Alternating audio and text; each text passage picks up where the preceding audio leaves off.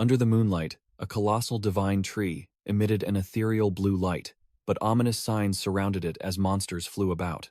An entire flock of wyverns, dragon-snake hybrids, roared and circled, exuding a dense killing intent. A wyvern landed, roaring in a show of dominance, while a small figure observed from afar. The monster swooped down to attack a black cat clutching a child, but the guardian cat growled, determined not to let the tree's master capture the cub. The wyvern missed a devastating strike, its claws tearing up the ground, while the black cat dodged with lightning speed. The black cat dad snarled, deciding he had to flee far away, and a surge of blazing red dark energy began to erupt around him. The red energy exploded, forming sharp energy blades that enveloped the black cat dad and his cub. Whoosh! The black cat transformed into a streak of red light, tearing through the air and leaving the bewildered monster far behind. With terrifying speed, he hovered above the treetops, searching for a safe refuge. After a safe landing, the black cat dad found a cave entrance and immediately went inside. The kitten woke up in the dark cave, bewildered, calling Dad, then looking around in confusion. The black cat dad gently set his cub down, reassuring him that this place seemed safe.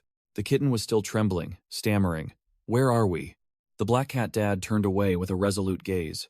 "Wait here. I have something to do." The kitten immediately whimpered in protest. "No, I want to go with you. I don't want to be alone." The black cat dad stroked his cub's head, his voice softening. "I'm sorry, you can't come." He confessed bitterly. "I couldn't even protect your mother. I can't lose you too," which made the kitten burst into sobs. With an unyielding gaze, the black cat dad said seriously, "This is my request. Please, wait here." With that, he decisively turned his back and walked out of the cave, leaving his small cub behind. The kitten could only huddle alone in the cold cave, its muffled cries echoing. Alone in the cave, the kitten forlornly looked outside, waiting in vain. Outside, the sky was clear and the clouds had dispersed, but inside, there was only an eerie silence. Tormented by hunger, it stretched and let out a pitiful cry. Its stomach rumbled repeatedly, its mind fixated on a single thought. So hungry. Suddenly, a red berry rolled into the cave. Then came a second, and a third. A trail of fruit was luring it outside. An entire line of fruit was neatly arranged, looking delicious but also smelling suspicious. The kitten narrowed its eyes, its vigilance rising. It smells like a trap. But its hungry stomach betrayed it. It swallowed, telling itself, "Surely one berry won't hurt, right?" Just as it was about to snatch the bait, a dark shadow lunged forward with a warning shout. "Danger!" A giant python lunged from the shadows, mouth agape, ready to swallow both, but the black cat dad managed to snatch his cub in time. The black cat dad roared, unleashing a barrage of red energy spears that pierced through the monster's head. To the kitten's astonishment, the massive python collapsed, dead before it could even gasp. The black cat dad sighed in relief, still firmly holding his trembling cub. He questioned his cub, and the kitten stammered, admitting it had tried to use magic, but failed. The black cat dad explained concisely, "Magic only works when you focus." He reassured his cub, "Calm down. I'll teach you the proper breathing technique later." Realizing this place was no longer safe, the black cat dad decided, "Now we must leave here." The blazing red energy erupted into a pair of wings, carrying the father and son soaring into the sky through the cave's ceiling. But no sooner had they escaped the tiger's den than they encountered the dragon's lair. A colossal flying lizard was already waiting to ambush them. The kitten shrieked, "Dad, behind us! Damn it! Not one, but two flying lizards." The black cat dad growled, with no time to explain, as the blazing red energy condensed into a colossal magic sword. A blazing red sword strike tore through the night, sweeping across both monsters. The two wretched flying lizards perished in an instant. But the black cat dad also muttered about his magic power waning. The kitten realized in a panic, "Oh no, another one is charging." The third flying lizard swooped down from the sky, and the black cat dad clicked his tongue, unable to dodge in time. Crash! The attack landed, sending the black cat dad flying through the air. Black blood splattered, and the kitten could only scream "Dad" in despair. On the ground, a fully armored knight looked up, noticing the flying lizard and a black object falling. The knight muttered, wondering why flying lizards were appearing in this forest. His eyes behind the helmet sharpened, and he decided he had to find the answer. Losing control, the black cat dad and his cub fell freely from a great height. Whoosh! He hit the ground with immense force, carving a long furrow in the earth to slow down. Bleeding from his wounds, the black cat dad staggered to his feet admitting his magic power was almost depleted. He dragged his battered body towards a rock cave, feeling he had reached his limit. Both crawled into the cave, and the kitten anxiously asked about its dad's condition. The black cat dad tried to reassure his cub, saying he would be fine with a little rest. But the pool of blood beneath him grew larger, and he could only whisper that he would be fine. Just outside, the third flying lizard had landed, beginning to scour the area for them. The monster scanned the area, tracking the scent of its prey's blood. The wyvern was still circling and searching, its forked tongue flicking out, probing. Inside the cave, Black Cat Dad lay unconscious from blood loss. The kitten could only nestle against its father in despair. From inside, a trail of dried blood led straight to the cave entrance, an undeniable sign of death. And as expected, the wyvern's head poked in, its blue eyes scanning the interior. They had been found. The kitten trembled with fear, only able to let out a weak cry as death loomed before it. The monster roared, a thunderous sound, preparing to finish off its prey. Thwack! A high-tech projectile unexpectedly pierced the wyvern's head, blood gushing out. The weapon was a metallic boomerang, radiating green energy, looking extremely modern. Struck by the blow, the wyvern staggered backward, out of the cave, pulled back by a rope. The assailant was the fully armored knight. He tugged the rope and taunted. "That's right, look over here." Whoosh! The boomerang flew back, slicing another clean cut across the monster's face. The knight raised his hand and expertly caught his weapon, his posture utterly professional. The wyvern let out one last pathetic shriek, then plummeted headfirst. Crash! Its massive corpse crashed into a tree, and the knight coldly walked over. He drew the sword from his hip, its blade razor-sharp. Slash! With a decisive slash, the wyvern's head flew off. "That's how you clean up a battlefield." Standing on the corpse, the knight spoke with cold finality. "Nothing to complain about. You left your territory." He looked back at the scene, wondering why this monster was lurking by the rock crevice. Following the tracks, the knight approached the cave entrance and knelt down to look inside. His eyes beneath the helmet lit up. He was completely surprised by what he saw. Suddenly, a kitten shot out of the cave, flying straight at the knight's face. The little cat furiously clawed at the metal helmet, determined to fight to the end. The knight caught the cat, muttering, "Could the wyvern have been chasing a cat? Do they eat cats too?" He frowned, realizing something was amiss. The knight's gaze fixed on the trail of blood extending from the cave entrance. He realized something was inside, and this kitten was merely a guard. Suddenly, the kitten erupted with green energy, a gem glowing on its forehead. It let out a growl, the green energy gathering, aiming directly at the knight's face. Boom! An energy blast sent the knight flying. His helmet was knocked far away, rolling across the ground. The knight sat there, his true face revealed for the first time, a young man with ash-brown hair. The young man was stunned, unable to believe his eyes. "Magic?" The kitten replied in a clear voice. "Get lost, you fool." The young man was even more shocked to realize this was a magical creature that could speak. He quickly raised both hands, trying to calm it. "Calm down. I didn't come to cause trouble." But the cat didn't listen. It opened its mouth and fired a beam of green energy. The young man had to somersault to narrowly dodge the attack, the energy beam tearing up the ground behind him. He muttered, realizing this cat was far more aggressive than he'd imagined. With no other choice, the young man took a defensive stance, his eyes becoming serious. The kitten continued to charge energy, preparing for its next attack. "Take this." The knight decided to act, his eyes cold. A dangerous creature like this cannot be left alive. It turned out that inside the cave, the large black cat was staggering from severe injuries, its worried child calling out, "Dad." The knight froze when he saw the scene, muttering, "A wounded cat?" The kitten frantically tried to help its father walk, crying out, "Dad, this place is too dangerous." And the knight finally understood. He suddenly realized the aggressive little cat had only been trying to protect its family. The kitten stood protectively in front of its father, howling with determination, "Don't you dare harm my dad." The knight lowered his head, looking at his hands, bitterly admitting, "So, I was the one who attacked first." Ignoring his opponent's demeanor, the kitten still tensed up, green energy once again erupting around its body. "Wait!" The knight quickly raised his hand, signaling to stop. He shouted loudly to drown out the growling, "Little cat, I'll heal your dad, so stop." The attack halted, the kitten asked, bewildered and disbelieving. "Really?" The knight affirmed confidently, "Yes, really." A moment later, in the quiet forest, the black cat had been carefully bandaged, and the knight announced, "It's done, the treatment is complete." But he added with a heavy voice, "I've healed it, but it won't last long, causing the kitten to rush back to its father. While the kitten worriedly questioned him, the knight concluded that the black cat's survival until now was already a miracle. Suddenly, the father cat's red-yellow eyes snapped open, glowing with an undeniable will. Thump! The black cat struggled to its feet, using its body to shield its child from the knight. The knight's eyes shone with understanding, and perhaps even admiration.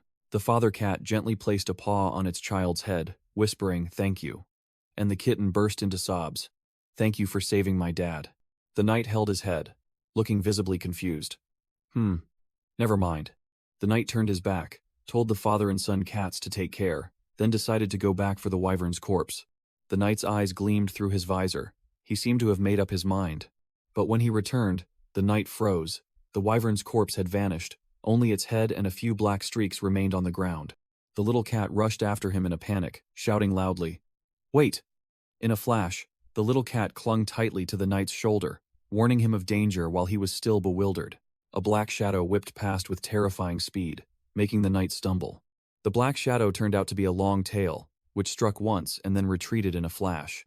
The knight struggled to regain his footing, still not understanding what had just happened. From the wyvern's head, a new creature emerged, a skeletal dragon with blue energy radiating from a tree-like growth on its head.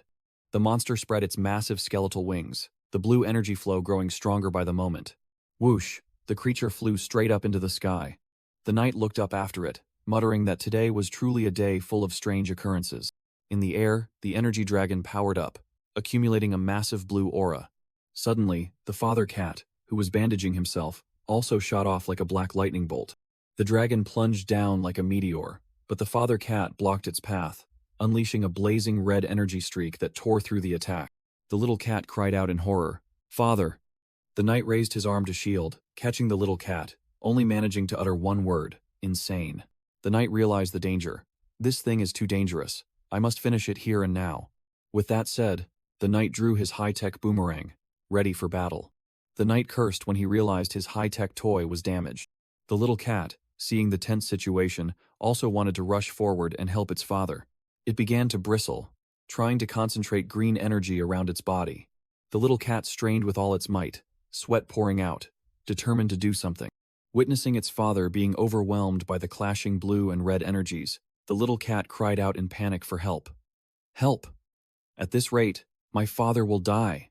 Suddenly, the knight vanished without a trace, leaving the little cat bewildered. The little cat angrily shouted, believing the knight was a coward who had fled.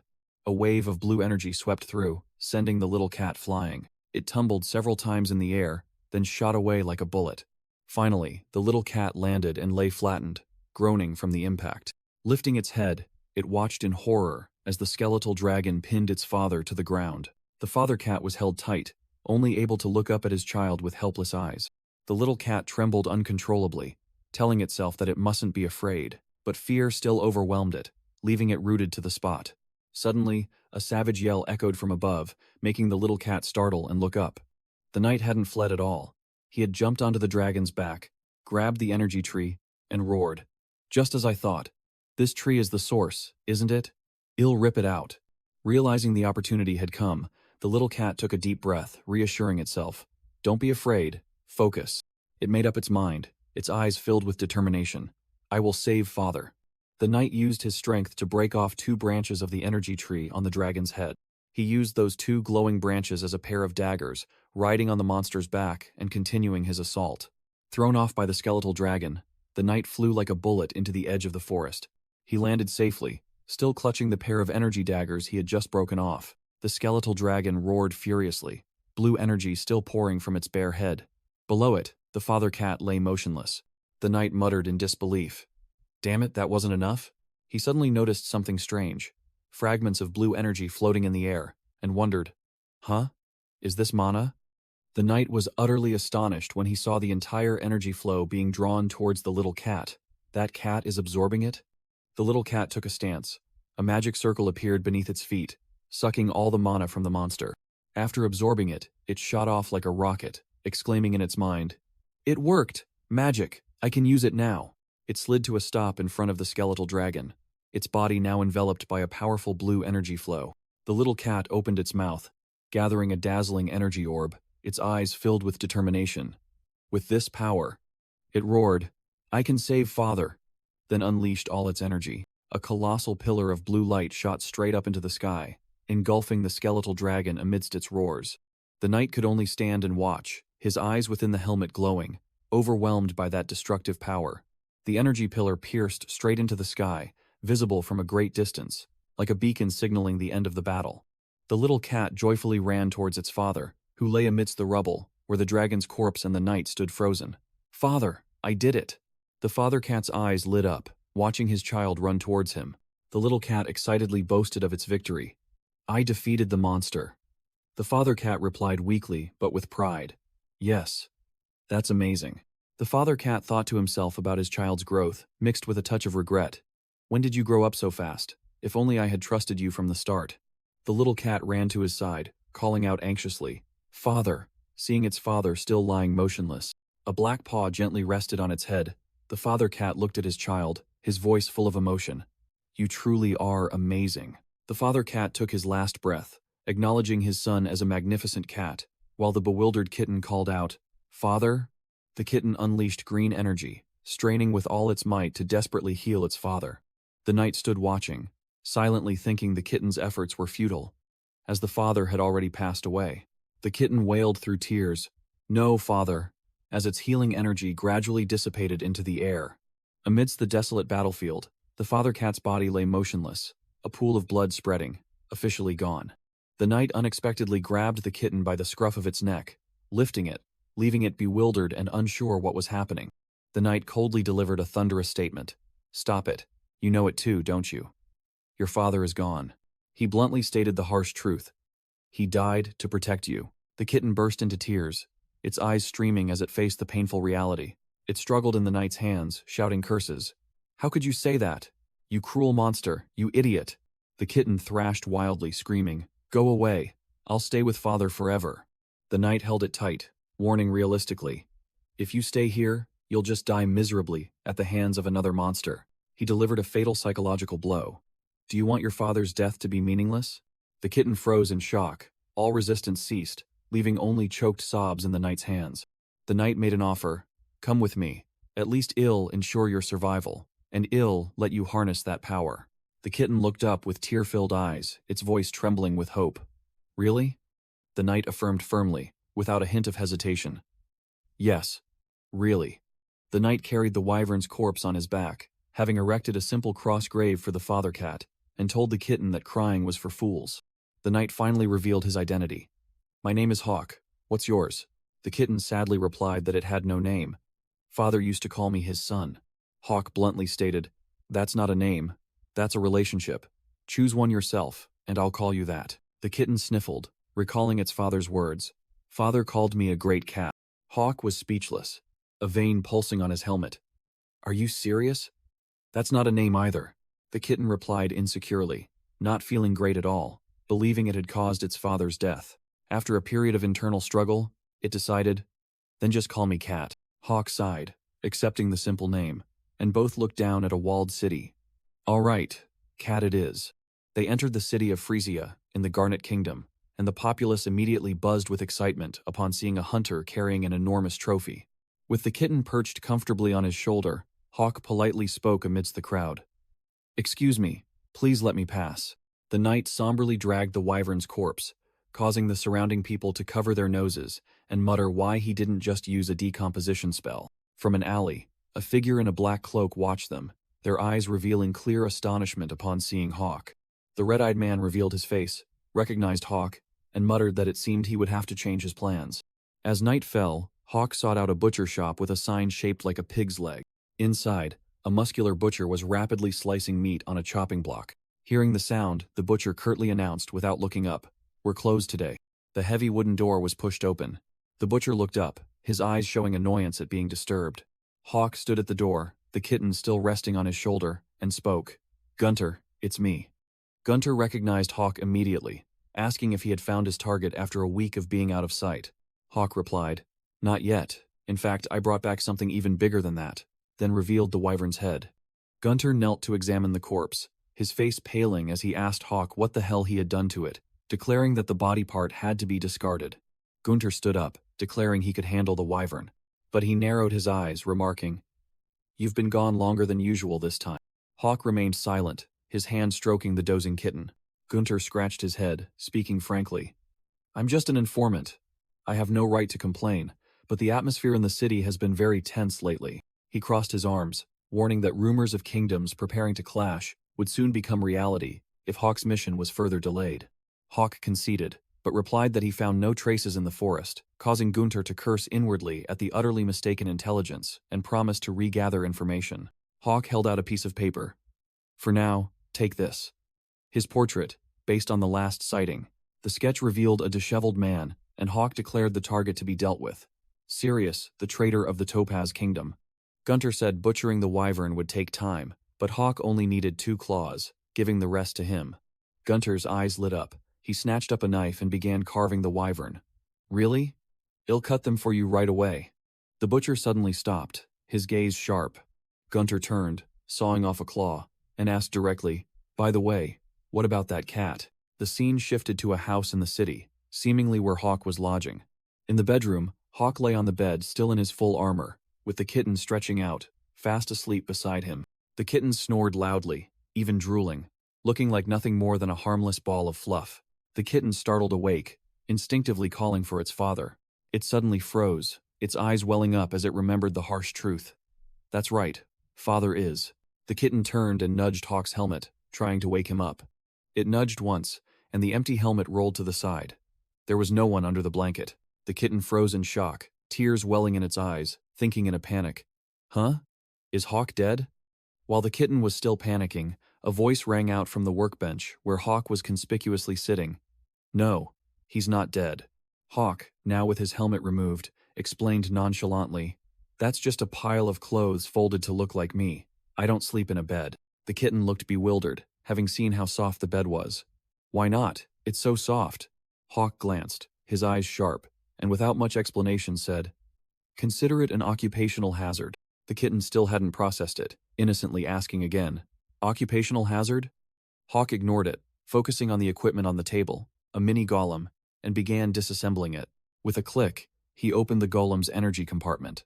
Hawk's eyes narrowed. He had found the cause of the malfunction. The golem isn't broken. The problem is, it's completely out of mana. The kitten crawled closer curiously, peering at the high-tech toy. "What's this?" Hawk held up a glowing green energy tube.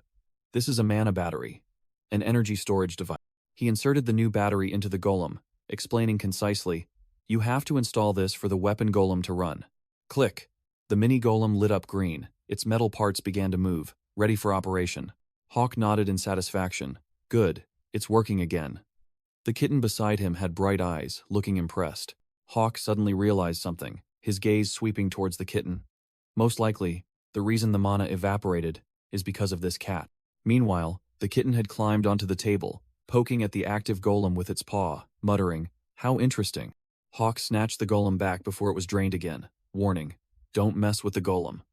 The kitten grumpily turned away. Hawk stood up, his expression more serious. "Let's go. We have somewhere to be." The kitten looked up and asked innocently, "Where are we going?"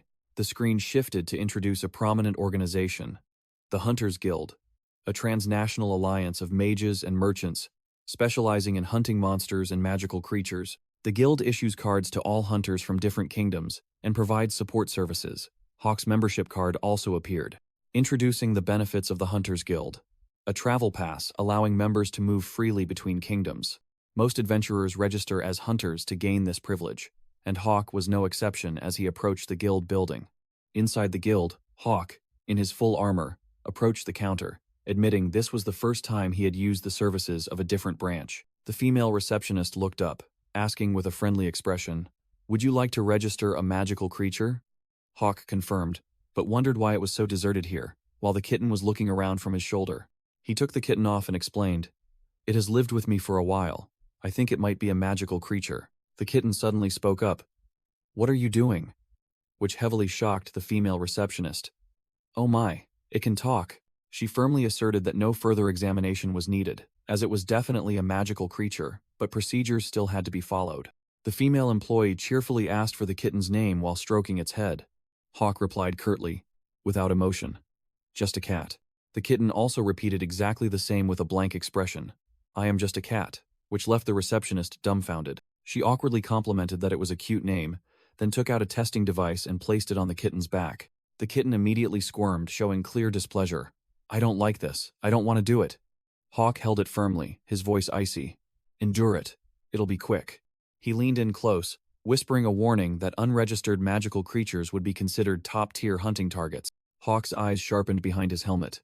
If you don't register, I'll have to hunt you. The female receptionist cried out in alarm, scolding Hawk for scaring the cat. But he brushed her off. Get out of the way, don't interfere. Hawk sighed, turned his back, and walked towards the window, ignoring the girl who was comforting the kitten. Suddenly, he sensed something, looking up sharply outside. Something is flying towards us. Crash. A stone shattered the window, grazing right past Hawk's head to the horror of the female employee. Hawk looked through the hole in the window, his mind racing. 1. A prank. 2. A lure to draw me out. On the rooftop opposite, a dark figure in a cloak was silently observing. The black-haired, red-eyed man stood tall in the wind, radiating an imposing aura. Hawk was startled, recognizing the familiar figure. He muttered the person's name, a name from the past, Master Sirius. Memories flooded back. A scene of Sirius easily disarming a young, inexperienced Hawk during a training session. Hawk at that time fell sprawling, while his sword was flung away. Sirius plunged a dagger into the ground right in front of Hawk, saying in an experienced voice, Hawk, you still haven't shed the old habits of a rookie soldier. Rushing in for a bloody fight is not our style. The young Hawk, with a bruised face, replied through gritted teeth, I'll try again. Sirius picked up the dagger, his eyes sharp. Good. This time, think before you act. That's the only way to become one of the Death Knights. The young Hawk, his eyes shining brightly, filled with determination. Yes. Back in the present, Hawk clenched his fist by the shattered windowsill, recalling his master's teachings. He gritted his teeth, telling himself, it seems I still have much to learn. Meanwhile, the female receptionist was panicking. What's happening? Did anyone see who threw the stone? Then she worriedly wondered, oh dear, I won't have to pay for this, will I? Hawk didn't bother to answer, grabbing the kitten from the table while the employee was still trying to demand to see the test results. Without a second's hesitation, he tucked the cat under his arm and dashed away. Whoosh! Hawk shattered the rest of the window and leaped straight out. The female receptionist stared after him, stunned. Then the bell from the registration machine rang, signaling that the results were in. The registration machine flashed a brilliant red circle. The girl looked at the results, her face paling in astonishment. Huh? That cat isn't a magical creature? Whoosh! A boomerang gracefully circled around the chimney, emitting green energy. Swish! The cable from the boomerang was already deployed. A path had been opened. Without a moment's hesitation, Hawk swung himself straight onto the rooftop with astonishing speed. He landed softly, facing a man in a black cloak who was already waiting. The man looked up. It was Sirius. Long time no see, Hawk. Hawk asked coldly, while the kitten peered from his shoulder. Why are you only appearing now? Sirius smirked. If I had known my pursuer was you, I wouldn't have needed to hide. Hawk swiftly drew his massive sword, growling, Are you mocking me? Sirius's red eyes looked directly at Hawk, stating firmly, I trust you. Hawk questioned him directly. Why did you betray us? Betray the Topaz Kingdom. Betray even the Death Knight Order, Sirius retorted. Yet you keep that cat by your side without realizing the truth. Sirius was about to reveal a shocking secret. Hawk. The Topaz Kingdom is actually... Thwack! An arrow flew from nowhere, embedding itself directly into Sirius's neck, cutting off his words. The arrow tore through the air. Hawk immediately sensed trouble and rushed towards Sirius. Sirius collapsed. Hawk caught him and looked up in shock. A sniper? He began to suspect. Am I not the only assassin tracking him? Or was this whole thing a trap from the beginning? Hawk snapped his head up, discovering a figure standing atop the chimney. A female archer in an all-black outfit appeared, declaring, Protect Sirius. Her eyes gleamed with resentment, accusing, So, you two have chosen to betray the Death Knight Order. Hawk, still supporting Sirius, looked up, denying, You're mistaken. The female archer glared at Hawk, her gaze sharp. I don't need to hear explanations. I'll kill you, Hawk. The Death Knight Order, the elite assassination squad of the Topaz Kingdom, a group of anonymous assassins, without rank, officially non-existent. Their sole purpose, to eradicate the kingdom's enemies with blood-stained daggers. On the rooftop, The female archer drew her bow, directly confronting Sirius, while Hawk was still below. Sirius sighed, looking at the signal device in his hand. He seemed ready for something. Flare. A bright red signal flame ignited, ready to signal someone. Sirius muttered, mocking an assassin for making such a commotion, ignoring the arrows embedded in his body. The female archer remarked, "You haven't changed at all." While Sirius stood still as a statue, the kitten on his shoulder demanded to join the fight, but Hawk brushed it off. "No, stay put." The female archer drew 3 arrows at once, preparing to unleash a rapid-fire attack. Sirius stood before the guild building, asserting that this flame was enough to attract attention. He looked towards Hawk, his voice full of regret. "I want to explain everything, but there isn't much time left." After a final apology, Sirius' body flashed, and then vanished right before Hawk's eyes. Surprised by Sirius's sudden disappearance, the female archer immediately took a stance, her high-tech boots glowing. Hawk was stunned, not understanding what the hell had just happened. Without a moment's hesitation, the female archer performed a spectacular backflip off the rooftop, simultaneously firing arrows towards Hawk. Whoosh! 3 arrows imbued with blue energy shot straight down towards Hawk's position. Swish! Hawk spun his boomerang in a circle, deflecting the entire volley of incoming arrows. Landing softly, Hawk immediately charged towards the female archer. The battle officially began. The female archer paused, realizing her main target had vanished. Sirius is gone. The female archer glared at Hawk, thinking to herself, "Oh right. That Sirius guy is a mage, isn't he?" Without further words, she charged straight at Hawk, drawing 2 daggers. Hawk dodged the attack, while the female archer fired an arrow with a high-tech grappling hook. The arrow was shaped like a glowing grappling hook, looking quite impressive. She used the rope as a pivot, spinning to deliver a devastating kick towards Hawk. But Hawk simply raised his hand, easily catching the rope. The kitten clung tightly to Hawk's shoulder, its face filled with extreme bewilderment. Hawk yanked the rope hard, causing the female archer to lose her balance and be pulled straight towards him. Drawing his sword, Hawk prepared to end this ridiculous fight. Thud! He used absolute strength, slamming the female archer onto the rooftop. Hawk pinned her down, ordering, "Calm down, Lena," but she screamed, "Shut up! You're really something, Hawk." Hawk only wanted to hear the truth. He believed Sirius had tried to tell him something. Lena sneered. "Oh, really? Then tell me, where is Sirius now?" Hawk remained silent, turning his face away, unable to answer that question. Seeing this, Lena became even more furious, grabbing his shirt and yelling, "Where did you hide, Sirius? I asked first, you idiot." The brawl on the rooftop had attracted the attention of the crowd below. Realizing the situation was unfavorable, Hawk muttered, "Damn it, let's go somewhere else for now." Both moved to a butcher shop with a familiar sign. Inside, Hawk had removed his helmet, sitting opposite Lena and reaffirming, "I already told you, I am not a traitor." Gunter, the muscular butcher, brought out tea and interjected, "That's enough, have some tea or something." Gunter asked Hawk directly, "So you lost Sirius, didn't you?" Hawk asked back, his voice serious. "Is there any new information?" Gunter looked at the group and stated bluntly, "Why don't you just give up?" Lena slammed the table, snapping at Gunter, "Old man, are you out of your mind?" Hawk remained calm and asked, "Why do you say that?" Gunter held out a newspaper. "Look at this." Hawk took the newspaper, his eyes widening at the headline, "The Topaz Kingdom Destroyed?" Both Hawk and Lena couldn't believe their eyes, shouting in unison, "What?" Gunter explained, "A glowing tree appeared in the royal palace, attracting monsters. In just a few days, the entire kingdom became a wasteland." "A glowing tree?" Hawk froze, the image of the skeletal dragon with the sickly green tree on its head flashing in his mind. Gunter sighed, saying nonchalantly, "The country is lost. Does the label of traitor still matter now?" The butcher advised them both to retire and find a new life. Just as Gunter suggested getting a cat, the kitten on the table suddenly trembled, thinking to itself, "What's wrong with this old man?" Hawk saw the cat acting strangely, immediately picked it up, and asked, "Kitten, are you all right?" The cat whimpered, its voice trembling, "That's the master of the tree. My father and I fled from that thing to get here." Hawk's eyes narrowed, the information too shocking. The master of the tree?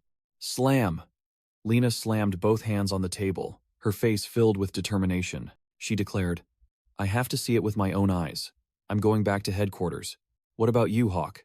Hawk remained silent, his gaze complex, only managing to utter, "Me." Knock, knock, knock. In the midst of the tension, a knock echoed from outside. Gunter opened the door slightly and stated coldly, "We're closed." The stranger outside wondered why the shop was closing so early today. Gunter narrowed his eyes, replied curtly that there was an emergency, then got straight to the point. "What do you want?" Clink. The stranger revealed a gleaming Hunter's Guild card. His name was Lucas, an investigator from the guild, and he was here to ask questions. Gunter remained silent, his gaze full of scrutiny, wondering what a big shot from the guild was doing in this corner of town. Lucas replied nonchalantly that he had no business with this shop. He looked straight inside, called Hawk's name, and confirmed he was there. Lucas held out an invoice. "Guild property damage. This is the bill for the broken window." Gunter turned to look at Hawk, grumbling. "What the hell did you do now?" Lucas continued. "Also, you left something behind. Do you want to retrieve it now?" Hawk, still wearing his full helmet, was surprised. "Left what behind?" After a moment of silence, Hawk said decisively, "I'll get it right away." Lucas turned and walked away down the empty street, gesturing, "Follow me." Whoosh! Hawk was startled to see a dark figure leap over the rooftop. Lena landed, declaring bluntly, "I'm coming too." Hawk shook his head, waving his hand to signal her to go back, indicating this wasn't her business. Lena ignored him. Landing on another rooftop, her expression extremely resolute, she clenched her fists, her eyes sparking with fire, clearly having no intention of giving up. Whoosh! Lena leaped away again, continuing to follow from above, while Hawk could only watch. Hawk muttered while following Lucas, "This guy is leading me to some god-forsaken place." Lucas stopped beside a carriage, declaring they had arrived, but Hawk replied nonchalantly, "It's a bit late to say it now, but I didn't forget anything." Hawk stood tall, the kitten still sitting silently on his shoulder, clearly showing he wouldn't be easily led. "To confirm first," Lucas said, then approached and flipped open the lid of a black coffin on the carriage. Hawk's eyes narrowed behind his helmet, sensing something ominous. Lucas began to untie the fastenings, hinting, "You've probably guessed, but inside here." Hawk clenched his fists, a terrible premonition rising. "No way." Lucas flung open the coffin lid. Inside was the corpse of Sirius, Hawk's master, enveloped by strange blue energy current. Without a word of warning, Hawk swung his sword directly at Lucas in a fit of rage. Lucas easily parried the blow, his tone full of provocation. "Hawk, if you kill me here, you'd truly be a fool." Hawk maintained his sword stance, his eyes behind the armor, sparking with fire. Lucas' red eyes gleamed dangerously as he asked, "Don't you want to know why Sirius died?" Two swords crossed, the atmosphere as tense as a taut string. Clang! Both retreated, and the battle officially began. Hawk leaped up while launching his high-tech boomerang, green energy blades shooting out from its string. Lucas used swirling red energy to neutralize the attack, declaring coldly, "I didn't come here to fight, but it seems there's no other choice." He took a stance, red energy surging around him, warning, "Let me tell you now, I'm not good at holding back." "Please don't die," Lucas said, then unleashed an attack with red energy, forming countless spears that rushed towards Hawk. Hawk raised his sword to block the attack, but the power of the technique was too terrifying. A blazing red streak of destruction tore through the ground, blowing away everything in its path. The two horses pulling the carriage neighed in terror at the aftershocks of the attack. Lucas irritably watched the carriage depart. He hissed, "Damn it!" Lucas's crimson eyes flashed with annoyance. Hawk propped himself up with his sword after the explosion, the kitten still clinging to his shoulder, while Lucas thought to himself, "This Hawk, he's more easily provoked than I imagined." Hawk turned to instruct the worried kitten, "Hey cat, step back a little." Lucas continued his taunt. "Is the person in that box important to you?" Hawk coldly denied. "No." Lucas smirked, immediately calling him out. "Then why are you so furious?" Hawk grabbed the kitten, his voice firm. "Don't get involved in this." But it stubbornly insisted on helping. He set it down, asserting, "This is something I must resolve myself." The kitten adamantly refused. It cried out, "No, I'll go with you." Hawk unexpectedly placed his hand on the kitten's head, freezing it in place. Removing his helmet, Hawk revealed his scarred face. He said seriously, "Please, just stay here." The heavy helmet was left on the ground. Without his protective covering, Hawk stood tall, ready for a fight to the death. Lucas shrugged, asking a superfluous question. "So, we can't talk anymore?" Hawk growled, his gaze razor-sharp. "Shut up." Lucas sighed in disappointment. What a pity. Then he swung his staff, and crimson energy flared. He unleashed countless crimson energy orbs, hurtling towards Hawk like a firestorm. Without a hint of hesitation, Hawk charged straight into the barrage, the sword in his hand flashing with blue-white light. Whoosh! With clean and powerful sword strokes, Hawk shattered each incoming energy orb. Hawk charged forward, confronting Lucas, who was forming a crimson energy sword. Hawk dodged, narrowly avoiding a deadly crimson energy blast. Not to be outdone, Hawk threw his boomerang, the weapon radiating sharp green energy. The two streams of green and red energy clashed fiercely, neutralizing each other. Lucas unexpectedly closed in from above, swinging his crimson energy sword directly at Hawk. A direct hit. Hawk was sent flying, his boomerang flung far away. He tumbled several times in midair before crashing face first into the ground. Hawk struggled to push himself up. The last blow was not light. Hiding inside the helmet, the kitten frantically cried out Hawk's name. From afar, the kitten helplessly watched Hawk losing ground against Lucas. It recalled Hawk's instruction to stay put, but the situation was now too critical. The image of its deceased father appeared, and the kitten realized that if it hesitated, Hawk would die. That couldn't happen. The kitten resolutely dashed towards the battlefield. Lucas began charging a powerful attack, red energy converging into a cross-shaped sigil. He unleashed his ultimate technique, a colossal energy spear descending directly onto Hawk from the sky. Boom! A terrifying explosion engulfed the entire area. Lucas stood watching the outcome, unable to believe his eyes when he realized someone had absorbed mana from his attack. As the smoke cleared, the tiny kitten stood shielding Hawk. Beneath its feet, a magic circle was absorbing the residual energy. It declared it wouldn't let anyone die, and two streams of red and green energy erupted from its body, demonstrating its power. Hawk looked at the kitten, muttering that this weapon golem seemed to be useless no longer. Hawk realized the cat was completely draining both the green and red mana, meaning his opponent was now useless, unable to cast spells. Hawk stood up, thanked the kitten, and assumed a battle-ready stance. Lucas was not to be outdone, drawing his dagger, preparing for a spellless fight to the death. Hawk declared confidently that if it came to a hand-to-hand solo fight, he was sure to win. Lucas glared at his opponent, his eyes sharp. Hawk was no less, growling as he charged. Both lunged at each other like wild beasts, without any fancy moves. Suddenly, the kitten intervened, creating two colossal energy hands, one red and one green, from both sides. Slam! The two energy hands crashed powerfully onto the ground, stopping both Hawk and Lucas. The kitten stood in the middle, shouting for the two aggressive men to stop, while both were pressed tightly to the ground. The kitten turned to explain to Hawk that the other guy wanted to talk, so they should listen. Hawk, pinned down, could only grit his teeth in frustration. He squeezed his eyes shut, trying to remain calm in the ironic situation. Finally, Hawk had to concede, gritting his teeth in agreement. Both sat facing each other, with a coffin between them and the kitten perched proudly on top. Lucas got straight to the point, saying he came at Sirius's request. Lucas explained that Sirius knew Hawk would be lost and confused, so this was his way of caring for his disciple. Hawk narrowed his eyes and asked directly, "What is your relationship with Sirius?" Lucas bluntly revealed his identity. "I am his informant." Hawk's gaze turned icy, scrutinizing Lucas' every word. The kitten had to speak up again, growling, demanding the two stop glaring at each other and focus on the main conversation. Lucas and Hawk simultaneously declared, "No more fighting," while Little Cat looked at them suspiciously. "Really?" Lucas began to expose the truth, pulling out a stack of documents and revealing, it all started with the Topaz Kingdom's research into magical life form. He pulled out a photo, inside which was a strange, glowing blue tree, and declared it the key material, the World Tree, a parasitic magical life form.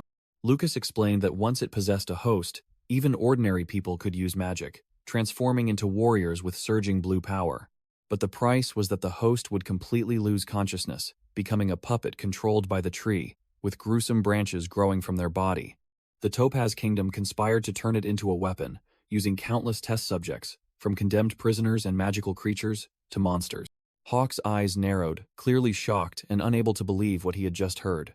Lucas continued, asserting that all test subjects lost their minds, except for Sirius, who, being a mage, seemed immune and escaped here while still conscious. Hawk immediately retorted, questioning how he knew these photos weren't fake. Lucas calmly admitted there was no immediate way to prove it. He pointed to the coffin between them. "See for yourself. That's why I brought Sirius' body here." Lucas revealed Sirius's original plan was to hand over all information to him before completely losing his mind and ending his own life. Hawk immediately countered with sharp logic. If he was immune, why would he commit suicide? Lucas calmly explained. He only slowed the process. He wasn't completely immune. He continued, his eyes cold. We intended to rely on the guild's technology to find a cure, but he refused. Hawk snapped, unable to comprehend. Why? Lucas said nothing, merely raising a finger. That finger pointed directly at Hawk's face, and Lucas delivered a fatal blow. Hawk, it's because of you. Hawk went berserk, grabbing Lucas' collar and yelling, Are you saying serious death is my fault? While Little Cat frantically cried, Don't fight! Lucas pushed Hawk's hand away, his eyes glowing red as he stared directly at his opponent, and delivered the finishing blow. You were the assassin sent to eliminate him. Lucas concluded with the harsh truth. Sirius wanted to die by your hand, so you wouldn't be seen as a traitor in the eyes of the assassination squad. Hawk released Lucas's collar, the shock beginning to seep into every cell. He knelt beside the coffin, his voice lost. Are you saying Sirius died because of me? Hawk's face was distraught, his mind completely blank before the newly revealed truth. His eyes constricted, trying to deny it in vain. No. Wait. Hawk spun around to Little Cat, trying to find another reason. Cat, why did you and your father come here? Little Cat innocently replied. My father and I fled from the tree's master. Hawk sprang up, killing intent erupting as he found a new target. That's right. The tree's master, that bastard, is the real culprit. He gritted his teeth, listing the enemy's crimes. He planted the world tree, turned the Death Knights into test subjects, and caused the Black Cat's death. His fists clenched, Hawk declared firmly, Just kill that bastard, and everything will be resolved. Lucas immediately poured cold water on him. That's a foolish conclusion. Revenge, not a solution. Do you even know who the tree's master is? Hawk retorted defiantly. Sounds like you know a lot, don't you? Lucas began to reveal his hand. The only one with the power to plant the world tree in the royal palace. The only one who could experiment on the Death Knight. Lucas' red eyes gleamed with cold sharpness as he unveiled the final boss identity. It's the king of the Topaz Kingdom. Hawk didn't flinch, his face darkening ominously. Understood. So what? Lucas was slightly surprised by Hawk's reaction, and further explained. The Death Knights are the king's assassination squad. Hawk continued, his voice icy. They exist to eliminate the enemies of the Topaz Kingdom. Hawk's eyes blazed with killing intent. He had identified his new mission, and now, the one who destroyed the kingdom is the enemy. This time, the target is the king himself. Lucas sneered mockingly. Do you really think you're capable enough to take him down? Did you forget you almost died by my hand just now? Hawk neatly picked up Little Cat, declaring confidently, If I fight alongside this kid, I can do it. Hawk looked directly at Little Cat, his voice firm. You once said you'd help me harness my power, right? Then use it to reclaim this world from the tree's master. Little Cat looked bewildered, repeating incredulously. Save the world? Lucas looked skeptical. Save the world? The collapse of the Topaz Kingdom might just be an accident. The investigator continued to taunt. And if that's the case, shouldn't you be more concerned about the king's safety? Hawk growled, his eyes full of indignation. The Death Knights were used as test subjects. The king betrayed us. He turned the issue around. So what if Topaz collapse wasn't an accident? Hawk's eyes sharpened, presenting a deadly hypothesis. Doesn't that mean the tree's master could wipe out any other kingdom? Lucas shrugged, feigning indifference. Honestly, it sounds more like an excuse for revenge. Anyway, I don't need to understand your motives. Do whatever you want. Having said that, Lucas turned and walked away. I'm done here. I'm leaving. Hawk called out. Wait, are you just going to abandon everything here? Lucas turned back, facing Hawk, who was still standing beside his master's coffin. Lucas explained coldly. I intended to use this body and these photos to expose the world tree's existence, but now everyone knows, so what's the point? Hawk questioned, clearly disbelieving the reason. You're giving up all this information just because of that? This makes me lose faith in these documents. Lucas asserted firmly. Sir Hawk, I understand your caution, but I have no reason to deceive you. The only ones who knew about the world tree were Sirius and I. The investigator made an unexpected offer. If we bring this to the guild now, it will only cause trouble for both of us. So use it to survive. Hawk's eyes gleamed with determination after hearing Lucas' offer. Hawk spoke up. I want to ask one more thing. Lucas looked curious. What is it?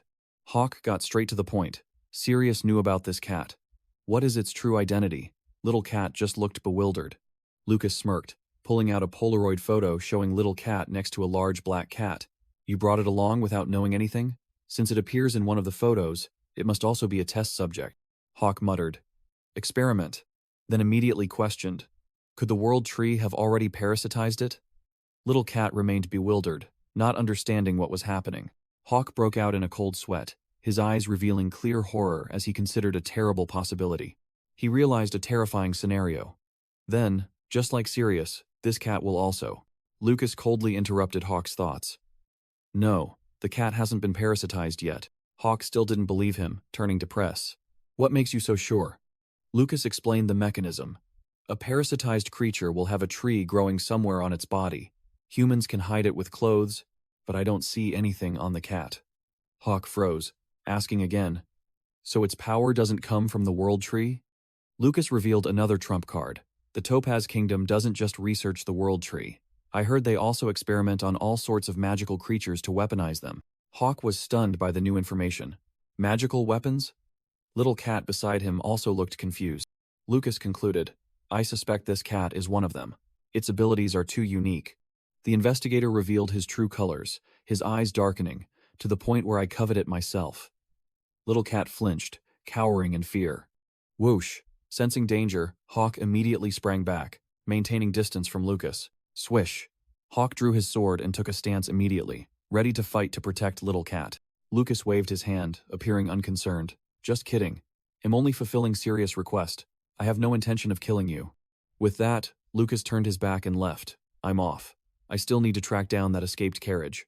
Hawk watched Lucas retreating back, thinking to himself. He said his name was Lucas, right? It's best if I never meet this guy again. Standing before Sirius' coffin, Hawk had to admit a harsh truth, but there's no denying he helped a great deal. Hawk put his helmet back on, his mind reeling with difficult choices. What should I do now? Should I share this information with Gunter and Lena? He looked at the documents in his hand, calculating the risks. If I tell them everything, they might believe me. But if they suspect me of being a traitor, everything will become even more complicated. His eyes behind the mask turned sharp and cold. Hawk had made his final decision. I will not share this information.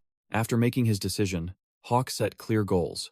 Bring the body back to headquarters, clear his name of betrayal, and drag the real mastermind into the light.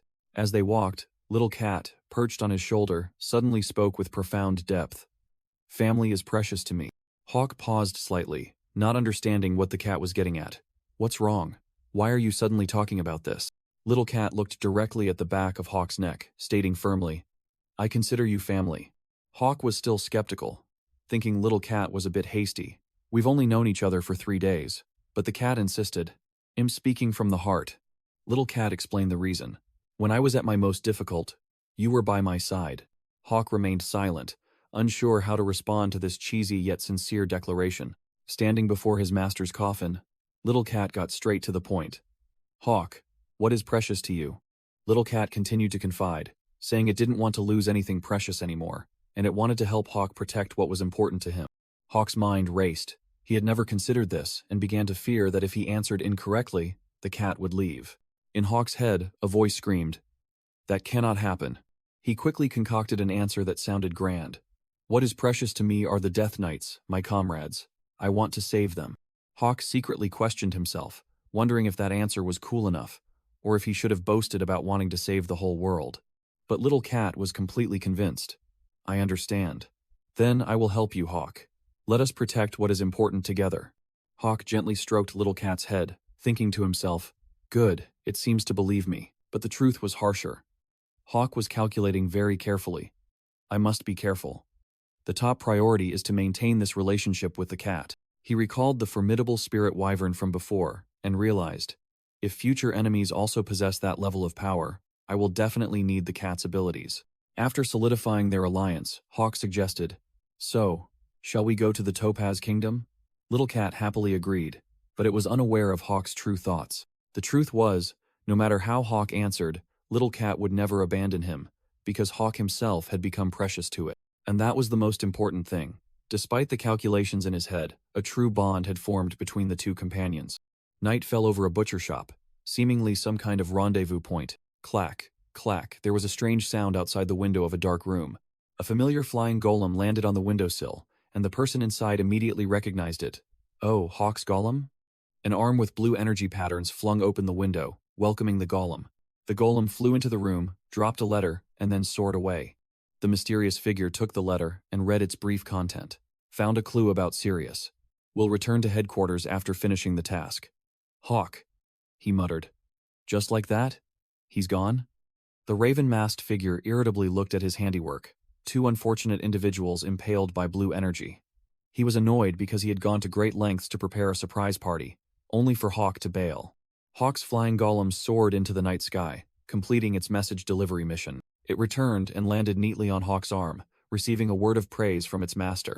Hawk, with Little Cat on his shoulder, continued on their way, carrying the coffin as they walked along the cracked stone road. Little Cat, dozing on his shoulder, suddenly startled awake. It called Hawk's name, and he replied, asking if it was awake. Suddenly, a rustling sound came from the nearby bushes. Hawk stopped, placed the coffin on the ground, sensing trouble. Little Cat also sensed the tension, silently observing. Hawk's eyes beneath his mask narrowed. He stated firmly, "There's definitely movement." He calculated. Their current location isn't far from Frisia City. Could Lena have followed me? He glanced at the coffin, and the atmosphere grew heavy. Hawk stood up straight, his hand already gripping his high-tech boomerang. He knew full well this fight couldn't be settled with words. From the shadows, a sharp clawed foot stepped out, stirring up dust. Hawk flinched, his eyes beneath the helmet glowing with vigilance. A swarm of monsters resembling lizard goblins crawled out, emitting a pungent shriek. Hawk muttered, his stance still ready. What did I expect? Just goblins? That makes things easier then. But then, a much larger alpha, with blue energy spikes on its back appeared, and Hawk realized his mistake. Never mind, this situation is anything but easy. Hawk turned to the kitten on his shoulder. Time to fight. Hold on tight. The kitten obediently replied. Okay. Whoosh! The high-tech boomerang was launched, creating a green streak of light that tore through the night, heading straight for a goblin. The boomerang soared like a hunting hawk, easily taking down a few bewildered small monsters. A surviving goblin didn't attack, but instead focused on the coffin Hawk had left behind. Observing from a distance, Hawk realized the problem. These goblins have been parasitized by the world tree. He glanced at the kitten, a hypothesis forming. Is this cat their target? Hawk crouched, drew his sword, and decided to go all out. Good. This is a prime opportunity to test the limits of my strength. He ordered the kitten. Kitten. No magic allowed. The kitten looked puzzled. Huh? Why not? Hawk explained concisely, his eyes still fixed on the monster horde. The mana orb I'm using is the last one. The goblins didn't give him much time. They began to growl, and then charged simultaneously. The entire horde accelerated, ignoring the boomerang circling overhead and aiming straight for Hawk. Hawk didn't flinch. He also charged forward, the sword in his hand ready to strike. Clang! He blocked a goblin's attack with a clean sword strike. Slash! A sharp sword stroke swept horizontally, sending the monster flying backward. The struck goblin crashed hard onto the ground, while another had already closed in, preparing for the next attack. A parasitic goblin roared, charging straight ahead. Hawk realized something was wrong. His previous slash was meant to cleave the monster in two. He thought to himself, since when did these goblins have such tough hides? Without time to think, another one flew in to attack. But Hawk was even faster. He caught the monster mid-air. He stood firm, stomping his foot on the ground to gain momentum. Thud. He used the goblin in his hand to smash another one lying on the ground. Hawk growled, calling out to his toy. Golem! Immediately, the high-tech boomerang fired a green energy beam, piercing a goblin and making it shriek in pain. It turned out the boomerang was connected to a trap device, stringing a wire to ensnare two charging monsters.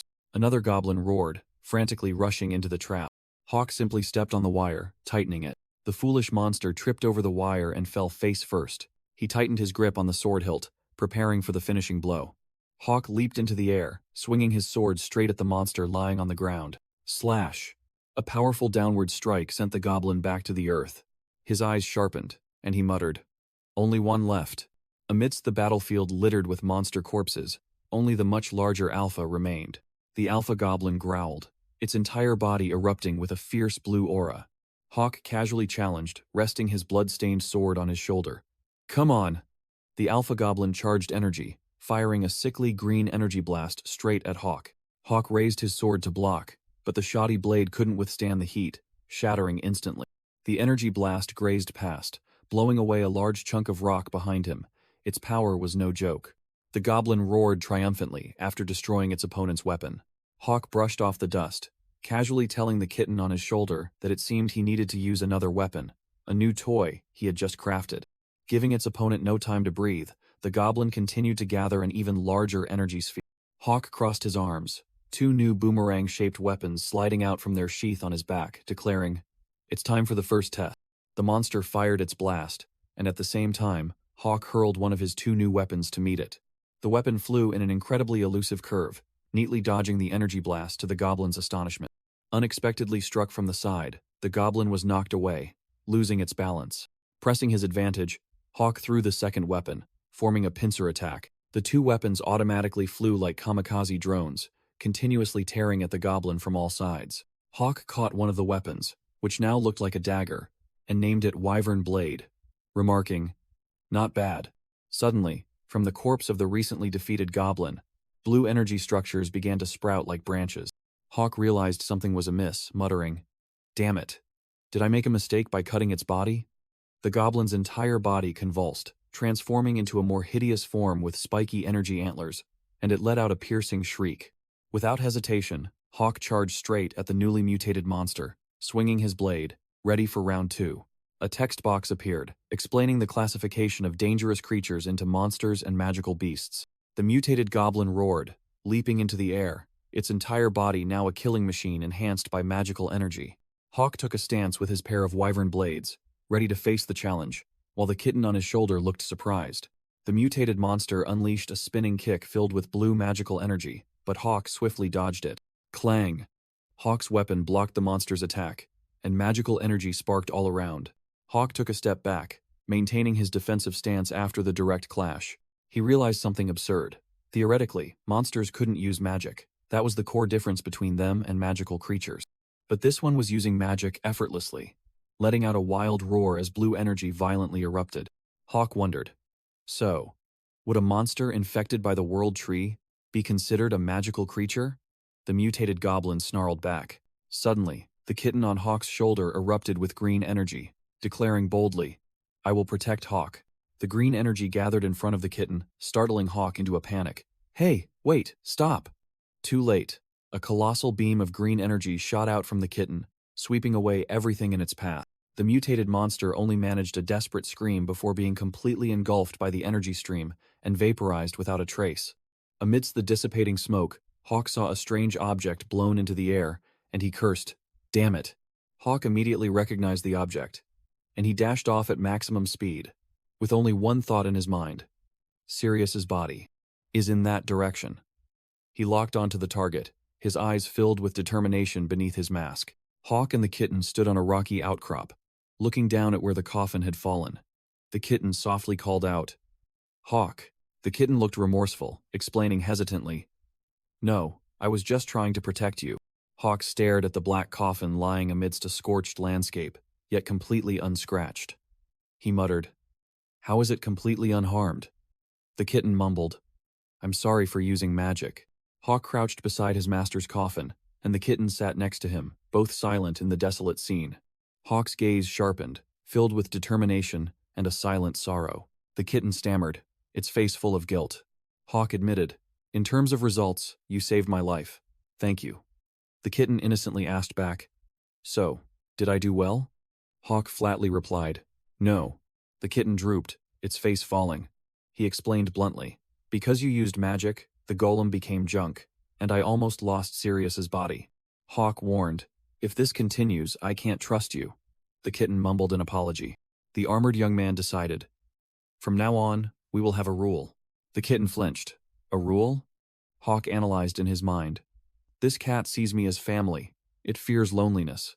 Pitiful, but I must exploit this to tame it." He raised a finger, laying down an ultimatum. "You are not allowed to use magic without my permission. Break the rule, and I will abandon you." The kitten broke out in a cold sweat, falling silent. Hawk emphasized, his eyes sharp. "Understood? Break the rule, and we go our separate ways." The kitten hesitantly agreed, "Yes, in return." It looked directly at Hawk and declared, "I also want to set a rule." Hawk was slightly surprised. "Really?" The kitten argued, straining its neck. "That's only fair." Hawk smirked, thinking to himself, "This little rascal. All right, let's hear it." The kitten boldly stated its rule. We must always be together, eat together, sleep together, and in combat, no acting alone without permission. Hawk was about to dismiss it, thinking his rule already covered that, but the kitten cut him off. That is a rule. If Hawk abides by it, I will also abide by Hawk's rule. Hawk seemed helpless against the cat's cleverness, but finally sealed the deal. All right, from now on, we will abide by the rules, the kitten triumphantly declared. Okay. Absolutely, no exceptions.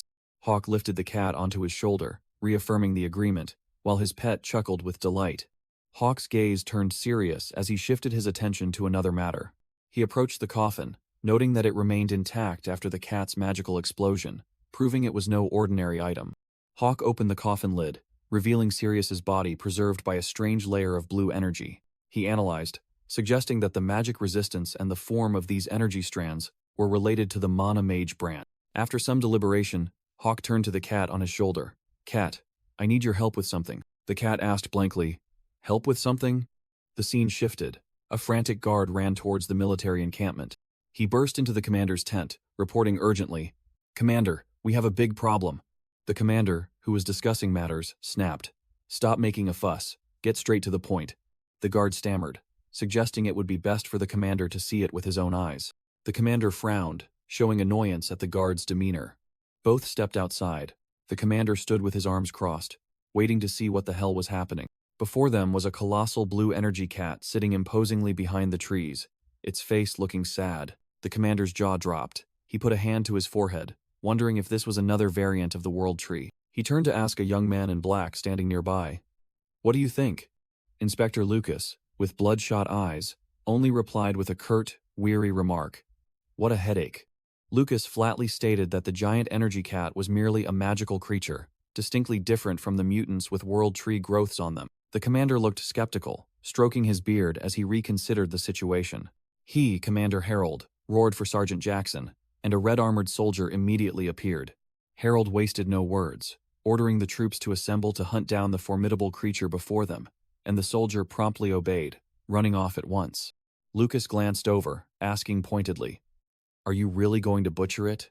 Harold confirmed with certainty. Harold chuckled gleefully, his eyes gleaming at the thought of the lucrative mana stones inside the monster's body. Lucas coldly admitted that he was curious as well. Lucas's red eyes glinted, and he offered to join the hunt. Excellent. Let's go. Harold enthusiastically accepted, and both charged forward. Lucas secretly thought the situation was becoming troublesome, and at this point, he had no choice but to trust that woman. The scene shifted back to a moment earlier, Hawk standing beside an open coffin, with the kitten perched on his shoulder. Hawk looked inside, his mind churning. Sirius. Is he truly dead? Sirius' body was tightly bound by green energy vines, and Hawk noticed something unusual. Why wasn't Sirius revived like other hosts? Hawk continued to analyze, theorizing that these vines had special magical effects, their form reminiscent of a mage's mana branch. Feeling uneasy, Hawk decided he had to eliminate these vines at all costs. He turned to the pet on his shoulder, his voice serious. Cat. I need your help with something. The kitten looked up blankly and asked, My help? Hawk pointed at Sirius's body and commanded, Try to absorb the mana from those vines. The cat broke out in a sweat, hastily waving its paw in refusal. Absorb? But I can't do that. Hawk and his pet stared at each other in confusion, not understanding why it would refuse such a good opportunity. Both master and pet froze, their minds unable to process the situation. Hawk suddenly had an idea, muttering, Could it be that this little one absorbs mana unconsciously? He pressed the pet on how it used magic, and it innocently replied, Just think of what you want, concentrate with all your might, and then, boom, the magic just appears. The kitten suddenly slumped, its voice tiny. When I was with my dad, I always failed. But right after, it excitedly raised a paw, declaring confidently, But with Hawk, I succeed every time. Hawk didn't say much, swiftly grabbing the hyperactive pet. He placed it on Sirius's coffin, commanding, Then try using magic while thinking about absorbing mana. The cat obediently agreed. The kitten took a deep breath, tensing its body to channel its power. But the result was still nothing, and it wondered in confusion, Why isn't it working? Hawk frowned in thought, his mind working at full capacity. Are there other conditions? So what did this cat absorb those previous times? Memories flashed back. From mana batteries, magic candles, to the world tree parasitizing the wyvern's corpse. He recalled the flying golem, It had simply been drained of mana. As for Lucas's magic candle, both its magic and mana had been completely absorbed. And in the case of the World Tree, he remembered the mutated goblin. Returning to reality, Hawk grabbed a green energy vine wrapped around the coffin. Snap! The vine crumbled in his hand, and immediately, its energy was absorbed. Hawk's eyes flashed. He had found the key. I see it. He looked directly at the energy core piercing Sirius's chest, asserting, a World Tree branch. Crunch. Hawk crushed the energy core of the World Tree branch with his bare hand. He ordered the cat. All right, try again. Absorb the mana. Blue energy surged out from Sirius' body, looking like a will-o'-the-wisp. Success. The parasitic vines completely vanished, leaving a turquoise mana stone on the corpse's chest. Hawk stared at the stone, wondering, is the thing in the middle of his chest a mana stone? The cat suddenly called Hawk's name, making him turn to look. Suddenly, the cat swelled up like a giant balloon, crying out that it felt strange. Hawk froze, unable to comprehend what was happening to his pet. The cat continued to grow, clumsily crawling up from the cliff face, its size becoming increasingly absurd. You're getting bigger, stop it now, Hawk roared as the ground began to crack under its weight. The giant cat looked pained, confessing with difficulty. It's too strange, I can't control it, it hurts so much. Hawk yelled directly at it. If absorbing mana hurts, then release it with magic, you fool. Suddenly, an unfamiliar girl rushed over, warning that such a method was too dangerous.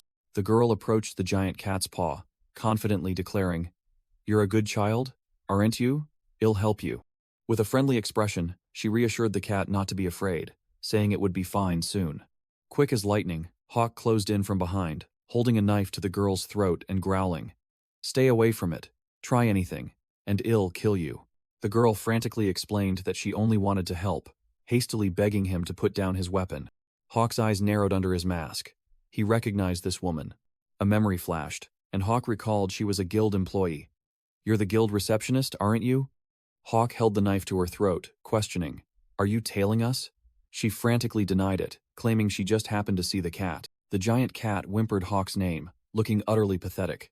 The girl confidently boasted that she was an expert in magic and magical beasts, asserting she knew how to handle it. Hawk listened in silence, his eyes under the helmet gleaming with scrutiny. He growled, radiating killing intent. If anything happens to the cat because of you, I'll stab you to death. Understand? The girl turned pale with fear, hastily agreeing. Seeing that his opponent was compliant, Hawk slowly lowered the dagger. The girl breathed a sigh of relief. Hawk gestured with his chin, ordering, Hurry up and save it. As soon as she was released, she made a demand. Then, hand over all your mana batteries. Hawk briefly wondered if he should just finish off this woman, then held out several empty mana cells. The girl grinned widely, saying it was exactly what she needed, then took the empty cells. She began channeling her energy, and blue magical energy erupted as she explained that the cat was suffering from mana overload. The plan was set. Drain the excess mana into the empty cells, and the cat would return to normal. A magic circle enveloped the giant creature. A swirling stream of blue energy was drawn from the giant cat into the girl's staff, while Hawk stood silently watching. Once finished, the cat returned to its original small form. The girl held it in her arms, comforting it. It's all right now. Hawk watched in astonishment as the mana cells, now fully charged with the cat's energy, flew back towards him. The mana cells, now full, landed in his hand. The girl proudly showed off her achievement. See? The cat's fine now. Hawk lowered his voice, showing politeness for the first time. Thanks for the help. By the way, who are you? The girl seemed surprised by his attitude. Her name was Wendy, a wandering mage. Hawk narrowed his eyes, muttering the words, wandering, with a look of deep suspicion. Suddenly, a man in armor and a red cloak appeared, remarking, Oh, so this magic beast already has an owner? Hawk muttered, annoyed that one thing after another kept happening. The group was surrounded by a fully armed squad, with the commander standing at the forefront. The situation looked tense. The commander, carrying a great sword on his shoulder, announced proudly, Greetings, everyone. I am Harold Montblanc, a knight of the Garnet Kingdom. With a challenging smirk, Harold declared, And from now on, we will take control of the situation. Hawk and Wendy stood still, completely surrounded by Harold's soldiers, with no escape. Hawk thought to himself, if he were alone, he could easily slip away from this mess. But he couldn't abandon Sirius' corpse and the cat Wendy was holding. And then, another familiar figure appeared beside Harold, complicating the situation even further. Hawk could only sigh, covering his face, clearly utterly frustrated with this damned coincidence. Hawk asked directly if they intended to make arrests, but Harold denied it, saying he was just doing his job. Slam! Harold slammed his greatsword into the ground, creating a small crack. He crossed his arms, adopting a superior air. To pass through here, you need my permission. Simple, isn't it? Hawk replied coldly. I don't understand. He pulled out a card, explaining that hunters possessed cross-national operating licenses. Wendy immediately chimed in. That's right, exactly, while Hawk asserted that the military had no authority to impede them. Harold smirked, admitting it was a hunter's card but declared that the rules had changed since the World Tree appeared. Hawk narrowed his eyes, muttering, We meet again. He stared at the black-haired young man standing behind Harold. The name Lucas surfaced in his mind. Lucas's gaze was icy, making Hawk wonder, what the hell is this guy thinking? What is he plotting? Without a word, Hawk reached out and grabbed the chattering Harold's face, growling, Hey, don't, ignore me. Harold struggled to pry Hawk's iron grip from his face, roaring, Get your hand off my face. Harold's eyes widened, realizing he had just poked a hornet's nest, while Hawk's eyes behind his mask flared with chilling killing intent. Lucas had to place a hand on Harold's shoulder to restrain him, warning, Please stop. At this rate, you'll die. Harold stepped back, realizing he had gone too far, and apologized, while Hawk turned to check on Wendy. Wendy held out her hand, demanding the cat back. I want my cat back. Hawk didn't immediately return the cat, thinking to himself, This woman isn't trustworthy either. She claims to be a wandering mage, but she's clearly from the guild.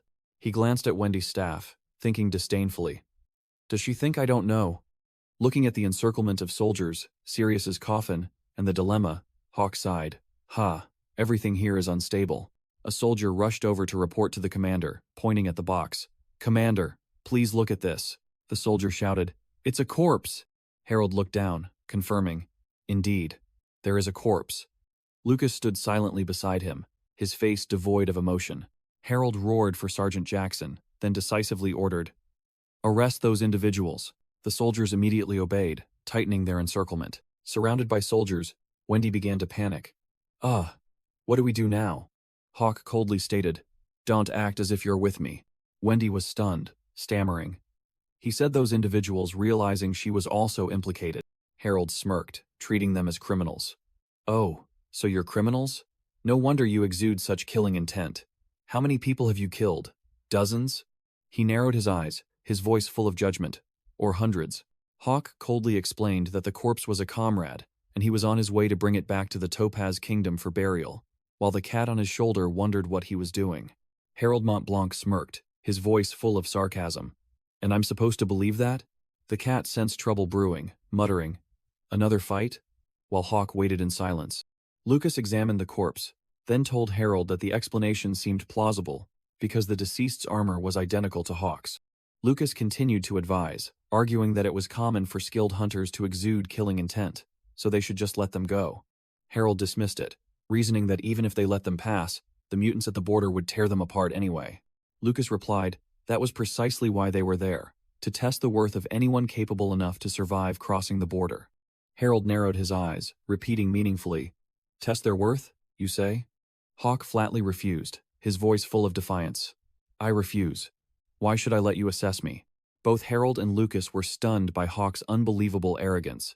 Without a word, Hawk erupted with blazing killing intent, declaring he would sweep everyone aside to pass through. A delighted and belligerent smile slowly appeared on Harold's face. Harold burst into maniacal laughter, clearly thrilled by the challenge. Hawk's eyes, gleaming brightly behind his mask, remained icy, cold, and unwavering. Harold hoisted his greatsword onto his shoulder and laid down a challenge. All right, defeat me, and you may pass. Let's fight, he shouted loudly, declaring this a knight's duel of honor, forbidding anyone from interfering. Both simultaneously charged mana into their weapons. Hawk attached a green energy cartridge to his gauntlet, while Harold inserted a red cartridge into the hilt of his greatsword.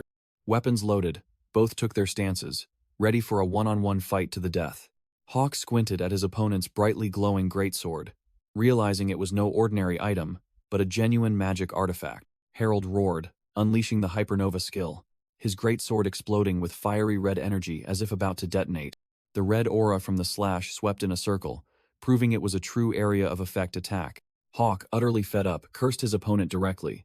You're too loud, understand? then charged straight in like a raging bull. Hawk's gauntlet fired a high-tech boomerang, spinning rapidly as it flew forward. Clang! The boomerang collided with a shower of sparks against Harold's fiery slash, an extremely intense skill clash. Hawk drew a dagger. It seemed the boomerang was just an appetizer to test his opponent's skill. Harold swung another powerful sword strike, a streak of crimson energy tearing through the air. Hawk deftly dodged with a slight shift of his body, showing his speed was also considerable. The pressure from the slash was still too great. Hawk had to slide across the ground to maintain his footing, muttering curses. He realized this flimsy dagger wasn't enough and decided to switch to his trump card. This wyvern dagger is too weak. I'll use the golem to finish him. True to his word, Hawk activated his gauntlet, and streams of blue energy began to gather. The blue energy flashed more and more intensely, signaling a high-tech gadget was about to be deployed. Suddenly, Hawk froze, realizing something was wrong. Wait, this reaction. Boom! The gauntlet overloaded and exploded violently, blowing both Hawk and the kitten clinging to his shoulder away. The poor kitten was sent flying like a ball, letting out a desperate cry. It tumbled a few times on the ground, then lay flat, dizzy, and disoriented. The kitten quickly sat up, with an expression of extreme panic when it couldn't find its master. It frantically looked at Hawk lying motionless amidst the green smoke, crying out its master's name in despair. Scene change. Lucas appeared in a dark corridor, sword in hand, his face tense, cursing continuously as if facing something extremely terrible. A fat man was clutching his blood-soaked hand, wondering why he had fallen into such a pathetic situation. He frantically screamed, his dagger-wielding hand trembling, questioning his enemy why they had done this to him. Hawk stood amidst a corridor filled with the corpses of henchmen, coldly declaring he had finished investigating the target. Hawk's sharp eyes locked onto the target, exposing his identity, the slave trader, Julio. Julio frantically screamed back that Hawk was the truly cruel one. Hawk delivered a concise verdict, considering it judgment for Julio's crimes, and commanded, "Die. You die first, you bastard," Julio screamed, recklessly charging straight at Hawk. Hawk deftly dodged the insignificant foe's attack, his boomerang weapon in hand, ready. A sharp slash was unleashed, so fast it was invisible. The boomerang blade embedded itself directly into Julio's head, instantly finishing him off. Hawk stood watching the corpse collapse to the floor, muttering, "Mission accomplished." A figure clad in full black armor and a cloak stood imposingly at the end of the corridor, looking incredibly formidable. Hawk recognized the figure and respectfully greeted him. "Master Sirius? You're here? What about the mission?" Hawk reported the mission was complete, and his master, Sirius, simply stood and listened in silence. Sirius raised a hand to his helmet, seemingly deep in thought. He removed his helmet, revealing the face of a young man with brown hair and red eyes, then praised Hawk. Sirius asked Hawk what he had just seen, then told him to see for himself. Sirius pointed down to a wide courtyard below, saying those were the people Hawk had saved on this mission. Below, countless newly freed slaves, emaciated and exhausted, were embracing each other in relief and fear. Hawk and Master Sirius stood in silent contemplation amidst the desolate post-battle scene. Hawk confessed that he had been very afraid of becoming an emotionless killing machine again, like when he was a child soldier. Sirius coldly replied, "Killing is still killing. That doesn't change the nature of what you do." But he continued, Hawk's actions were not meaningless, because at least he had saved other lives. Hawk bowed his head, his voice filled with gratitude. "Yes, thank you, Master." Sirius abruptly changed the subject, questioning why Hawk had gone alone when the order was to operate in pairs. Sirius frowned, his face showing displeasure. "Lena is furious." Hawk was trying to justify that he preferred working alone when a figure lunged from behind. Thud. A blue-haired girl named Lena delivered a direct kick to Hawk, sending him flying and roaring, "Traitor!" A stream of red energy tightly coiled around Hawk, completely restraining him on the ground. Sirius stood watching, asking Lena if she intended to kill her comrade, while she screamed that Hawk had deceived her. Lena pointed directly at Hawk, shouting that he had said the mission was tomorrow but had gone alone today without permission. Sirius turned to look at Hawk, his sharp gaze questioning, "Is that true, Hawk?" Hawk, still bound, calmly replied, "I didn't lie. I only told Lena that I'd go tomorrow, but I didn't tell her I was going today." Lena, seething with rage, yelled, asking why Hawk would play with words like that, as they were a team. Hawk coldly replied, "Because I wanted to do this alone." Lena pointed out Hawk's fatal weakness. "You know you're terrible at countering ambushes.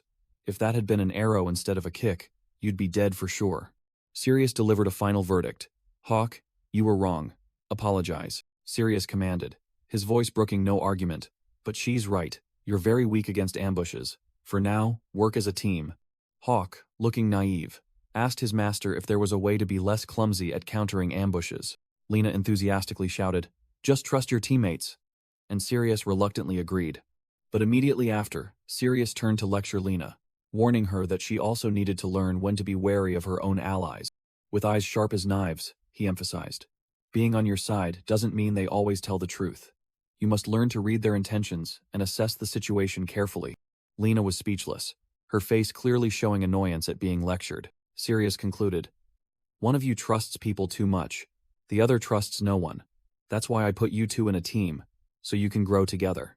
He admitted that changing a person's nature was not an easy task. Finishing his words, Sirius threw a high-tech item towards Hawk, commanding, "Take it." Hawk reached out and caught it, looking surprised at the strange weapon in his hand. Sirius explained, it was a weapon golem, an automated magical weapon that, if linked, would obey its master. Hawk was still bewildered, muttering, "Weapon golem." Sirius affirmed that this golem would compensate for his weaknesses, and Hawk could only thank his master. Seeing this, Lena refused to be outdone, extending her hand and pleading, "Give me one too." Sirius promised to give her something else when they returned, so Lena immediately demanded a high-quality bow and arrow set, and he agreed. Donning his helmet, Sirius ordered the entire team to return. The three of them quietly set off down the dirt road, concluding their training session. Hawk's memories flooded back. He recalled the day he was still loyal to his duties as a Death Knight, when Sirius handed him a cloak and said it was proof of a disciple. Hawk clutched the cloak tightly, remembering the pride he felt then, but his thoughts stopped at a single word. But dark memories resurfaced, images of Hawk kneeling helplessly amidst a rain of red energy swords. Sirius' bitter lesson that teammates don't always tell the truth, echoing in his mind. In his recollection, Hawk remembered his master's teaching. You must learn to read their intentions and assess the situation carefully. Sirius's red energy erupted, binding Hawk tightly, a high-pressure practical lesson. The nightmare returned. Hawk silently screamed, unable to understand why the other Death Knights, and even the captain, had betrayed him. His eyes darkened, and a bitter question escaped his lips. "Master, why?" He gritted his teeth, blaming himself. "It seems my skills are still too immature." A surge of pain erupted, Hawk roared, and green energy violently burst from his gauntlet. Hawk jolted awake, his body covered in injuries and wrapped in white bandages. Realizing he was lying on a bed, he sat up, rubbed his bandaged arm, and told himself it wasn't a dream, but a memory. Hawk's eyes turned cold, and he decisively cast aside the past. Sirius is dead. Now, that memory no longer matters. Suddenly, the white cat leaped onto him, loudly shouting Hawk's name. The cat rejoiced that Hawk was alive again, but he calmly picked it up. "I'm not dead. Calm down." Another memory flooded back. He recalled the moment the golem exploded into smithereens. Hawk looked around the makeshift tent, guessing he was in the Garnet Kingdom's encampment. Just then, the guild receptionist entered, carrying a tray of food, and delighted to see him awake. Crash! Startled, she dropped the entire tray of food to the ground. With lightning-fast reflexes, Hawk closed in and grabbed the girl by the neck, lifting her into the air. His eyes were bloodshot, and his voice was a low growl. "You. What did you do with my monocore?" The girl's face turned ashen, her eyes wide with extreme fear as Hawk's hand tightened around her. Choking, her voice trembled as she struggled to utter a plea for her life. The kitten looked helpless. It thought to itself, Hawk is fighting again, while Hawk was grabbing the receptionist by the neck. The cat recalled, "Wendy helped me, and she even healed Hawk." The kitten cried out to stop him. "Hawk, Wendy is a good person. Stop bullying her." But Hawk only replied with a, "What?" Hawk growled, explaining his delusion. The golem exploded because of the monocore she charged. "Don't. You understand what's happening?" The cat whimpered, trying to say something, but couldn't. Hawk cut in, pushing the girl away. "If you don't understand, then get out of here." Thrown onto the floor, the receptionist regained her senses, thinking to herself that she had just narrowly escaped death. She furiously yelled at Hawk. "Hey, what kind of lunatic just barges in and chokes someone like that? At least let me explain." She tried to pry Hawk's hand from her neck, threatening, "Let go, or it'll break your arm." But he held on tight. Hawk let out a roar, putting all his strength into the throw. Hawk's strength was overwhelming. The receptionist was mercilessly flung away. She was stunned, unable to believe what had just happened. Slamming into the wall and sliding across the floor, the receptionist scrambled to her feet, trembling. She asked herself in horror, just how strong is this guy? Before she could compose herself, Hawk lunged like a wild beast, clutching a sharp shard. Cornered, the receptionist was forced to take a defensive stance, summoning her magic staff. All right, I admit I did a few things that might be misunderstood. Blue energy erupted around her, and she shouted, but this is entirely self-defense. Whoosh! Hawk threw a brick straight at her. The receptionist reacted incredibly fast, raising her staff to create a blue energy shield, blocking the brick in an instant. He just threw a cup? The receptionist's eyes widened, unable to believe the audacity of this madman. And now a broken plate shard? Hawk charged like a predator, his weapons merely scavenged items. I never thought I'd have to use this. The receptionist growled, her staff erupting with blue magical power, forming swirling energy ribbons. Hawk leaped to attack head-on, while she took a stance ready for battle. The kitten could only watch helplessly. Clang! The sharp shard stopped mere centimeters from the receptionist's face, blocked by an invisible energy current. Quick as lightning, the girl vanished right before the blade, leaving only trails of blue light, causing Hawk's attack to cut through empty air. Vanished? Teleportation? Hawk froze, looking around the empty room in confusion. He glanced at the blood-stained shard in his hand, then declared, no, it's an invisibility spell. Hawk immediately recognized his opponent's trick. The blood stain on the floor was undeniable proof. In Hawk's mind, he replayed the moment she looked blurry, vaguely realizing the mechanism of her ability. If I just figure out how it works, I can counter it. Hawk tightened his grip on the shard, blood oozing from his hand, his eyes filled with determination. Swish! He spun around incredibly fast, swinging his arm to spray his own blood across the room in a perfect circle. Stained with blood, the receptionist reappeared in a hazy mist, her face pale with shock. Blood? Why would he go to such lengths? This madman has lost his mind. She was in utter panic. Hawk paused, his expression puzzled. What the hell? Before him were not one, but three blurry figures of the receptionist, and the kitten shrieked, Hawk! The cat clung tightly to Hawk's leg, wailing, Hawk, stop, don't fight anymore. Hawk grabbed the kitten, his voice serious. I need your help. He placed the cat on his shoulder, reiterating the rule. Remember the rule? We fight together. Now, use your magic to dispel her spell. No, the cat shrieked, flatly refusing its master's request. Hawk snapped at the kitten on his shoulder, questioning it for daring to break the fighting rule it had set itself. The receptionist's three duplicates watched, wondering what this madman was doing in the middle of a battle. However, she quickly realized this was a golden opportunity to turn the tables and began to act. Hawk sensed the change, his eyes sharpening, while the kitten was still whimpering. Poof! One of the receptionist's three duplicates suddenly vanished. Hawk urged the kitten to quickly absorb mana, shouting that otherwise, both of them would be game over. The kitten weakly retorted, reminding him that the girl named Wendy had saved them. It continued to accuse, its voice full of resentment. And yet you're trying to kill Wendy. Hearing this, Hawk froze, while the receptionist seized the opportunity and lunged from behind. Unexpectedly, the receptionist charged from his blind spot, delivering a direct hook punch to Hawk's stomach. Hawk realized he had been ambushed, but the punch had already made him stagger. He clicked his tongue, trying to regain his composure amidst the encirclement of the duplicates. Blue energy ribbons simultaneously shot out from the duplicates, tightly coiling around Hawk, completely neutralizing him. Hawk gritted his teeth, enduring as the binding magic tightened around his body. The receptionist sighed in relief, reassuring the cat that she was only restraining Hawk, then told herself she hoped this would help him calm down. She decided she would hand Hawk over to the investigator, as this guy was connected to that person. Hawk, though bound, heard every word clearly, his eyes turning dangerous.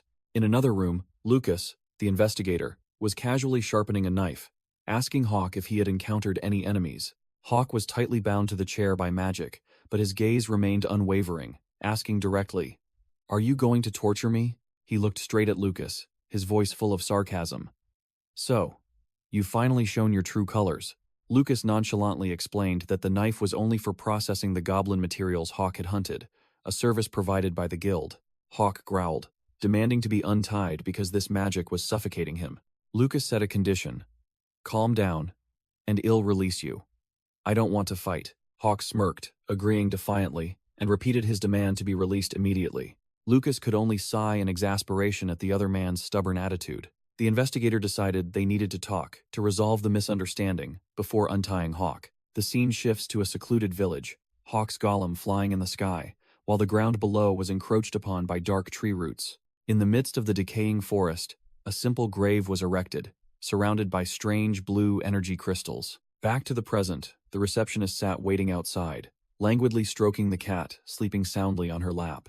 A man in a black cloak politely invited her inside, calling her Wendy by name. As soon as she entered, Wendy immediately asked about the situation.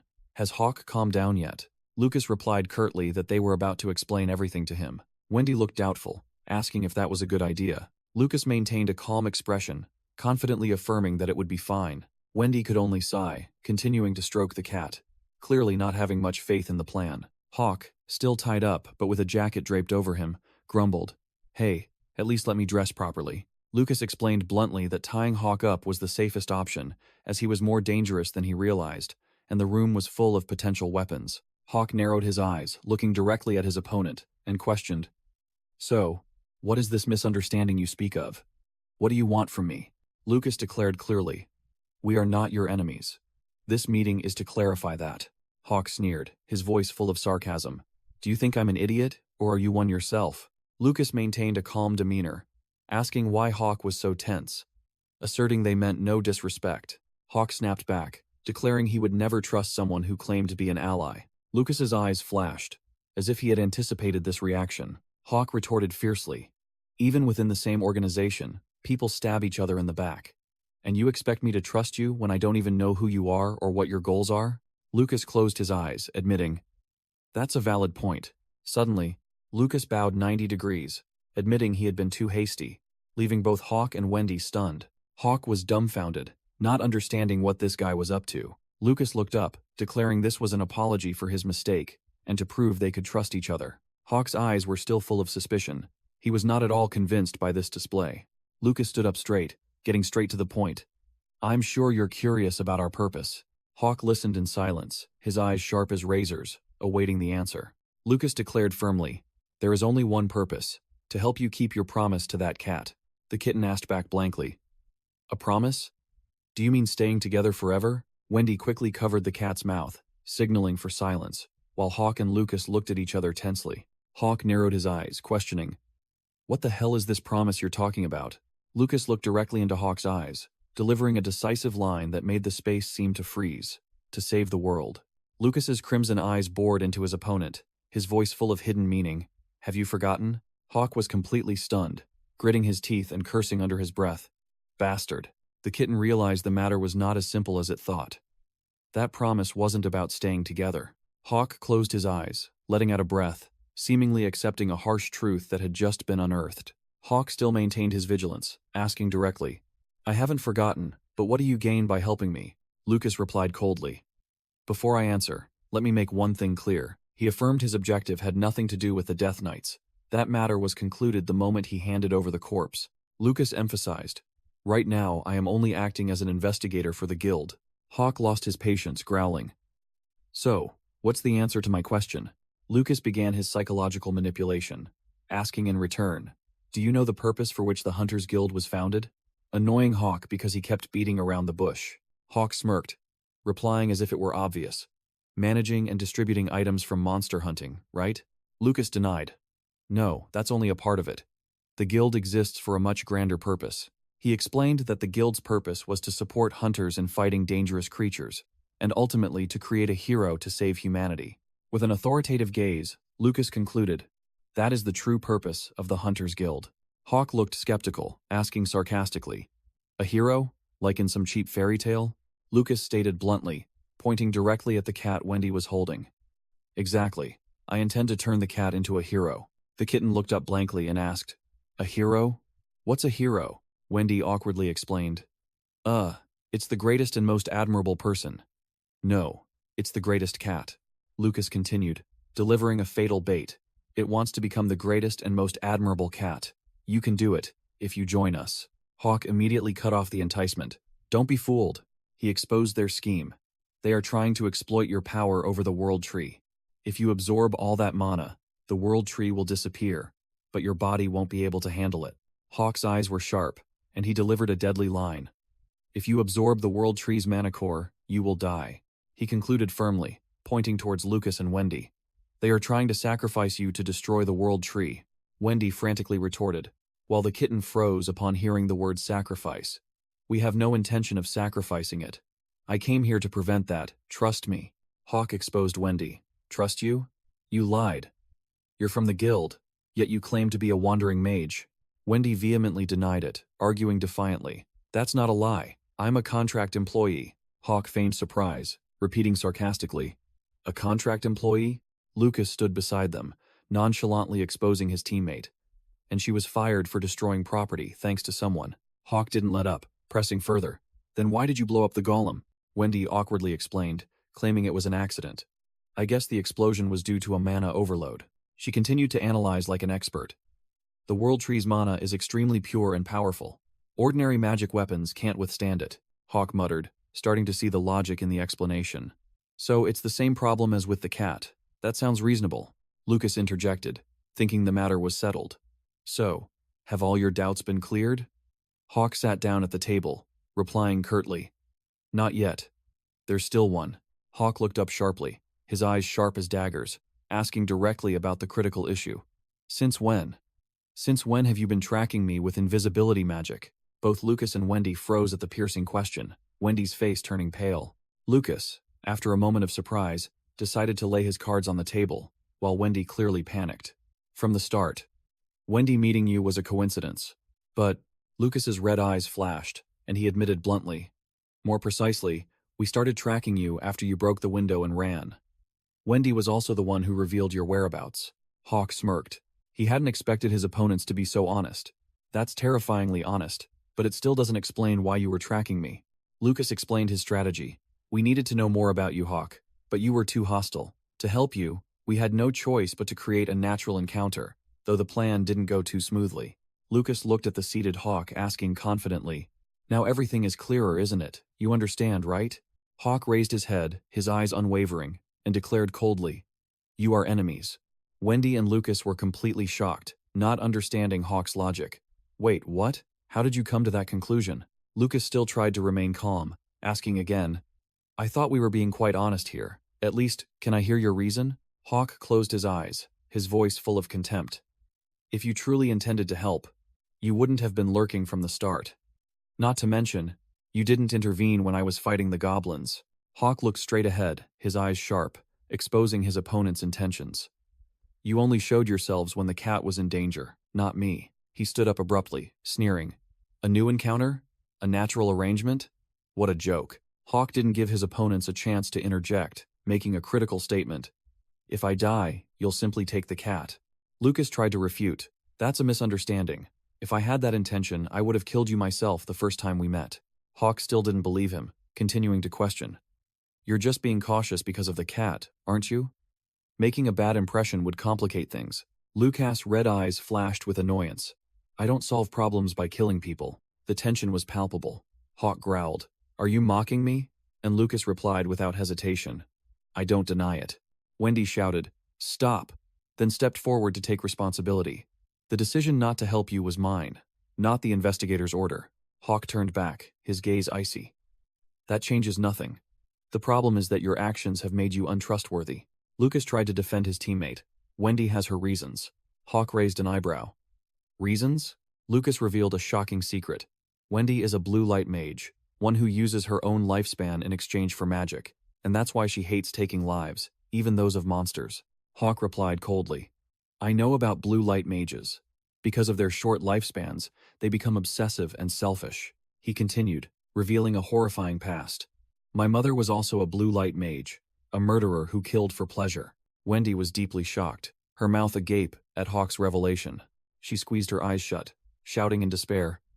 I don't want to become like that, Wendy explained, her voice full of determination. Because my power comes at the cost of my lifespan, I want to use it for meaningful things. Hawk narrowed his eyes, repeating sarcastically. Meaningful?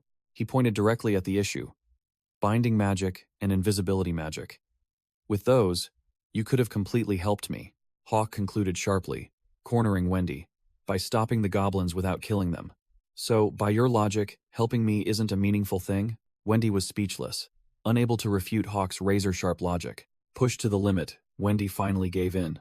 All right, I'll be honest. She looked straight at Hawk, admitting, I'm afraid of you. You don't hesitate to fight. And you kill without mercy. Wendy turned away, explaining why she didn't want to get involved. I didn't want to reveal myself to someone like that. Suddenly, an alarm bell rang throughout the camp, interrupting the tense conversation. Lucas and Wendy startled, turning around, recognizing the unusual sound. That sound, Lucas' red eyes narrowed sharply. It's an alarm. We're under attack. Outside, a rain of blue energy poured down, piercing directly into the guards, making them scream miserably. A mysterious shadow wearing a crow head mask appeared amidst the energy, declaring arrogantly, Hello everyone, it's party time. The crow-masked figure spread his arms, summoning hundreds of blue energy spears, preparing to sweep through the entire guard formation. Commander Harold Montblanc roared, giving a decisive order. Shields. Immediately, the guards promptly obeyed, erecting a sturdy shield wall. The rain of energy spears struck the shield wall, embedding densely but unable to completely penetrate. Harold was unfazed, continuing to order, Archers, charge mana cells, while the soldiers promptly obeyed. A subordinate officer named Jackson frantically called out, Commander, making Harold turn back to ask what was wrong. The soldier pointed to the battlefield. Look, the soldiers hit by magic, it seems they're still alive. Indeed, the fallen soldiers were only pinned to the ground by blue crystals, showing no signs of losing their lives. Harold narrowed his eyes, realizing his subordinate's words were true. He immediately changed his orders. Archers, await orders, tend to the wounded, and the soldiers responded in unison.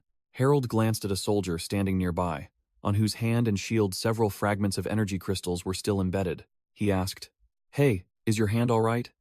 And the soldier replied in surprise, Yes, I don't feel any pain at all. The crow-masked man stood in the middle of the battlefield and calmly declared, Don't worry. It won't hurt. This is just an invitation. Surrounded by an eerie blue energy aura, he smirked. Now then, enjoy the feast. Suddenly, a blue crystal shard lodged itself into a soldier's gauntlet, making him flinch. The soldier tried to restrain his hand, but to no avail. It was moving on its own in a strange way. Harold Montblanc spun around, his sharp gaze fixed on his subordinate. What in the world are you doing, soldier? Harold growled, unable to believe his eyes. The soldier, trembling, apologized hesitantly. My arm is moving on its own. At the same time, numerous other soldiers were infiltrated by blue crystal shards, their bodies convulsing uncontrollably. Harold froze, cold sweat breaking out as he realized the truth. Is this some kind of target control magic? The soldiers collapsed in pain, and Harold gritted his teeth, realizing this enemy was more dangerous than he had imagined. From a distance, the crow-masked man merely sighed softly with satisfaction at the chaos he had created. Meanwhile, another soldier rushed back to the command tent area to raise the alarm. The soldier burst into the tent, shouting loudly, It's a mutant attack. Mages, please assist us. Lucas maintained his calm expression and replied curtly, Understood.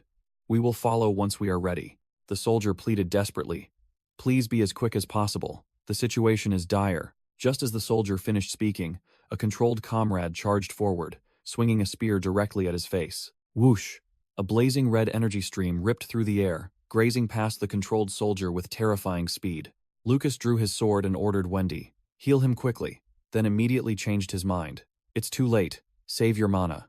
Wendy hesitated, still holding her glowing scepter, her eyes full of confusion as she looked towards Hawk. Hawk narrowed his eyes, a flicker of recognition flashing in his golden eyes. That magic is.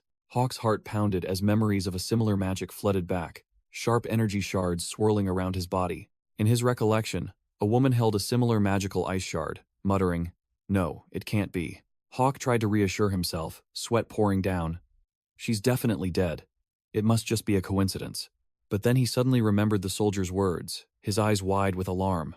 Wait a minute, he said the attacker was a mutant? Hawk spun to Lucas, questioning. These mutants you speak of, are they the creatures parasitized by the World Tree? Lucas confirmed coldly. Hawk immediately set a condition. Then undo this binding spell. If it's a mutant attack, their target is definitely the cat.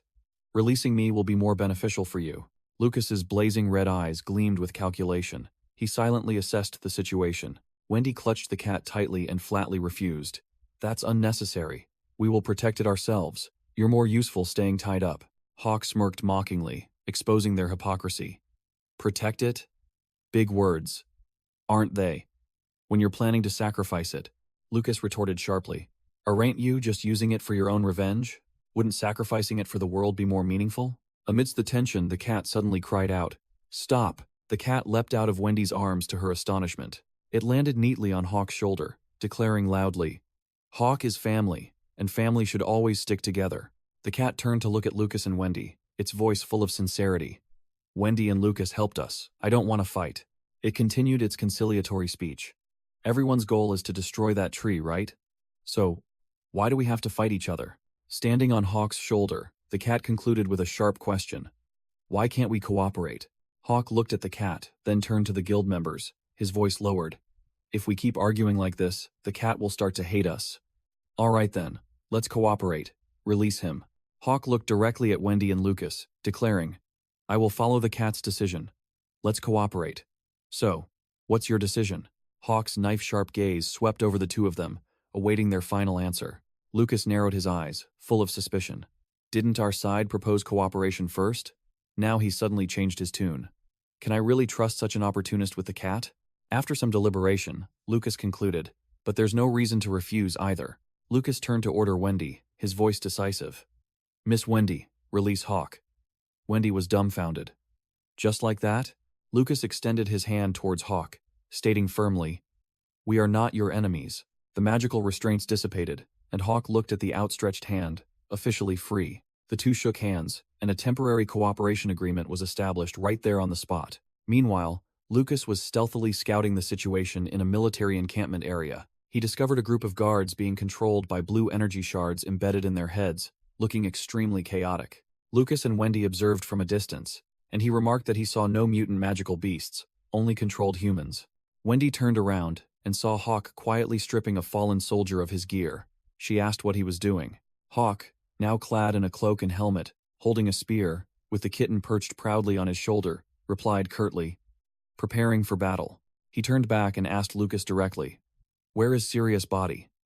Lucas didn't hesitate, pointing, "In a red tent, the one with many crates." Hawk immediately headed straight there, leaving Wendy yelling at Lucas, "Why did you tell him? He'll run away." Lucas replied coldly as he saw the controlled Commander Harold slowly advancing. "Perhaps we should run too." Commander Harold was completely controlled, his eyes blazing with blue energy. A formidable opponent had just appeared. The magical flame on Wendy's scepter flared fiercely. She prepared to unleash a spell. Wendy cast her spell, and streaks of blue energy shot out, tightly coiling around Harold's body. Lucas and Wendy watched in astonishment as her magic successfully bound the burly commander. Wendy stood tall and declared resolutely, "I will not run away. I will save everyone with my own strength." Meanwhile, Hawk rushed off like the wind, cutting through the chaotic battlefield. Inside his helmet, Hawk's eyes glinted, and he thought to himself, "I never thought I'd see it again." The magic-controlled guards stumbled forward, their mouths pleading to escape while their bodies refused to obey. This cursed magic not only manipulates the living, but even the dead can be turned into puppets. Hawk slid across the ground, ready for battle, knowing he didn't have much time left.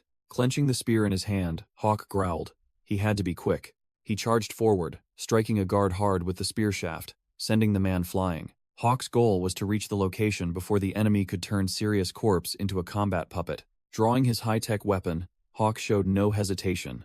A green energy blast exploded, blowing away the charging guard.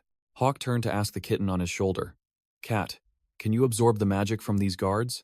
And it immediately accepted.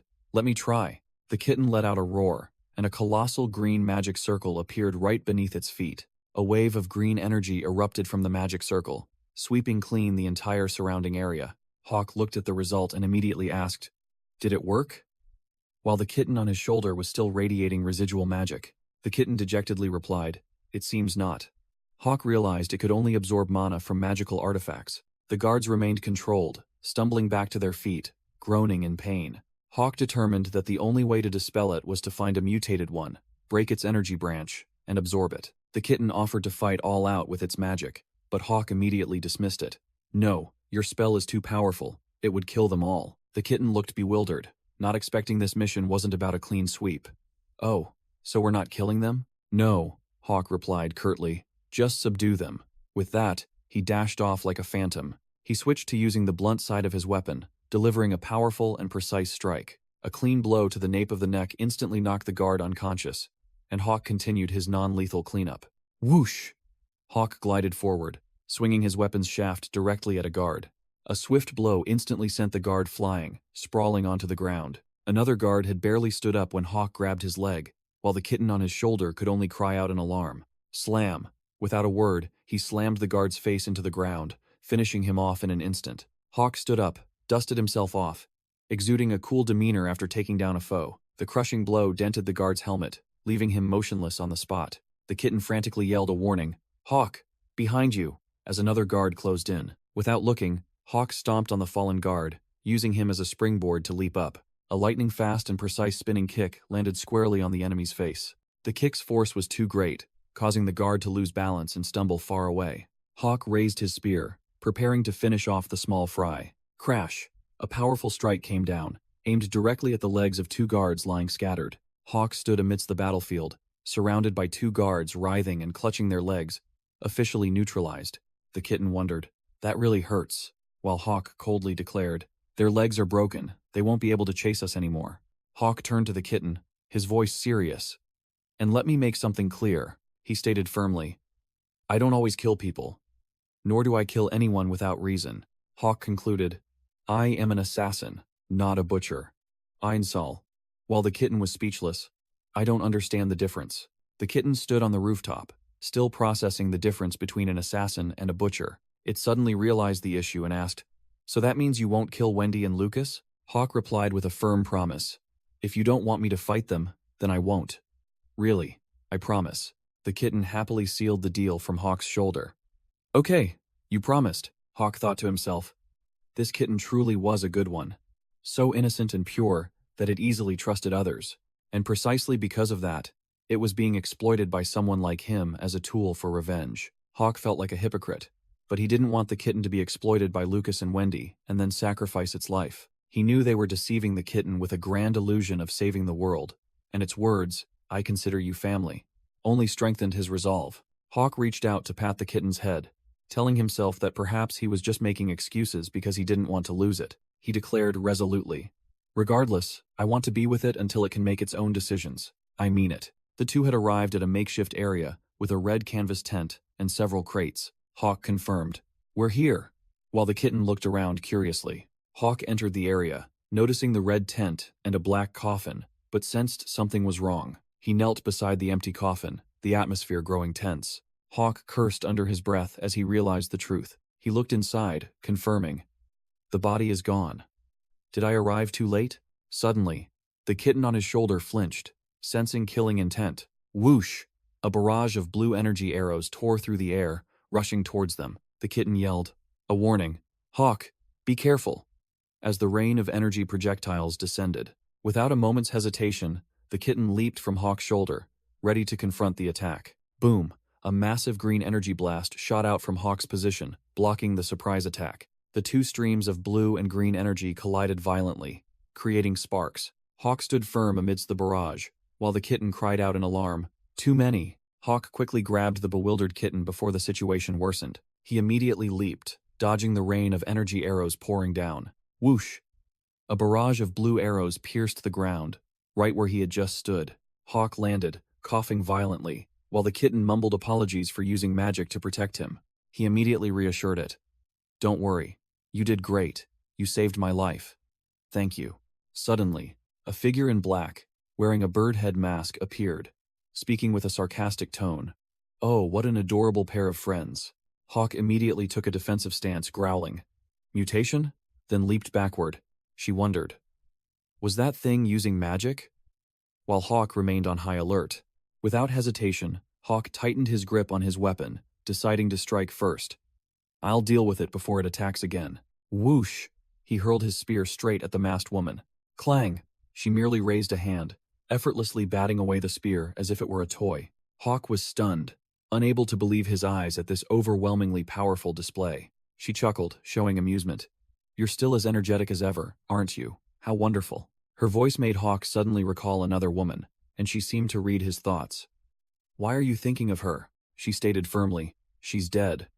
But Hawk couldn't stop thinking about that familiar voice. The masked woman greeted, "Long time no see, Hawk." Hawk froze, an unbelievable thought flashing through his mind, his voice trembling. "No way. Mother?" A memory surfaced. The witch Raven, standing amidst a desolate battlefield, surrounded by blue energy arrows. She was a blue sorceress, one who wielded magic by sacrificing the lives of others, and the leader of the Nest mercenary group, commanding her subordinates. The memory began. All members of Nest were child soldiers, whom the witch called fledglings. In the past, a teenage hawk, a true killing machine, plunged into slaughtering Nest's mercenaries without hesitation. The mere soldiers could only stare in horror at the power of this young monster. And among those children, the most talented one was bestowed the title of the Witch's Hunting Hawk. Returning to the battle scene, the young hawk bit into a soldier's shoulder, his eyes wild. He glided like the wind, tearing through enemy formations with blue energy blades. Standing amidst the battlefield, the young hawk exuded overwhelming bloodlust, his entire body enveloped in energy spikes. Back in the present, Raven sneered. "Oh, you recognize me even looking like this? How touching." Hawk, his voice filled with disbelief and shock, uttered two impossible words. "You are." "Mother?" Raven looked nostalgic. "It's been so long since anyone called me that. I remember the good old days." "What about you?" Hawk coldly retorted. "I never had such a moment with you." The witch clenched her hand, feigning innocence. "What does that matter?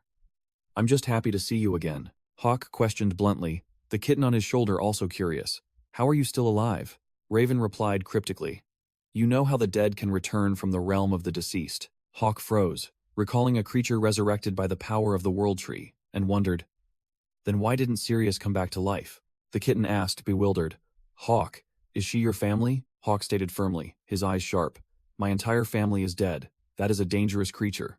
He activated his combat gauntlets, declaring clearly, "We will do everything we can to kill her." Raven crossed her arms, her tone full of challenge. "Oh my, you're truly cruel." She tilted her head, delivering a venomous final remark. "Are you going to kill your mother again, Hawk?" Hawk coldly retorted. "The one who killed you wasn't me. It was the Death Knight." Raven sneered. "Indeed, the Death Knight, from the Death Knights Guild, and you've become one of them too." She tilted her head, her voice full of hidden meaning. "Now, why do you think I'm here?" Hawk took a stance, immediately guessing her intention. "You came for the cat's power." Raven spread her arms, admitting, "Yes, the master wants that cat, but I don't give a damn." Dark energy began to leak from her, and Raven declared her true objective. "My goal is to slaughter every member of the Death Knights." She continued her insane monologue. "The reason I'm here today is to throw a party, both to declare war and to reunite. When the party ends, we'll be together again." Raven extended her hand, her voice sickeningly sweet. "You must be so lonely. Come back to your mother's nest, Hawk." Hawk stood motionless, not a word in response to the twisted invitation. He questioned her objective again. "Your goal is to kill all members of the Death Knights?" Hawk's eyes behind his mask narrowed, and he pressed, "So, what happened to their headquarters?" Raven chuckled eerily, asking back, "What do you think happened?" Hawk gritted his teeth, his voice strained, while the kitten on his shoulder also looked worried. "You killed them? All of them?" Raven happily spread her arms, confirming. "Bingo." Hawk's bloodlust erupted, a fiery red aura enveloping him. Raven continued to fan the flames. "And guess what? Just before coming here, I just sent off one more." A long sword, shrouded in eerie blue energy, appeared in Raven's hand. She asked, "Do you know whose this is?" She feigned thought, then dropped the name that made Hawk freeze. "What was her name again?" "Ah, Lena." As soon as she finished speaking, Raven shot away like a phantom, swinging her sword, narrowly missing Hawk. She laughed maniacally amidst the dark energy, screaming, "You're magnificent. I'll turn you into my puppet." Hawk froze when he saw a black crow appear, wondering if it was Raven's entity.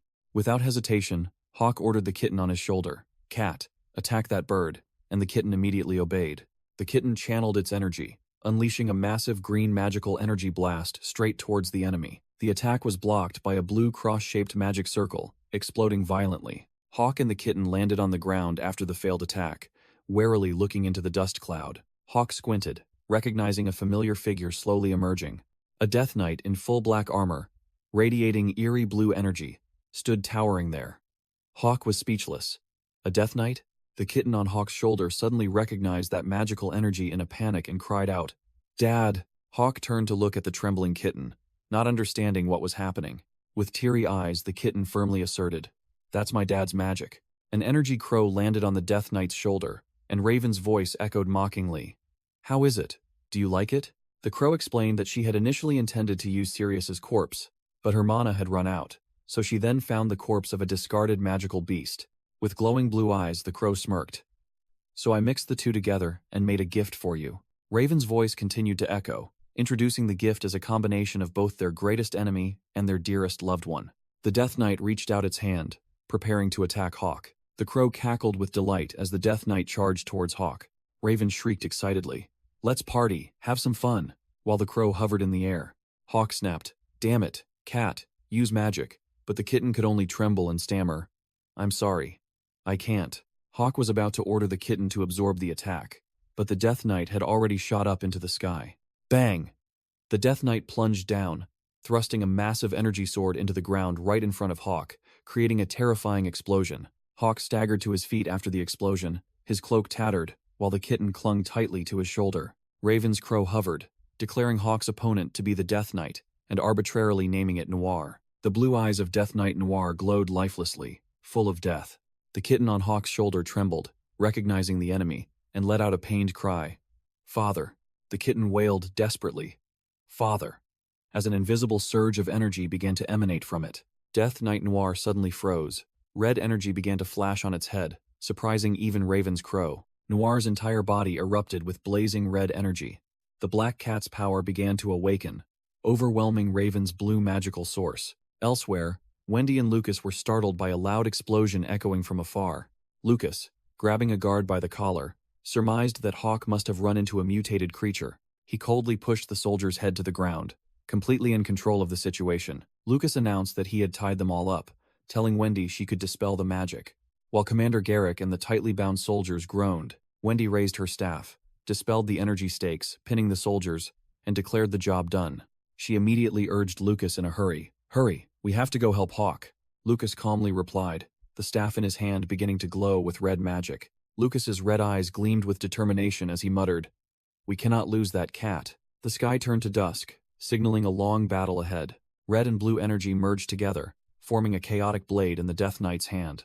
Noir stood towering in the battlefield, now completely enveloped by an overwhelming red aura, looking many times more dangerous.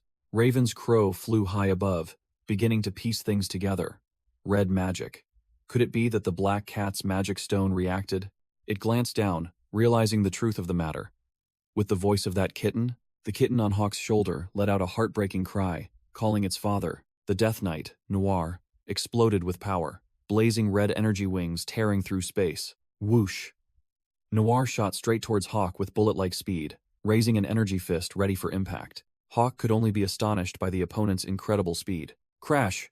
Noir slammed Hawk straight into the cliff face, creating an earth-shattering impact, with dust flying everywhere. After the devastating punch, Noir stood towering before Hawk, radiating intense killing intent. Hawk thought to himself. Although the attack looked terrifying, in reality it caused no damage at all. The kitten asked worriedly, but Hawk calmly replied, I'm fine. Hawk began to suspect. Could it be that this Death Knight isn't an enemy? Suddenly, Hawk clutched his chest. A sharp pain surged through him, making him dizzy, and the kitten cried out in panic. Noir spoke in a deep, muffled voice, questioning Hawk.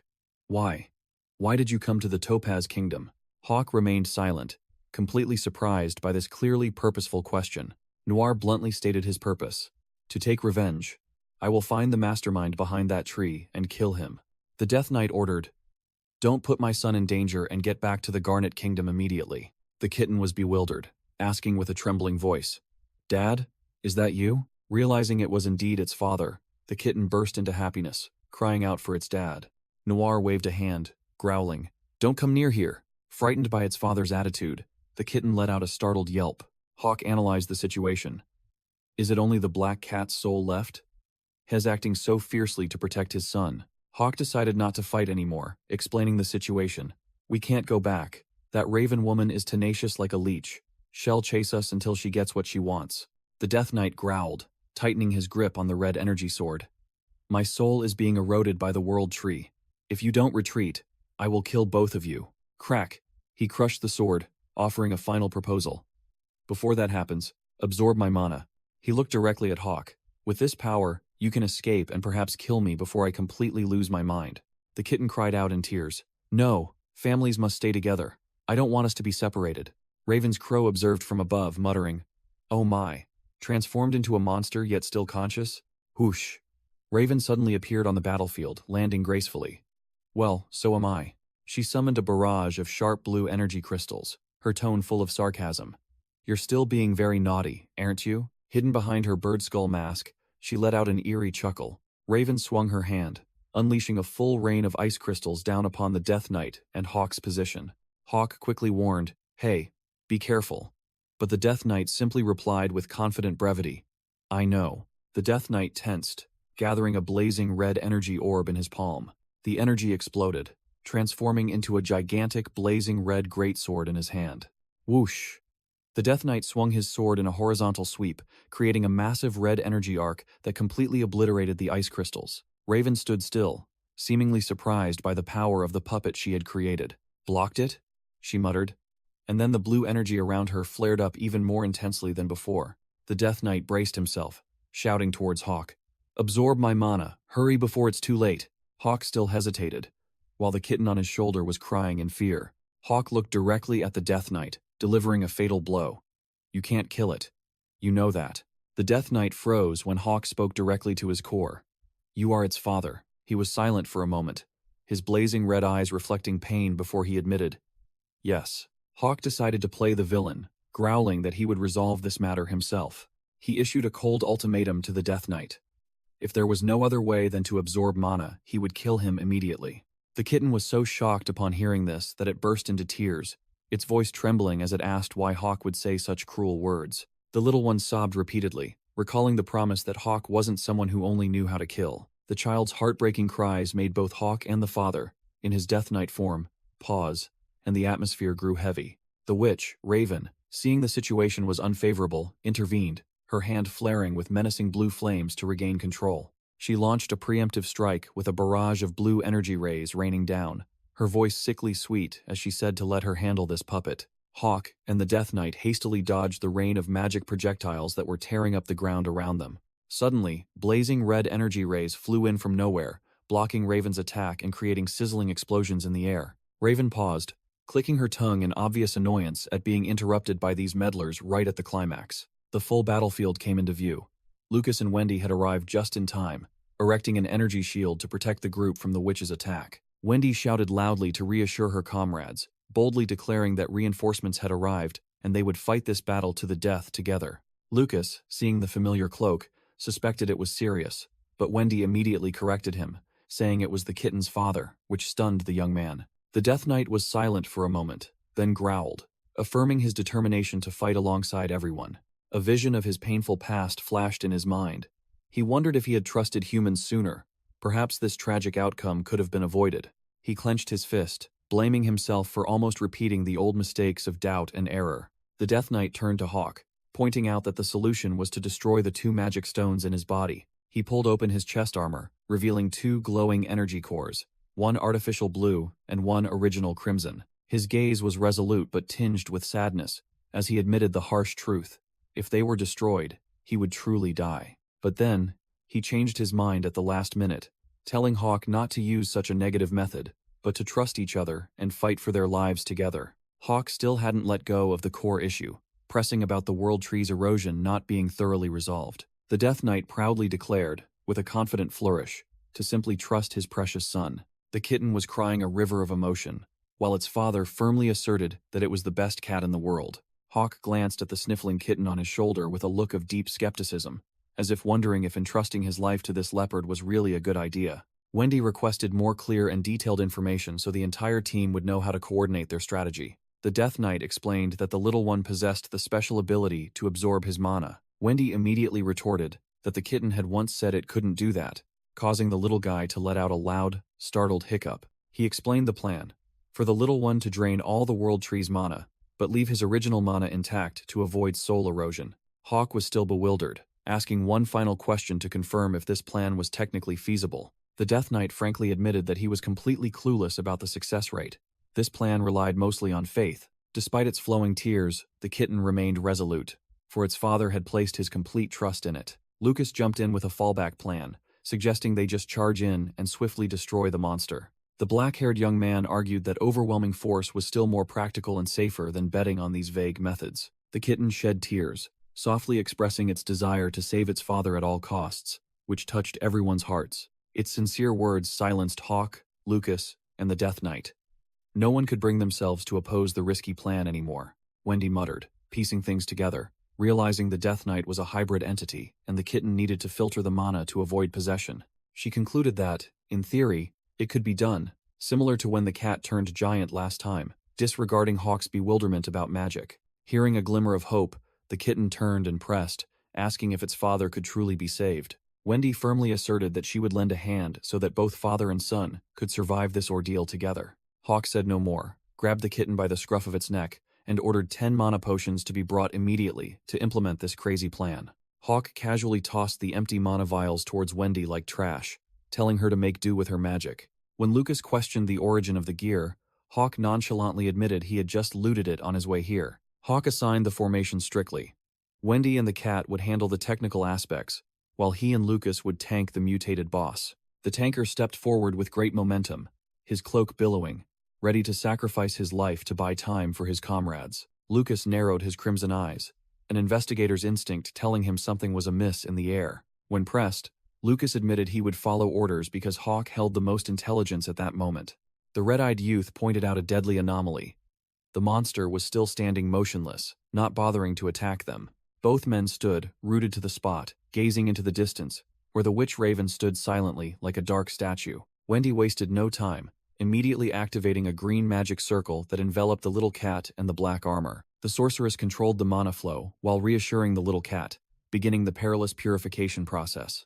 Lucas' eyes widened in surprise as he saw Hawk's crazy and makeshift plan actually starting to work. Before he could rejoice, Lucas had to issue an urgent warning as he saw the boss in the distance beginning to move. Raven reached out her hand, showing amusement as she realized the small fry were trying to extract mana from the world tree. Hawk immediately switched to provocation mode, loudly telling her to just stand there and watch if she found it entertaining. Inside his helmet, Hawk was racking his brain, realizing that charging in now would be suicide, so he decided to use verbal taunts to buy time. Raven summoned a blazing blue flame in her hand, declaring that she was starting to get annoyed and fed up with this childish game. Hawk braced himself against the immense pressure, pressing her to reveal what this witch ultimately wanted. She coldly activated a blazing red magic circle, declaring that the party was over and preparing to send them all on their way. Even a stubborn individual like Hawk shivered as he felt the thick killing intent emanating from his opponent. Raven swooped down with terrifying speed. Lucas realized in horror that she also possessed the ability to absorb mana to increase her power. An energy tube clattered to the ground, signaling that someone had just collapsed from exhaustion.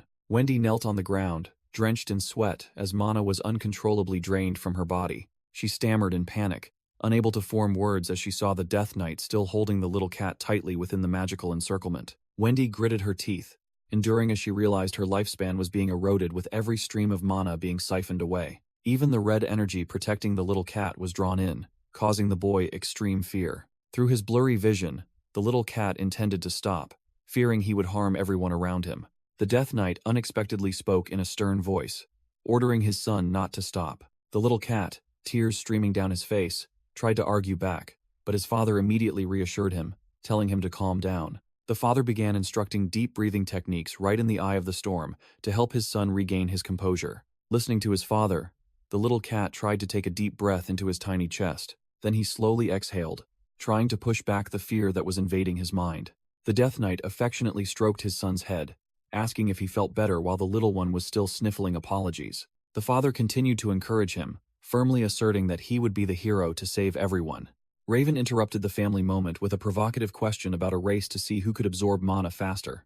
She laughed maniacally, declaring this to be the grand finale of this deadly feast. Lucas was about to charge recklessly, but Hawk immediately roared, ordering him to stand still and await commands. Hawk growled, reminding Lucas of his previous promise to obey orders. Lucas grimaced, explaining that using magic now would be like feeding ammunition to the enemy. Hawk yelled at his comrade, offering a simple solution: ditch the magic and fight with brute force. Raven waited no longer, launching a direct attack at the Death Knight, causing Wendy to scream in terror. The Death Knight stood firm amidst the chaotic energy surge, while the little cat below wailed for his father in extreme panic. Beneath the pitch-black helmet, his eyes glowed with two distinct colors, blue and red, signaling a terrible energy conflict within. Lucas observed the situation with a cold expression, offering the harsh assessment that at this rate, the entire team would be wiped out. He turned to Hawk and casually proposed a shocking option: an immediate retreat, which left the knight dumbfounded. Hawk froze, unable to believe his ears, pressing his comrade to repeat what insane thing he had just uttered.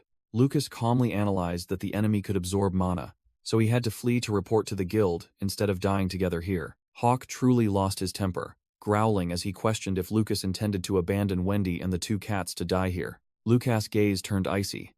He asserted that if he didn't report, the army heading to the Topaz Kingdom would be annihilated, so he was forced to sacrifice this group. Just as Lucas turned his back, intending to leave with the excuse of sacrificing for the greater good, an armored fist tore through the air. Wham!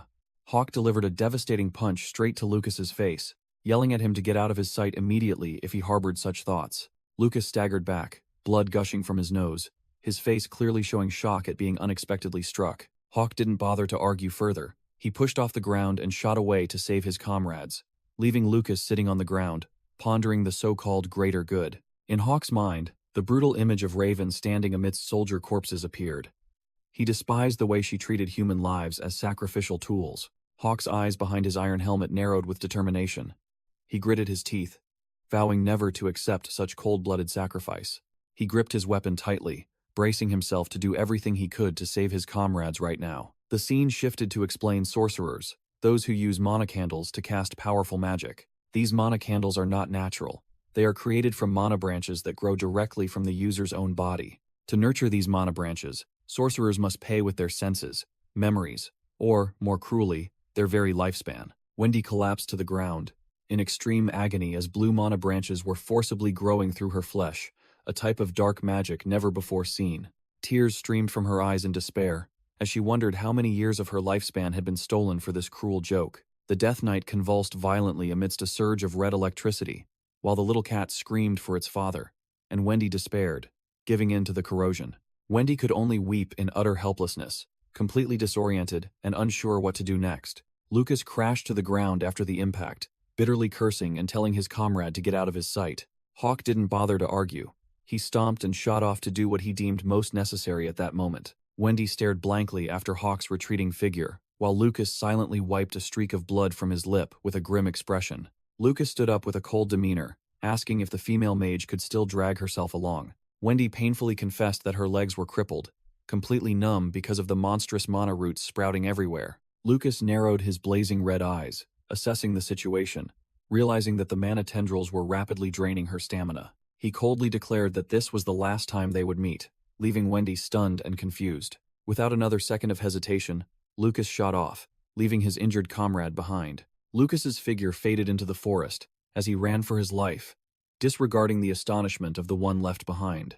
Wendy dazedly called Lucas' name, unaware that the Death Knight's colossal shadow was looming behind her. Elsewhere, Hawk was charging furiously at incredible speed, weapons clutched tightly in both hands, ready for battle. His sole objective now was to slaughter the enemy before his comrades shed any more blood. Hawk plunged onto the battlefield from above like a hunting hawk, ready to fight his opponent to the death.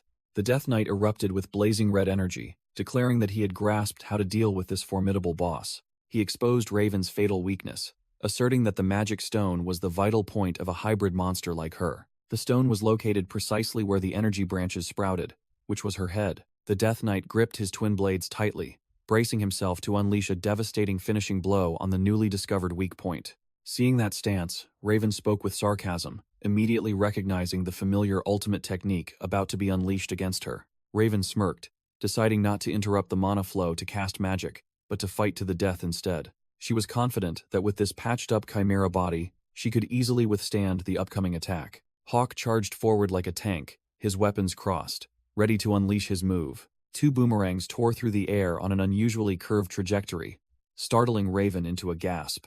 The weapons collided violently with her defenses, creating a harsh metallic clang. Raven looked annoyed at being startled, her hand still maintaining the magic circle to block the attack. She unleashed her power, creating a colossal magic circle to repel everything around her. Suddenly, she froze, realizing that ordinary weapons couldn't block mana absorption, yet something felt wrong. Hawk had already glided past her, and deadly invisible threads had been set. He clenched his hand, sharply pulling the invisible thread encircling his opponent. Hawk forcefully kicked the tree trunk for leverage, increasing the pulling force of the trap. Raven was violently yanked backward, and her mana absorption process was immediately interrupted. Hawk spun around, tightening the thread. Though he didn't fully understand the principle, seeing its effectiveness, he went all out. The witch was slammed face first into the ground, but still managed to let out a mocking cry. Not giving his opponent a moment to breathe, Hawk rummaged through his toolkit for the next gadget. He pulled out a glowing mana-infused device, preparing to detonate it. Hawk threw the explosive device forward, coldly bidding his enemy farewell. The energy mass exploded, forming a colossal blue sphere of light that engulfed the target. Hawk swiftly glided out of the blast radius, his mind still taut as a bowstring, calculating his next move. He rushed towards the wyvern sword embedded in the stone, surprised to see it glowing and self-repairing. The witch Raven, despite her body being shattered like a withered tree, still opened her mouth to praise her opponent with a triumphant air. Hawk coldly retorted, his hand gripping a dagger infused with dual energy, ready to send her to her demise.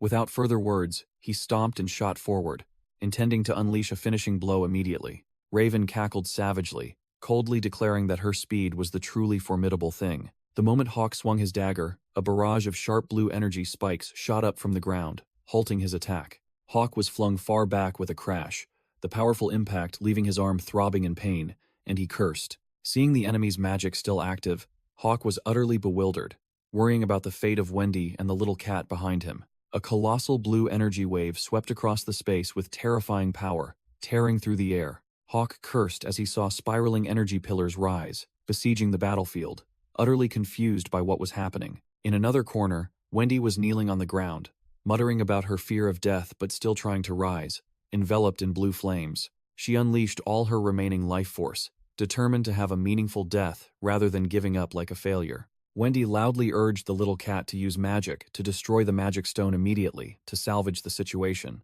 The little cat took a deep breath, suppressing its fear and trembling to prepare to unleash its decisive move. Wendy poured her heart into her dying words, entrusting the heavy responsibility of destroying the monster and saving everyone to the young cat. Hearing the reassuring words of encouragement, the image of his father appeared in the little cat's mind, helping him feel more confident. The young cat let out a strong exhale, concentrating intensely to control the mana surging within his body. His entire body glowing brightly, the little cat bravely roared, confirming his mission to save the world to his father. But at that decisive moment, the young cat suddenly froze, his eyes narrowing with a thoughtful, calculating expression. He realized that if he used a conventional area of effect attack now, both his father and Hawk would also be caught in it.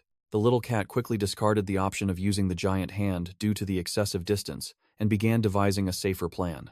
The little cat entered a serious state, summoning 3 energy flames, blue, red, purple, and yellow around itself, to prepare its ultimate move. The little cat concentrated all its mana to create a blazing red, cross-shaped energy spear, determined to unleash a world-saving blow. With a spirited cry, the little cat launched the spear, mimicking its father's supreme technique to attack the enemy. The spear sliced through the air at high speed, reinforced by 3 different types of mana, creating terrifying destructive power. But things didn't go as planned.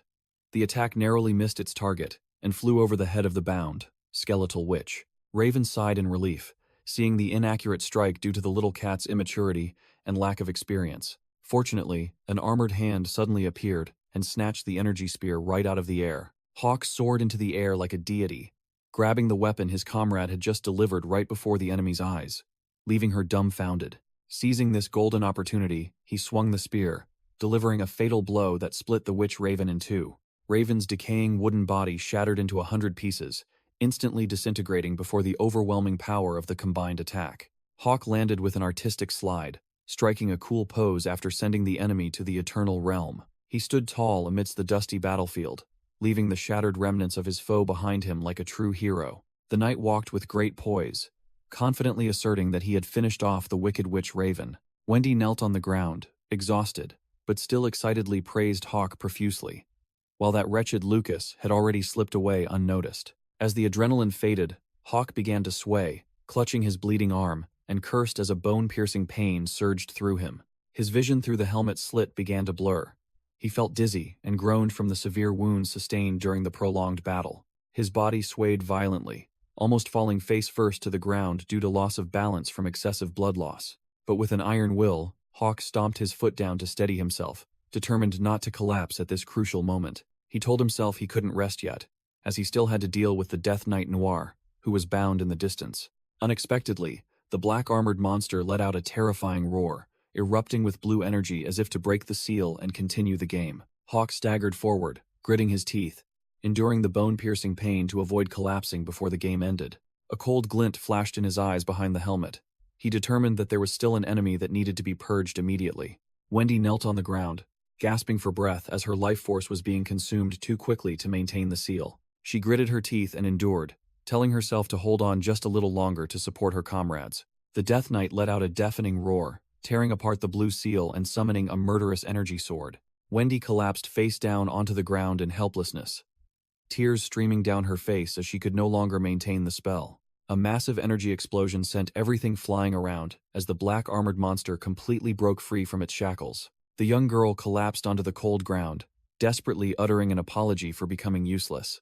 Wendy's exhausted body slumped down with a heavy thud, completely losing consciousness. The little cat frantically rushed to Wendy's side, shouting her name in extreme worry. Hawk rushed in like a gust of wind, delivering a powerful kick to shield his comrade, and realized Wendy had reached her limit. He took a devastating blow from the crazed knight head-on, creating a fierce energy shockwave that shook the entire area. Pushed back by the impact, Hawk gritted his teeth, determined to end this life-or-death battle himself. He gripped the hilt of his new weapon tightly, placing all his hope in the mysterious power of the wyvern dagger. The Death Knight charged like a wild beast, while Hawk took a stance, ready for a fight to the death. The two weapons clashed, creating a harsh metallic clang, with sparks and energy flying in all directions.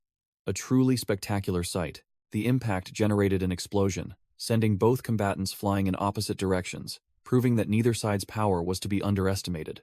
Hawk stared in astonishment at the weapon in his hand, realizing that the magic attack had been strangely nullified or vanished. His mind reeled with countless questions about the sword's overwhelming power, but he pushed them aside to focus on survival. The Black Knight froze, his body emitting a sizzling sound like malfunctioning machinery after the recent collision. Noir suddenly froze as if disconnected in the middle of the intense battle. Sparks and sizzling electricity erupted from his head. His system seemed to be experiencing a critical error after the impact.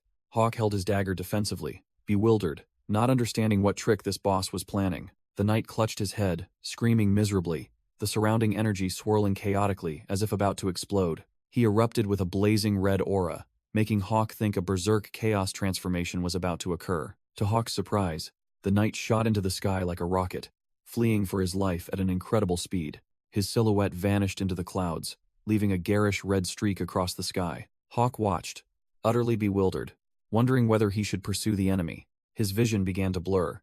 He realized he was also about to shut down due to his severe injuries. The pain surged.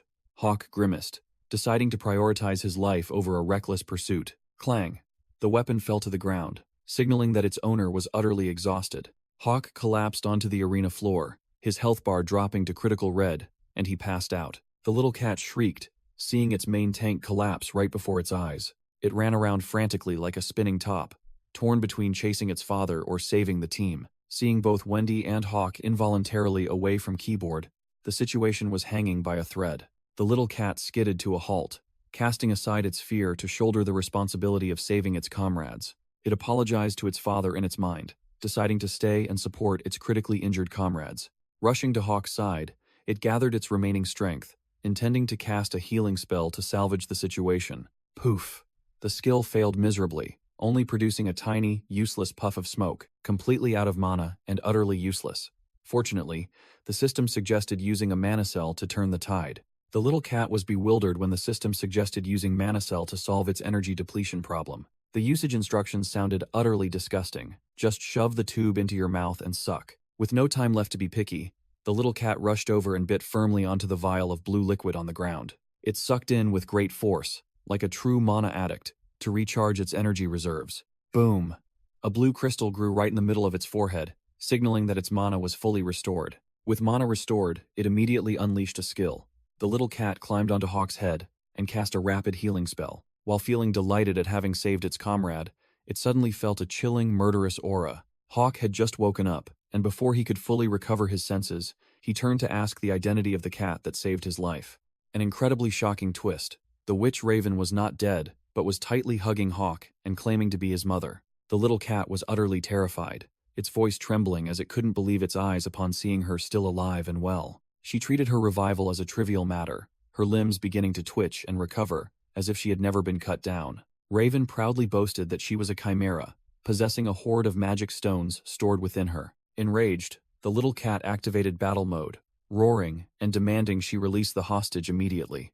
The cunning old hag launched a psychological attack, threatening to send Hawk to his death if the little cat dared to make a move. Hawk groaned in pain, rendering the little cat speechless and unable to unleash a skill for fear of harming its comrade. Raven glanced at her dying son and chillingly declared that he was about to meet his end. The dreadful news struck like lightning, causing the little cat to utterly panic, as all its healing efforts had been for naught. She suddenly changed her tone to a benevolent one, promising to bestow a gift in return for almost being killed. Crack!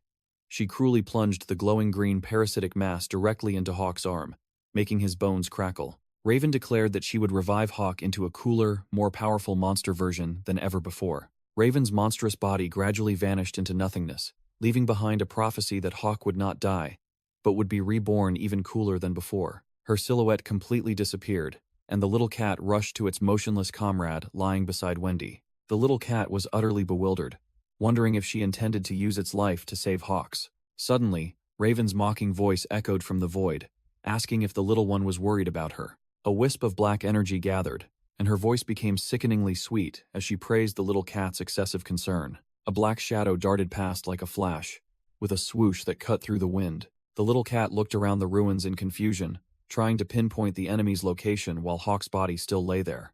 It mumbled that Raven was dead, but its intuition warned of impending doom. A pair of bird feet unexpectedly landed gently on the little cat's head, with a provocative tap. It turned out to be a plump crow with a blue crystal shard on its face, which shrieked, "Surprise!" making the cat freeze. The little cat, startled, let out a high-pitched meow, and then jumped up in utter shock. The jump made it lose balance, and it plopped down onto Hawk's unconscious stomach with a whack. The crow chuckled, praising the little cat's cuteness, while the cat stammered in disbelief that she was still alive and tenacious as a leech. The crow casually explained that although her body had shrunk, she was immortal, unless all the magic stones she had hidden were destroyed. The little cat immediately probed, asking how many lives she had hidden so it could keep track. The crow smirked cunningly, stating bluntly that it was a secret she couldn't reveal. Realizing it couldn't extract any information, it anxiously looked at the stone in Hawk's hand and asked if he would turn into a monster. She nonchalantly replied that Hawk's fate now rested entirely in the little cat's paws. The little cat panicked, vehemently denying it, as it didn't want to see its comrade degenerate into a monster. The crow concluded with a sinister smile, saying that if the cat wanted to save its friend, it had to follow her instructions on how to use the mana stone. The crow explained that the World Tree's mana stone could revive corpses, but an outsider who didn't know magic would immediately shut down. The little cat sniffled, its mind reeling, unable to process the new information it had just heard. The crow warned coldly that if it didn't want Hawk to turn into a monster, it had to inject magic immediately. The little cat was dumbfounded, exclaiming in surprise upon hearing the word magic. The crow asserted firmly, forcing it to use its own magic to pull Hawk's consciousness back from the brink of death. The little cat asked blankly how it was supposed to do that.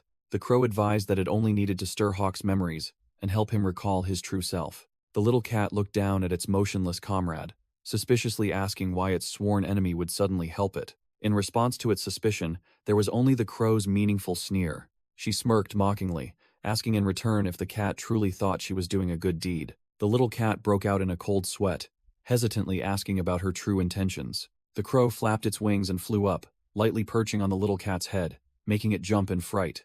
She leaned close, reassuring it with a fake tone, telling it to trust this plan absolutely. Her blue eye gleamed, calling it a silly cat, accompanied by a sinister chuckle. The little cat's eyes welled up with tears, as it desperately confessed that it only wanted Hawk to live again. Pushing aside all doubts, it stood upright on Hawk's chest and declared that it would put its trust in her. Seeing that the bait had been taken, the crow flapped its wings and soared high to depart. She praised the little cat for being obedient, and wished it good luck with the mocking tone of a superior. As she flew away, she looked back and added a few hollow words of encouragement, saying that the cat would surely save its friend. The crow vanished into the air with an ominous promise to meet again, leaving the two on the desolate ground. The little cat wailed on Hawk's body because that woman had flown away without bothering to give specific instructions on how to save him. Wendy staggered awake behind them, looking quite disheveled and exhausted after the battle. She thanked the cat for helping her recover, but then fretted because Hawk was about to turn into a monster. The little cat wiped away its tears, firmly asserting that it would save its friend because the witch had promised so. Wendy revealed that she had overheard everything and poured cold water on the idea, saying that Raven's method was not a cure, but merely a trick to stimulate memories. Her eyes were sharp as she explained that it would only help retain consciousness, while the host body continued its mutation process. To stop the transformation, one had to extract the energy core, but unfortunately, the guild hadn't found a way to do so without killing the host. Wendy knelt beside Hawk, stating that the most feasible option was the mana absorption technique that the cat's father had once mentioned. However, the catch was that this method also required the victim to be conscious, so for now, they still had to go along with Raven's plan. Wendy asserted that only green attribute mages could handle memories, and she knew how to use it, but they were lacking green energy. Suddenly, she paused, her expression changing as if she had just remembered an important detail. Wendy rummaged through Hawk's belongings like a professional thief while the little cat watched in bewilderment. She pulled out a tube of blue solution, secretly marveling that this fool carried so many potent items. Wendy intended to use it to cast magic, but suddenly remembered she needed to load it into a magical weapon first. The little cat interrupted her complex thoughts with a blunt declaration that it just needed to suck it in.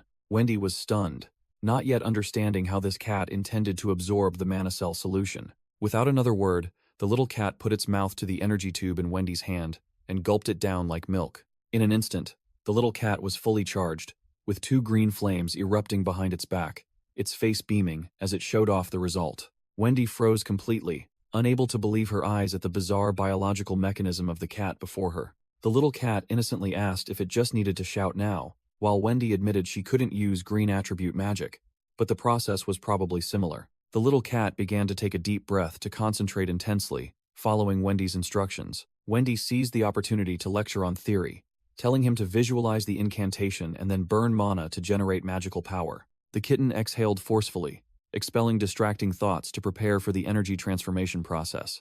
Wendy emphasized that the more intense and sincere one's emotions and will, the more formidable the magic created would be. She told the little cat to pour all his desires into the magic, while he took a deep breath that filled his chest. The kitten exhaled with all his might, releasing the pent-up energy flow within his body. A fierce burst of green light erupted, creating a human-like reflection of the kitten, roaring powerfully.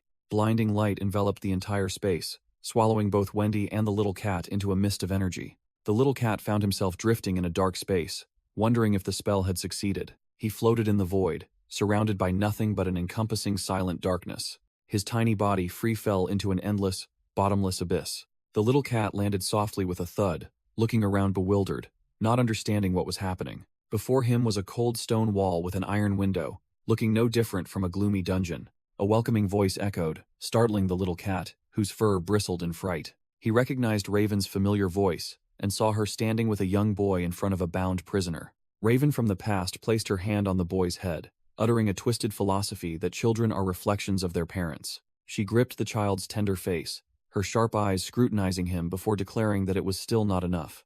The bound prisoner sat panting, unaware that his fate was about to be decided by the witch's morbid amusement. Raven stood behind young Hawk, whispering deadly sweet words into his ear to incite murderous intent. The little cat trembled in fear, realizing he was trapped in Hawk's painful memory, where Raven forced the child to kill the prisoner. Hawk trembled, his eyes bewildered as he asked about the identity of the strange man bound before him. Raven brazenly fabricated that the man was an assassin to legitimize forcing Hawk to kill him on the spot. The boy stared at the blade attached to his hand, sweating profusely from hesitation and fear. The witch used the blade to lift Hawk's chin, her sharp eyes cornering the boy psychologically. Hawk lowered his head, weakly muttering in protest that killing was wrong. Raven coldly tightened the magical bind around the boy's neck, declaring it an inescapable life-or-death test. The little cat was startled to realize the poor child was Hawk, and resolved to intervene immediately. He let out a roar to gather momentum, then lunged straight into the chaotic memory to save his friend.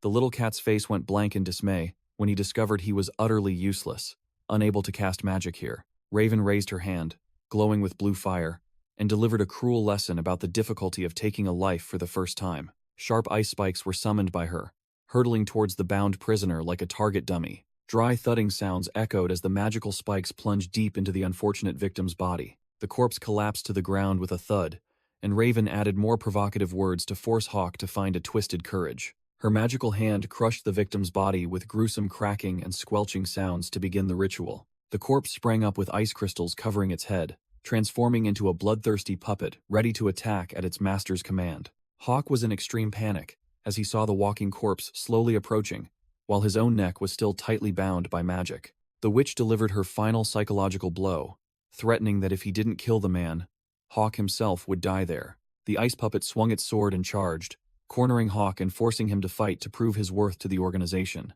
The little cat refused to give up, gathering momentum and leaping into the midst of the battle, intending to shield Hawk from the attack. But he was merely an invisible spirit, passing through everything and falling to the ground, utterly helpless against the darkness. The witch Raven strode through the battlefield, strewn with corpses, with the relaxed demeanor of someone taking a leisurely stroll in a park. The little cat flinched, startled to hear Hawk's familiar voice echoing in the memory space filled with the stench of death. The boy's eyes darted around the desolate moonlit scene, realizing this place had changed too much from what he knew. Raven hummed a tune as she glided past the corpses, indulging in her morbid pleasure of watching others die as if it were a refined pastime.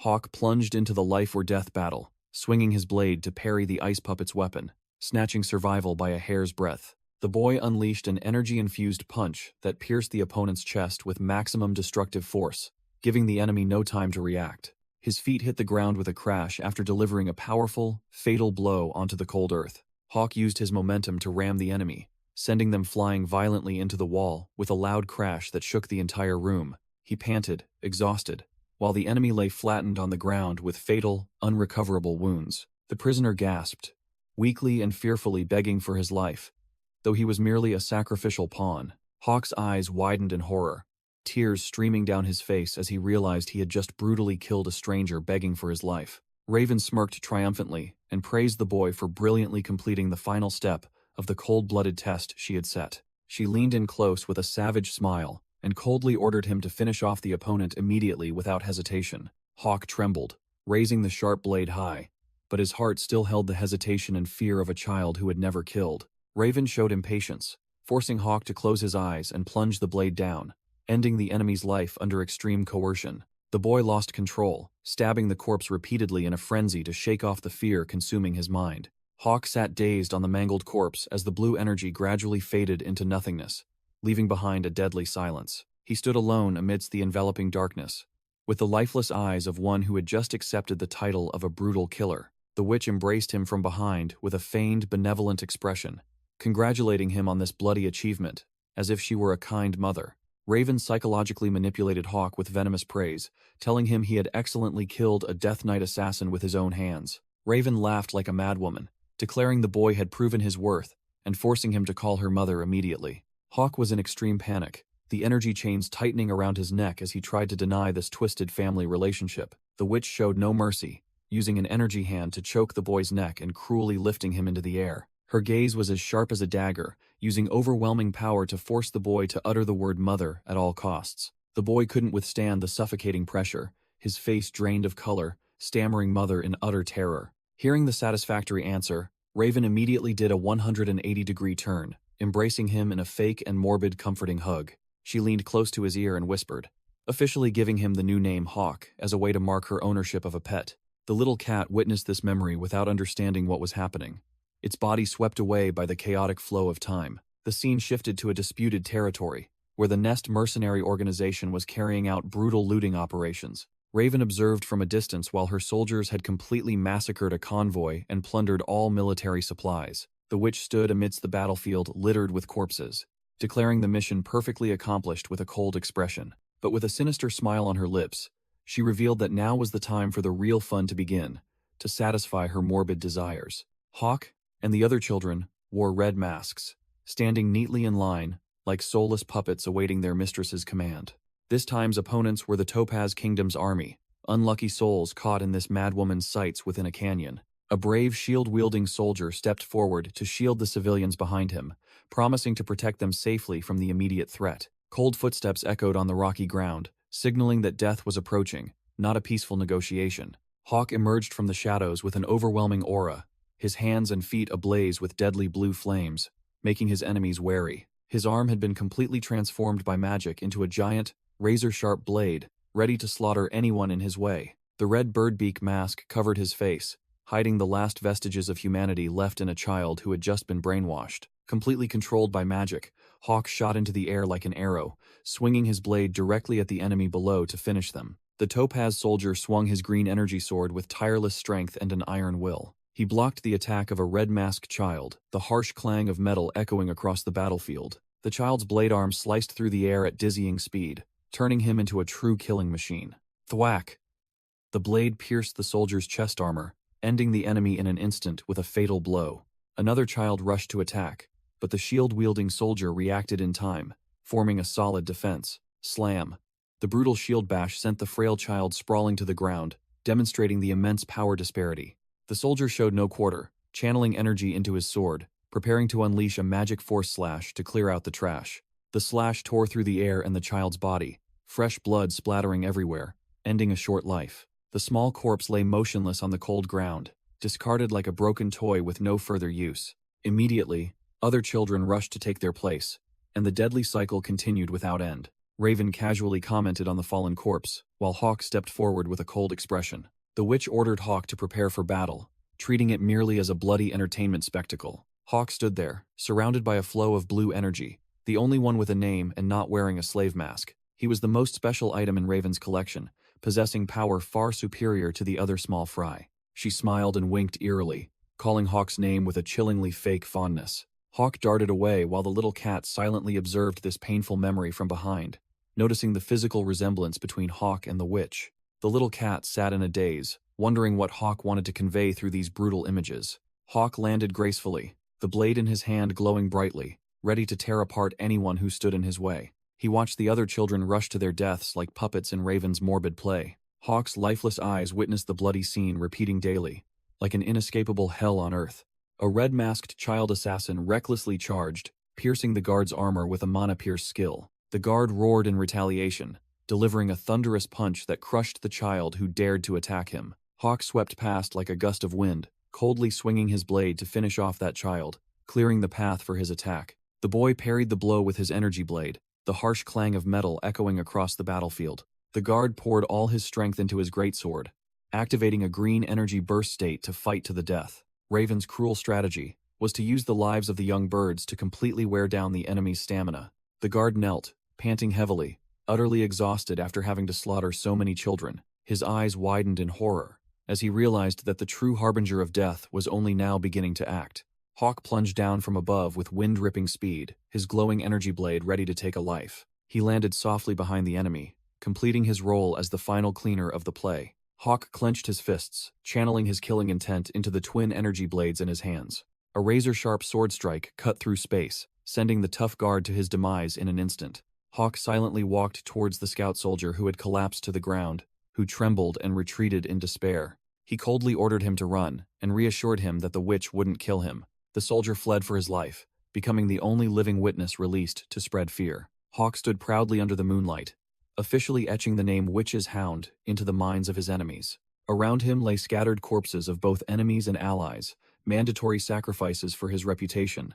A red-masked child lay gasping in a pool of blood, trembling and cursing the injustice of fate. Hawk stood in silent solitude, his dark eyes looking down at his dying comrade. Just as the child uttered a plea to live, Hawk swung his blade, ending its life with a decisive slash. The witch Raven coldly crushed the child's head underfoot, adding cruelly that she no longer needed this waste. Hawk stood frozen, biting his lip until it bled to suppress the chaotic emotions, threatening to burst forth. The witch turned to praise Hawk profusely for slaying the knight, declaring him a special commodity.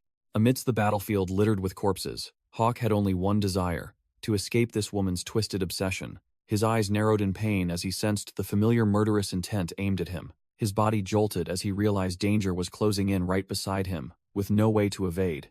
A blue energy spike suddenly pierced Hawk's chest, pinning him in place amidst his shock. Raven's arm had just unleashed a cruel punishment without a hint of hesitation or mercy. She stepped closer to the pinned Hawk, casually asking if he would bite his tongue again. As Raven caressed him like a pet, Hawk desperately begged her to grant him an immediate, liberating death. She placed his head on her lap, feigning kindness as she refused his plea, and shamelessly spoke of maternal love, despite having just discarded 3 other children. Her face revealed a look of madness as she declared the children's deaths a beautiful sacrifice for their grand purpose. Hawk lay helpless, listening to those hollow words, as tears of choked resentment began to stream from his eyes. He bitterly questioned how she could treat human lives as tools to be cruelly discarded after use. Raven tightened her grip on him, revealing that a witch's life was short and she had less than a year left to live. She frantically painted a vision of Hawk becoming her second self, slaughtering tens of thousands of enemies to become a great hero. Her true ambition was to be forever etched in history as the mother of that legendary hero.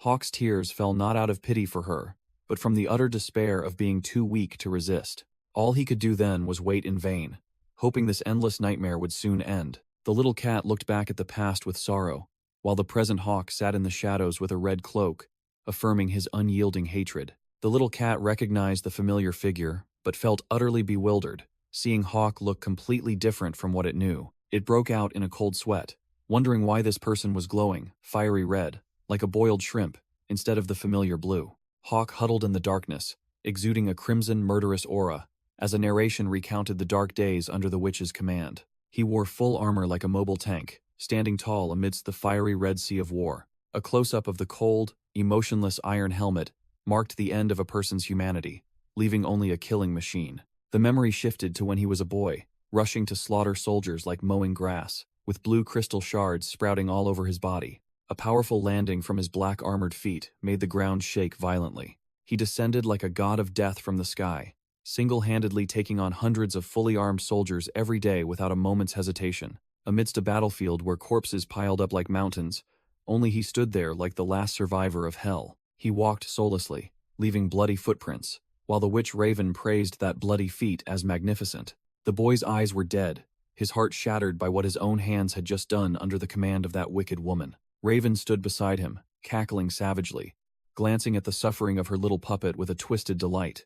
He stood alone amidst the corpses, with only a heavy sense of guilt weighing on his mind for the departed souls. She tightened the blue energy collar, making him gasp for breath, forcing him to look at the scene of slaughter, which she considered a masterpiece. Her satisfied smile upon seeing him complete the mission was the very source of all the hatred boiling in his blood. It was his utter hatred for Raven that was the only thing keeping him sane, from completely losing his mind amidst the mire of sin. But that fragile lifeline of hatred also had its limits, as he gradually lost himself. Gradually, he forgot who he was, knowing only that he was the witch's loyal hunting hawk. He wondered if he was an orphan who had lost his parents, or some kind of monster barely surviving each day. Raven hugged him tightly from behind, whispering sweet brainwashing words to turn him into an obedient puppet who only knew how to listen. Sirius appeared like a true grim reaper, declaring an end to the thousands of lives that had fallen by his hand. The black-haired kid in cat form was astonished to realize the armored figure was not its father,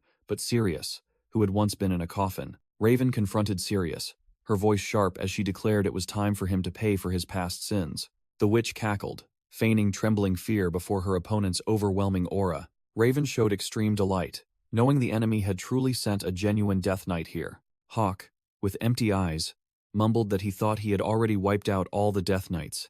Raven patiently explained to her puppet that only those wearing that specific armor were worthy of that title. She smirked arrogantly, revealing that, respectfully, he was the Death Knight Lord. Sirius maintained his cold demeanor behind his mask, only remarking that she knew too much about his organization. Raven spread her arms mockingly, saying his secret organization operated so loudly that everyone knew its reputation. She ignited a blue flame in her hand, proudly asserting that her faction was strong enough to make the entire Topaz Kingdom wary. Raven ordered the attack, convinced that destroying Sirius here would make her reputation skyrocket. Sirius adjusted his grip on his weapon, accepting to step into the bloody game the witch had just set up. He lightly tapped his sword on his shoulder, uttering a brief but weighty acceptance. The clanging of metal as the heavy armor moved signaled an impending slaughter. Sirius erupted with crimson energy around him, charging into battle with an aura that overwhelmed all opponents. Raven stood behind, controlling Hawk and the children to rush forward as cannon fodder to deplete Sirius's stamina, following her familiar dirty tactics. Sirius fought fiercely amidst the encirclement of the child assassins, while the black-haired kid could only frantically search for cover. Hawk exploited an opening, charging forward with terrifying speed, swinging his razor-sharp blade to finish off the target. Sirius displayed superior skill as he used his bare armored hand to easily block Hawk's attack. Sirius plunged into the battlefield like a meteor, commencing the slaughter. He He landed with a crash, seizing a child soldier with one hand as easily as catching a chick. A punch imbued with red energy immediately sent an enemy to their demise. A lightning-fast kick sent another flying backward like a kite with a broken string. Amidst the dense encirclement, his close-quarters combat skills still completely outclassed the children. A child soldier recklessly leaped, attempting a sneak attack from above. Another charged in, trying to compensate for lack of skill with sheer numbers. With a sharp clang of metal, Sirius effortlessly blocked every attack. He leaped into the air, leaving the bewildered small fry on the ground. High above, Sirius accumulated a colossal, destructive amount of blazing red magic power. He unleashed deadly energy beams, tearing through the enemy formation below. Sirius landed with a deafening shriek, the aftershock sending everything nearby flying. His hand blazed, exuding an aura of pressure that made the weak tremble. Fiery red energy arrows pursued the soldiers, fleeing in despair. He clenched his fist, completely dominating this one-sided battle. Hawk glided like the wind, dodging the barrage to approach his target. He unleashed his strongest cleaving strike at Sirius, but only met with a futile clang.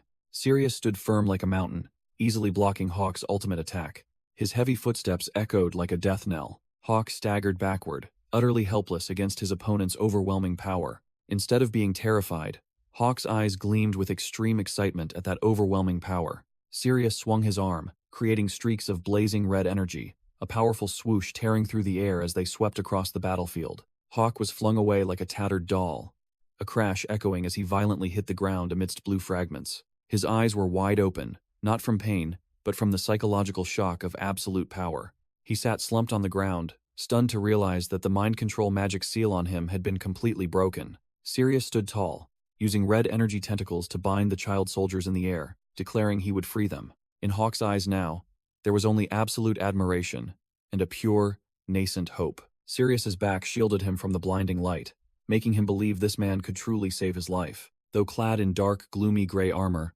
looking far from bright, to Hawk, he shone brilliantly, no different from a hero stepping out of fairy tales. Returning to the current observation, the little cat stealthily poked its head out from behind the rock with a soft peep. It innocently asked if this exciting show was over, so it could plan its next move. A flash of electricity startled the cat, an eek escaping in panic as it realized things weren't over yet. Raven smiled falsely, sarcastically remarking that Sirius controlling the children without killing them was too sweet. Her sharp eyes mocked, scoffing that it was ridiculous for a professional assassin like him to show mercy. Sirius maintained a cold demeanor behind his mask, asserting that he always observed and thoroughly assessed his targets before acting. He judged the children to be mere victims of mind control magic, and his principle was never to kill victims. Raven immediately retorted with arrogance, revealing that the prerequisite to becoming a baby bird was to kill. She firmly asserted that all the bound children were murderers who had already shed blood. Raven delivered another psychological blow, claiming they were willing perpetrators, making Hawk hang his head and clench his fists in shame. Sirius sheathed his greatsword with a thud, asserting that these children were forced to wield weapons, not willing participants. He drew a dagger and pointed it directly at Raven's face, sternly declaring that she was the only true villain here. Raven erupted in blue flames, her voice mocking as she asked if he was intentionally forgetting about her. Her cold blue eyes pierced deep into her opponent's heart, scolding him that as a killer himself, he had no right to judge. Sirius leaped into the air with a ring of red energy, roaring that he was completely different from this witch. Raven unleashed a cruel attack aimed at the children bound by Sirius's red ropes, forcing him to block the blow for them. Her cruelty triumphed as the red energy bonds shattered, flinging the masked children away. Giant stone spikes rained down from above, piercing through Sirius's armored body with a chilling thud. A sword fell, embedding itself into the ground right in front of Hawk, who sat helplessly on the ground. Young Hawk's golden eyes widened in horror as he witnessed his invincible idol fall. Sirius was pinned to the ground by numerous sharp stone spikes, while Raven stood proudly amidst the ruins. Blood gushed from Sirius's mouth inside his helmet. He coughed, realizing this was vile body-transforming magic. Raven calmly explained it was magic that transforms living beings into metal, while Sirius knelt, unable to move. A crude, shadowy hand violently ripped off Sirius's helmet, mocking him for going easy on her fledglings. Raven held the helmet in her hand like a trophy, smiling triumphantly, and calling Sirius an incurable fool. Sirius's true face was revealed, his eyes blazing with furious red, as he growled, asking if she was mocking him. Raven feigned surprise that he was still conscious enough to retort. Normally, victims would be silenced by the pain. Her blue eye narrowed in scrutiny, wondering if he had traded the sensation of pain for magical power. She stood before the defeated foe, remarking enviously that being a red mage must be great, not knowing what pain even was. Raven unleashed an extremely powerful blue energy blast at Sirius's face, declaring he could die peacefully without feeling any pain. The black-haired kid in cat form rushed forward in a panic, shouting loudly that Sirius must be saved immediately. A gloved hand suddenly snatched the glowing cat, and a voice echoed, reassuring it not to worry. The teenage hawk held the cat tightly in his arms, calmly explaining that they were merely inside his memories. The boy's eyes turned sharp as he firmly asserted that this was not where Sirius was destined to die. Hawk suddenly lunged forward and plunged a fatal dagger through Raven's abdomen from behind, leaving her no time to react. Raven's eyes rolled back from the immense shock. Her throat choked, unable to utter a word after the sneak attack. The furious witch swung her hand and delivered a devastating slap that sent her treacherous disciple flying far away. Hawk tumbled to the ground with a thud, his face contorted in pain after the witch's counterattack. Raven trembled violently, her eyes welling up with tears as she realized that the one who had just struck her was the very child she had raised. She screamed in despair, reproaching him for daring to do such a thing after all she had sacrificed for him. Hawk sat on the ground, his face smudged, looking at her with a complex expression and remaining silent. Raven's tears streamed down. She sobbed, explaining that all she ever wanted was to turn him into a hero. Sirius finally spoke. He looked at the dagger and affirmed that it was Hawk's will. Sirius's blazing red eyes stared directly at her, emphasizing that it was not control or coercion, but true free will. Raven furiously yelled at Sirius to shut up, claiming he knew nothing about their affairs. She unleashed a blue energy blast towards Sirius to silence him, screaming in extreme rage. Suddenly, a colossal sword pierced Raven's chest from behind, sending her witch hat flying into the air. Raven coughed up blood, her eyes wide with horror, as she turned back, stammering to ask who had just attacked her. A black-armored knight suddenly appeared right behind her, coldly declaring himself an assassin. The knight swung his blue energy sword and delivered a decisive slash to finish off the talkative witch. Noir channeled energy into his greatsword. A murderous blue flame erupted, preparing to strike. A razor-sharp sword strike tore through the air, sending Raven to her immediate demise to everyone's astonishment. Hawk stood frozen in place, his face drained of all color at the brutal scene that had just unfolded. Sirius was impaled like a porcupine by a pile of sharp thorns, covered in blood, yet his red eyes remained wide open. The green cat clinging to Hawk's chest confirmed that the newly arrived knight was the one who had finished off Raven. Hawk was stunned to realize that the true identity of that individual was Garon.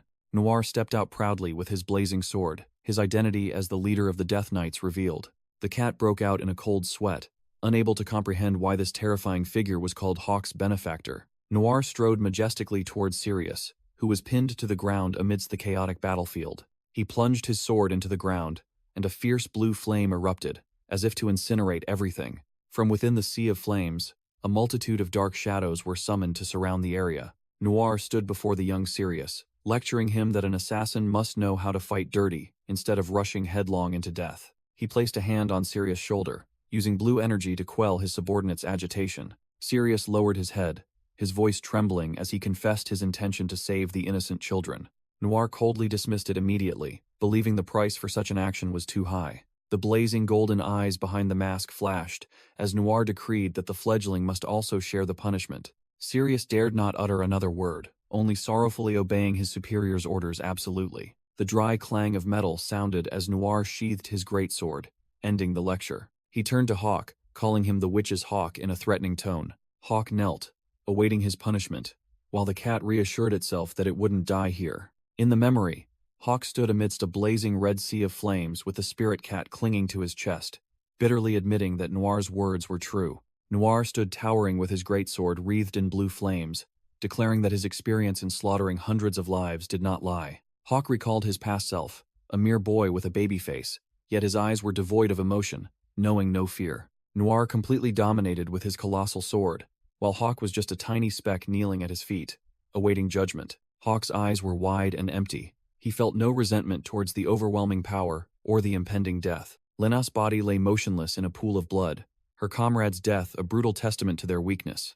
Noir pointed his sword at Hawk's neck, decreeing that his cruel actions were justice and that he accepted the title of villain. Bitter tears began to stream down Hawk's cheeks. He choked out words about his belated regret. Noir leaned down to look at his prey, coldly announcing that he was about to send the boy to his death right now. Hawk cried out amidst his tears. He knew well that this tragic end was inevitable for the weak. He firmly asserted that Noir would strike, accepting his fate of being purged as a matter of course. Noir suddenly paused. He wondered why this brat was about to die, yet looked so happy. The razor-sharp blade was pressed against his neck, but Hawk wore a strangely contented smile amidst his streaming tears. He looked directly at his executioner, his twisted smile containing the profound pain of an unfortunate child. Hawk confessed that for someone like him, living in an earthly hell, death was the greatest liberation. Noir stared at the boy, that sorrowful confession making even the cold-blooded assassin ponder. Whoosh!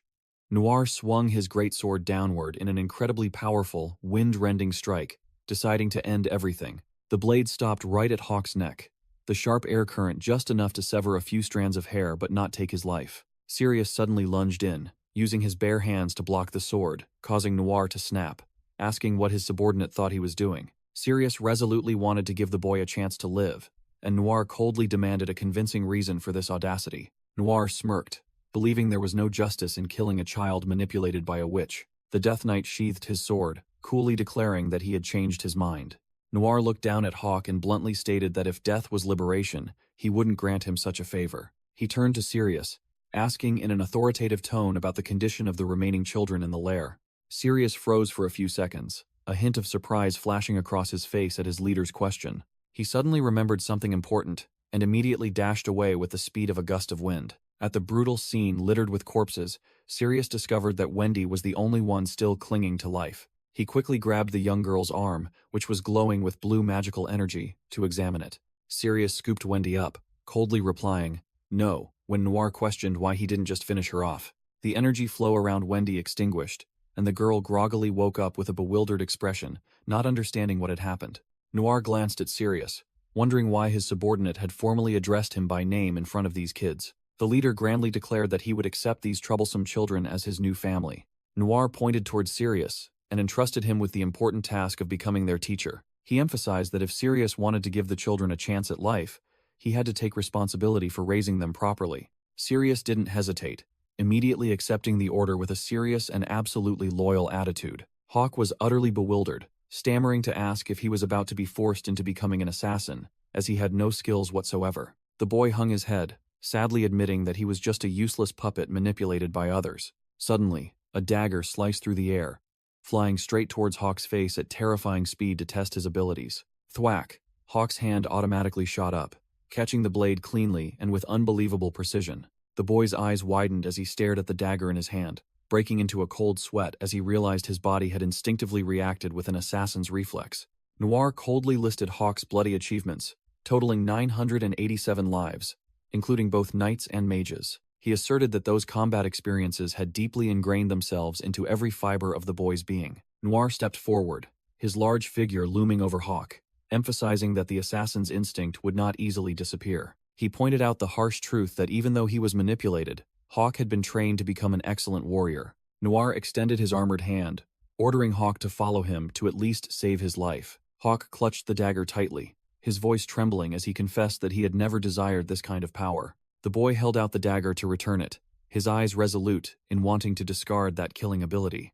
Noir unexpectedly grabbed Hawk's hand decisively, preventing the boy from giving up. He declared that he would make Hawk use that power for a more meaningful purpose and called it his punishment.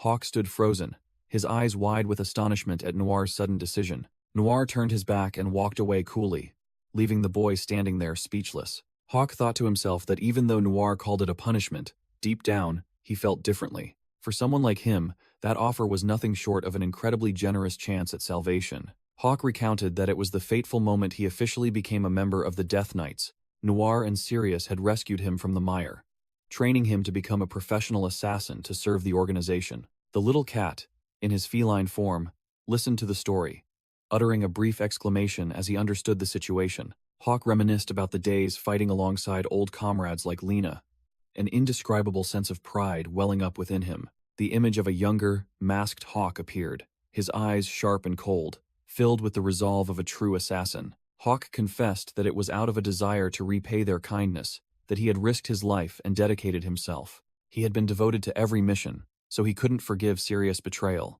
but now he still wanted to hear the real reason. Hawk thoughtfully admitted that Sirius had once been his righteous teacher and the greatest benefactor of his life. Gunter the Butcher appeared with a newspaper in hand, announcing the tragic downfall of the Topaz Kingdom. Raven's haunting phantom rose behind a death knight, marking the witch's resurgence. Hawk, in his armored suit, confessed that he had been consumed by bloodlust and hatred amidst those chaotic events. The little cat, in his feline form, broke into a cold sweat upon hearing Hawk say he had forgotten the pain of being exploited by others. Hawk bowed his head in remorse, admitting that he had only seen the kid as a tool to carry out his revenge plan. He knelt in the crimson darkness, confessing that he had been too focused on his own goals and ignored the pain the kid had to endure. Hawk cried out in torment, blaming himself for not having considered what the kid had gone through. Darkness enveloped Hawk as he uttered his belated but most sincere apology to the kid. He knelt, explaining that this was the only way to express his sincerity and apologize to him. Hawk stood up with a resolute gaze, declaring that if the kid had come to save him, it was no longer necessary. He turned his back and walked into the void, asserting that his journey had truly ended here. Hawk explained that Sirius was dead and he himself had destroyed Raven with his own power. For him, the vendetta had been settled, so there was no longer any reason to continue existing in this world. The little cat cried out Hawk's name in a choked voice, his face revealing utter shock. Memories flooded back, showing Hawk in his armored suit, gently cradling the little cat in his hands with rare tenderness. With teary eyes, the kid recalled how Hawk had helped him even though they were complete strangers. Even though the kid had attacked first, Hawk still used his body to shield the little cat from the attacking magical vines. Hawk, in his armored suit, had protected him and asked him to come along without questioning or demanding any conditions. The little cat burst into sobs, realizing that for him, Hawk was true family. Hawk stood dazed in the void, hearing echoes from the past, reminding him of a family promise. The white cat roared fiercely, vowing to save the most important friend in its life. Hawk burst into tears, confessing his ultimate fear of losing what was precious once again. The young cat affirmed that Hawk was family, and he didn't need to utter empty apologies. Hawk's soul began to melt, dripping onto the pitch-black ground like molten wax. His entire being transformed into a green speck of light, then shot away at blazing speed. A dazzling burst of light erupted, marking the soul's return to the real world. Wendy stood guard on the windy cliff, her black cloak fluttering majestically. She watched in confusion as Hawk's body glowed green, yet he still wouldn't awaken. Wendy anxiously realized the revival process was taking too much precious time. She spun around, highly vigilant of the unusual fluctuations in the surrounding environment. Night was slowly falling, signaling that bloodthirsty monsters were about to emerge to hunt. Wendy worried that a monstrous mutant would appear, targeting the cat. She gripped her staff tightly, her eyes sharp and cold, preparing for the worst-case scenario. Wendy told herself she had to protect her comrades at all costs, allowing no mistakes. A dark figure stood towering on a high rock, exuding a chilling, murderous aura. The stranger bid Hawk farewell with a cold and mysterious tone. Noir appeared in his imposing black armor, drawing a blue energy bow, ready to shoot. He suddenly froze, lowering his weapon as he recognized the familiar energy emanating from the cat. Noir knelt on one knee respectfully, welcoming the return of the World Tree's master. Raven, in her energy form, declared that she had sown a seed and would wait to see if the chosen one was worthy of being a vessel. She coldly ordered them to wait patiently until the branches began to flourish. Noir obediently knelt on one knee before his master, showing absolute submission without hesitation. He promised to bestow a fitting gift to accelerate Hawk's power growth. A terrifying growl echoed from the dark forest, signaling danger lurking nearby. Wendy flinched in horror, cold sweat breaking out as she felt the dense, murderous aura enveloping the space. She shivered upon hearing a desperate cry echo, signaling the approach of a bloodthirsty predator. Wendy was utterly bewildered, wondering if it was a wild beast or a monster, while the illusion of a rising undead haunted her mind. She gripped the borrowed dagger and the useless magic staff tightly, bitterly realizing she was severely lacking in equipment. Worse still, she was completely depleted of mana, meaning she couldn't cast any spells to aid in combat. A dark shadow shot out with a tearing sound, landing with a thud right next to Hawk's unconscious body. The monster revealed itself with thick black fur and a stark white skull-like head, growling menacingly at its plump prey.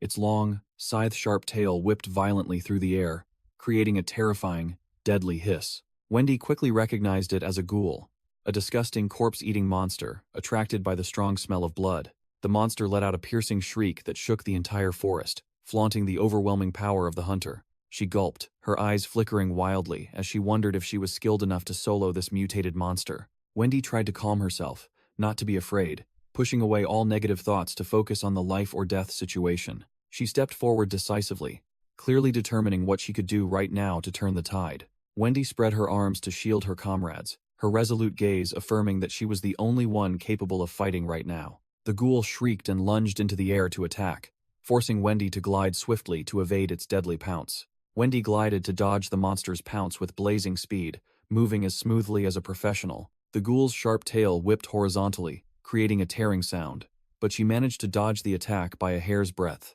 Noticing a fatal opening as the monster attacked broadly, Wendy immediately charged forward, intending to counterattack. She gripped the dagger tightly, her eyes sharp and cold, telling herself she could easily make short work of this thing. Wendy leaped onto the monster's back and delivered a fatal slash, making it shriek in pain. The clean cut severed the ghoul's dangerous tail, which plunged into the ground amidst its desperate screams. Landing safely, Wendy was also surprised by her own smooth execution, wondering if she possessed innate swordsmanship talent. While basking in her success, she suddenly froze, her eyes widening in alarm as she realized a serious problem.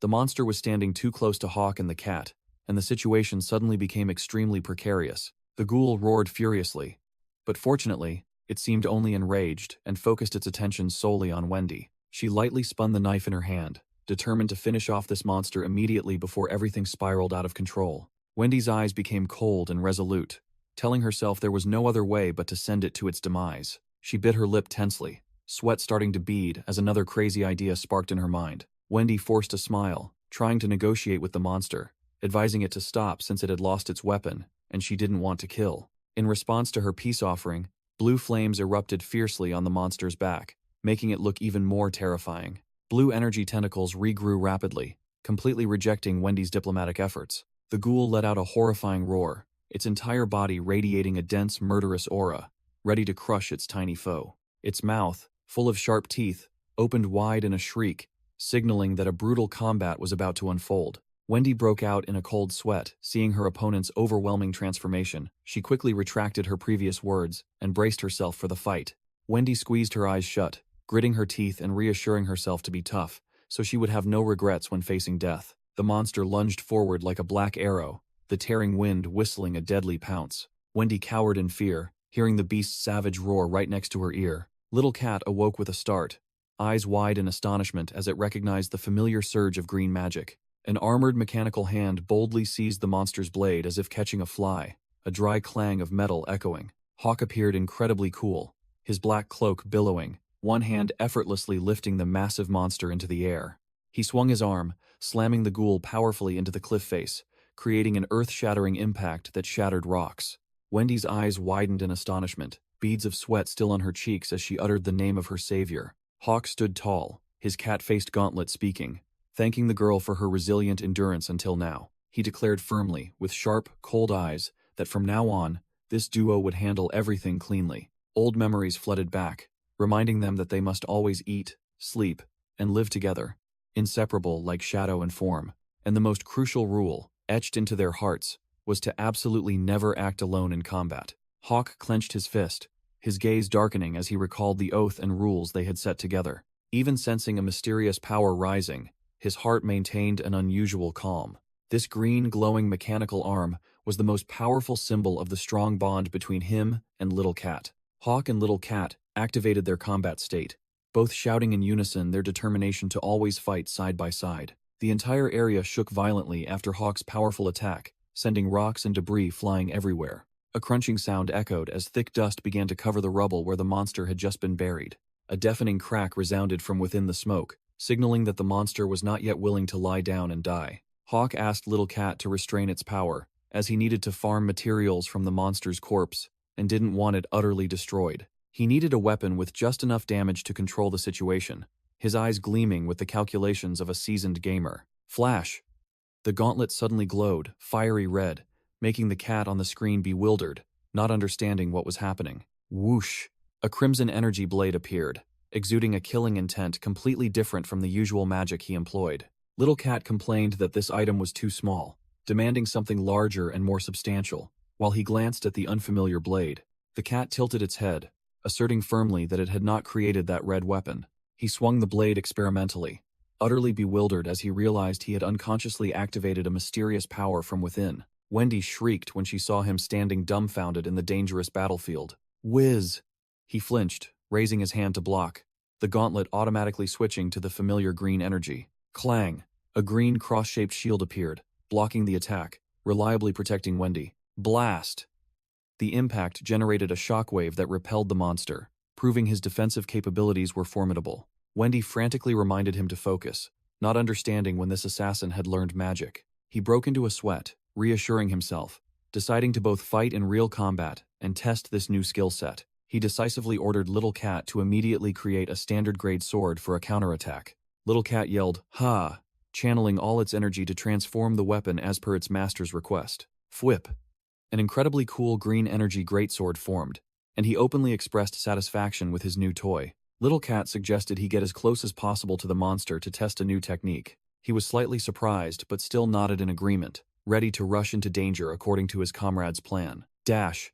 He shot forward like an arrow, swinging his sword directly at the furiously roaring monster. Hawk realized his hypothesis was correct, as he free fell while activating magic, his left hand holding the red sword and his right accumulating green energy. He gripped his weapon tightly, the two streams of green and red power intertwining, creating an unprecedented overwhelming aura. Hawk plunged down like an arrow, his left hand holding a fiery red sword while his right had transformed into a razor-sharp green energy claw.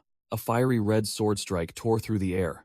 He attacked directly, making the monster shriek in pain.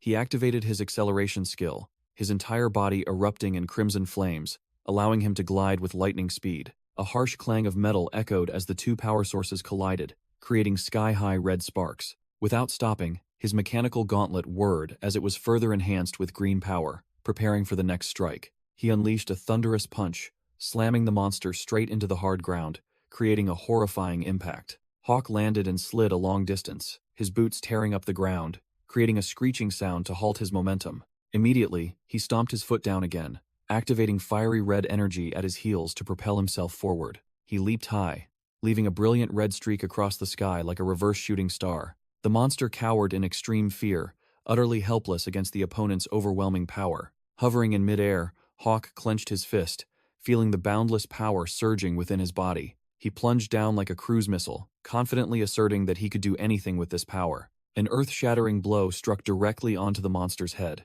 causing the surrounding ground to crack into fragments. The monster only managed a desperate shriek as its skull-like face was crushed by the energy surge. A colossal energy explosion erupted at the point of impact, blasting away everything nearby within a close radius. The dust cleared, revealing Hawk standing proudly atop the completely defeated monster's corpse. Little Cat emerged from the gauntlet with a nonchalant expression, signaling Hawk to go ahead and finish what needed to be done. Little Cat was diligently gnawing at a rigid blue mana crystal growing on the rock. It used all its might to pull out the stubborn thing, its face contorted in a pitiful grimace. With a pop, the crystal vanished, completely absorbed into the gem on the cat's forehead. While Little Cat cheered, having fully recharged its mana, Hawk stood silently beside the corpse of the monster he had just obliterated. Hawk stared blankly, wondering how on earth the cat could swallow mana whole through its mouth.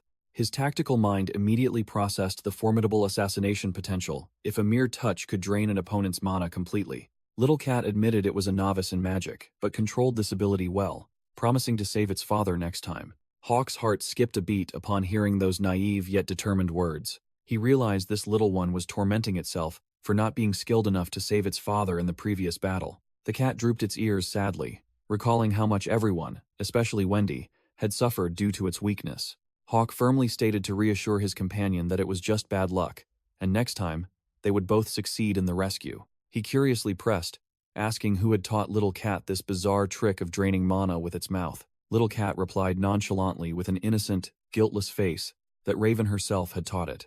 The answer made Hawk utterly stunned, unable to believe his ears. He quickly questioned again, as the entire team had clearly worked together to defeat that witch already. Wendy suddenly appeared in a tattered state and firmly asserted that the witch was still very much alive. She revealed the shocking secret that the cunning witch had hidden an additional backup magic stone within her body. Not only that, but she had also implanted one into Hawk, with the empty promise that it would save his life. Wendy hesitantly concluded with the harsh truth that Hawk was no longer human, leaving him needing time to process the information. Hawk mercilessly crushed a part of the monster, creating a horrifying crunching sound. He threw the collected items onto the ground, making Wendy, who stood behind him, flinch. Seeing him struggle with only one hand, she hesitantly offered to lend a hand. Hawk coldly refused, his hand continuously hacking at the corpse as an excuse to sort out his thoughts. Wendy advised him not to push himself too hard, exposing the fact that he didn't even dare to look directly at the corpse. His face hardened when she reminded him of his weak past,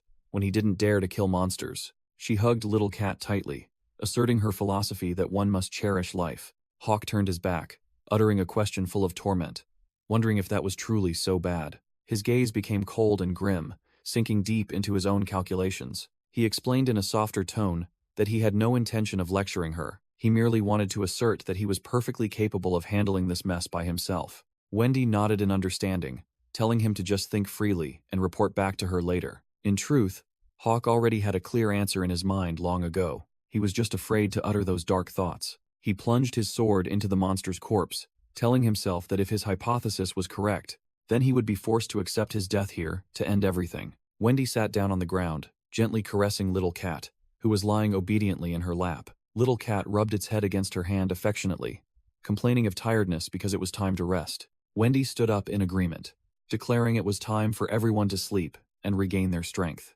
Wendy raised a finger to explain a special artifact that allowed them to use magic without expending energy. She showed off a giant storage cabinet with infinite capacity, yet it was incredibly light. With a simple gesture, Wendy shrunk the huge cabinet to fit perfectly into a travel bag. Extremely convenient. With a flourish, she threw out a magnificent self-unfolding compact tent that sprang open in the open. Next was a magic fireplace, glowing green to warm everyone through the night. Wendy finished conjuring, spreading her arms proudly, declaring that tonight's campsite was complete. She stood with hands on hips, smugly, while Little Cat on her shoulder was already nodding off. The little one immediately fell into a deep sleep, soft snoring echoing steadily. Wendy looked at it with a compassionate gaze, murmuring that, at this age, it should be in its parents' arms, not suffering like this. She gently tucked in Little Cat, wished it a good night's sleep, and hoped that at least in its dreams, it would see happy things. Wendy turned and stepped out of the tent, thinking to herself that she wanted to help with all her might, but still needed a nod of agreement from that stubborn guy. In the distance, Hawk powerfully swung the brand new blue greatsword, slicing through the air with a whistling, wind-splitting sound. Wendy watched from afar with a puzzled expression, wondering how long this guy would take to sort out his thoughts. He raised the newly crafted ghoul sword, its blue blade jagged, full of murderous intent, and sharp spikes. Wendy curiously asked if the sword was made from the ghoul's corpse, and Hawk casually confirmed that it was indeed recycled material. Her eyes widened in surprise at his terrifying crafting speed. She had thought it would take several days to finish this weapon. Hawk nonchalantly explained that once he had the materials, he just needed to shape it and glue it, leaving Wendy speechless as she asked if he really used glue. She broke out in a cold sweat at his blacksmithing mindset, thinking to herself that this was a weapon for killing, not a child's toy to be glued together. Hawk interrupted her astonishment, seriously telling her that he had finished thinking and wanted to hear her professional opinion on magic. Wendy, standing afar, probed, asking if Hawk truly trusted this unstable hunter's guild. Hawk, with a cold, expressionless face, firmly asserted that he would never trust those people. Wendy was dumbfounded, wondering why he would act so desperately if he didn't trust them. Hawk looked her straight in the eyes, delivering a highly trustworthy line that melted all doubts. "I trust you." He explained that her selfless act of risking her life to save others had made him change his mind. Wendy felt touched, scratched her head and chuckled, then apologized for accidentally attacking him earlier. Hawk delivered a final remark, stating that she was the very reason he used magic, making the girl blush intensely behind him. While lost in thought, Wendy suddenly shrieked, remembering a crucial matter she had almost completely forgotten. She quickly ran off, telling him to wait a moment, while she retrieved a special item for him. Wendy slipped into the tent, warning him not to wander off, which made Hawk shake his head in exasperation at her hyperactive nature.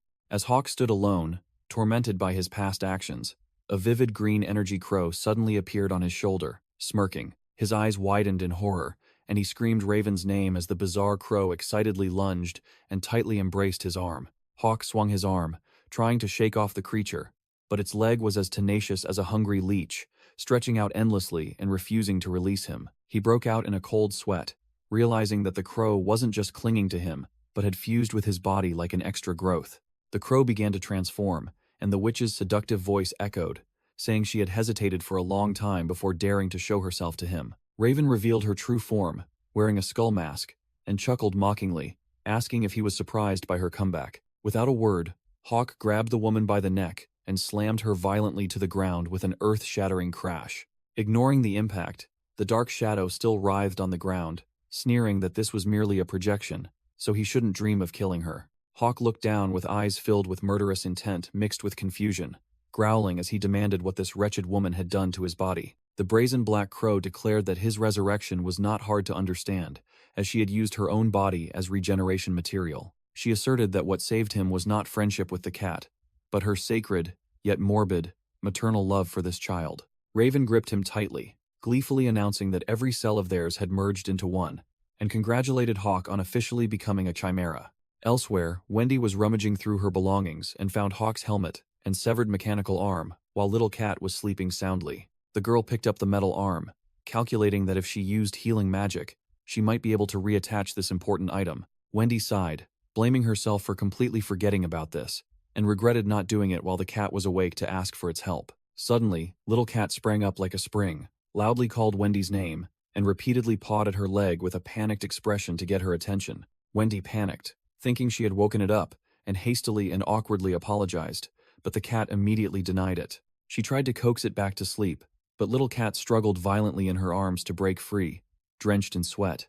The cat cried out in alarm, stating that Hawk was in extreme peril, hanging by a thread, which made the atmosphere tense. Wendy froze, tightly hugging the struggling cat, not yet understanding what on earth was happening to her comrade. Little Cat used all its might to give a powerful kick, breaking free from Wendy's grasp, and decisively launched itself into the air. It ran headlong at full speed towards the light from the doorway, continuously screaming Hawk's name in extreme anxiety. Wendy stood, rooted to the spot, watching the cat's silhouette disappear, her mind filled with questions about this sudden situation. Back with Hawk. Raven's haunting chuckle echoed as she fully materialized right behind him, enveloped in a deadly green aura. The skull mask leaned close to his ear, whispering triumphantly that she could now control him without expending any magic power. Raven writhed around Hawk like a venomous snake, brazenly declaring that he and she would be together forever, inseparable. Hawk roared in anger, swung his sword, and severed his own right arm to cut off the madwoman's control. The arm fell to the ground, but Raven only offered a perfunctory compliment, because immediately a new arm grew from the cut, rendering his efforts futile. Hawk raised his arm and froze in shock when he saw the severed arm had regrown completely, with a vivid green skull mocking him. He broke out in a cold sweat, unable to believe his eyes, at the terrifying regeneration speed of this parasitic monster. Raven emerged from the arm with a triumphant expression, asserting that getting rid of her would be harder than reaching the heavens. The grotesque hand reached out before Hawk, and she uttered tempting words, coaxing him to obediently accept this cruel fate. She coquettishly wrapped herself around Hawk's neck, uttering overly sweet, cloying words about a happy reunion that made him want to vomit. From a distance, Little Cat rushed forward like an arrow, screaming the enemy's name, burning with fighting spirit. The cat leaped into the air, determined to intervene in this morbid body possession spectacle. Without a word, Little Cat opened its mouth and bit directly into Raven's energy neck, making her flinch. The sudden bite, accompanied by a distinct thud, made Raven cry out in pain, never expecting the pet to dare launch a preemptive strike. The witch turned around in a panic and yelled, startled so much by the cat that her heart almost jumped out. Little Cat gnashed its teeth, boldly declaring that it had practiced this absorption skill to separate her from Hawk. Raven sneered at the cat, scoffing that the idea of separating a hybrid body was merely a pipe dream. Immediately, Raven's dark, shadowy hand swung up and snatched Little Cat's head as if catching a tiny fly. Hawk panicked when he saw his comrade caught, while Raven ordered him to ignore that troublesome cat. But Hawk brushed aside his worry, loudly cheering Little Cat to go for it, saying it wouldn't matter even if it failed. Given the green light by its master, Little Cat, despite being dangled, defiantly responded with a determined promise of rescue. The cat opened its tiny mouth as wide as possible, preparing to unleash the secret ultimate technique it had harbored for a long time. It sank its teeth into the energy mass and began to absorb voraciously, applying the mana absorption lesson Hawk had once taught. The crystal on Little Cat's forehead blazed with a brilliant green light, signaling that the process of draining the enemy's energy had begun. Raven screamed in despair that no one could separate a hybrid body and told them to give up immediately. Hawk yelled loudly at the enemy, firmly asserting that there was still a chance to turn the tide. He believed that Little Cat desired separation more than anyone, and because magic is the power of will, it would succeed. A continuous slurping sound echoed as the cat put all its might into absorbing, proving Hawk's unwavering belief that magic would be effective. Raven vehemently retorted, proudly declaring herself the most knowledgeable about magic and asserting that this was impossible. Little Cat burned with determination, telling itself it had to succeed, while its tiny mouth worked at full capacity to devour the energy. The cat's face contorted with extreme effort, with the sole goal in its mind to save Hawk's life at all costs. The image of its father appeared in its mind as two streams of green and red energy began to merge to salvage the situation. A wind-ripping swoosh sound echoed as the enormous energy stream from Raven's arm was sucked away like water flowing into a hollow. Raven broke out in a cold sweat, in extreme panic when she realized that only he was being sucked into that bottomless black hole. He couldn't believe his eyes, seeing 3 different types of mana manipulated so wildly. Raven shrieked that this theory was utterly wrong, as no vessel could possibly absorb both red and green mana simultaneously. The drained energy arm made Raven scream in indignation that this was an unacceptable, blatant scam. Hawk flashed a proud smile, reminding his enemy that he had said anything was possible with enough determination. Little Cat finished its energy buffet with a full belly, proving the true prowess of an extraordinary feline. A dazzling flash erupted, marking the perfect separation of the chaotic power sources. Wendy stood, rooted to the spot, utterly astonished to see the cat accomplish what the entire Hunters Guild had been powerless to do. Her eyes shone with admiration, convinced that this was the power of the destined hero who would save this world. Hawk stood tall with an incredibly cool demeanor after resolving the trouble, while Little Cat leaped down to the ground. Little Cat spat out a blue crystal mass, covered in saliva, onto the cold ground. That soaking wet crystal mass was Raven, who bitterly cursed the wretched cat for daring to swallow her. Crack. The crystal mass split open under invisible pressure, signaling the witch's miserable defeat. Hawk squatted down, poking at the pile of debris, ignoring Raven's screams threatening to destroy his true body next time. He stood up and dusted off his hands, Wendy hastily asking if he felt like a normal person again.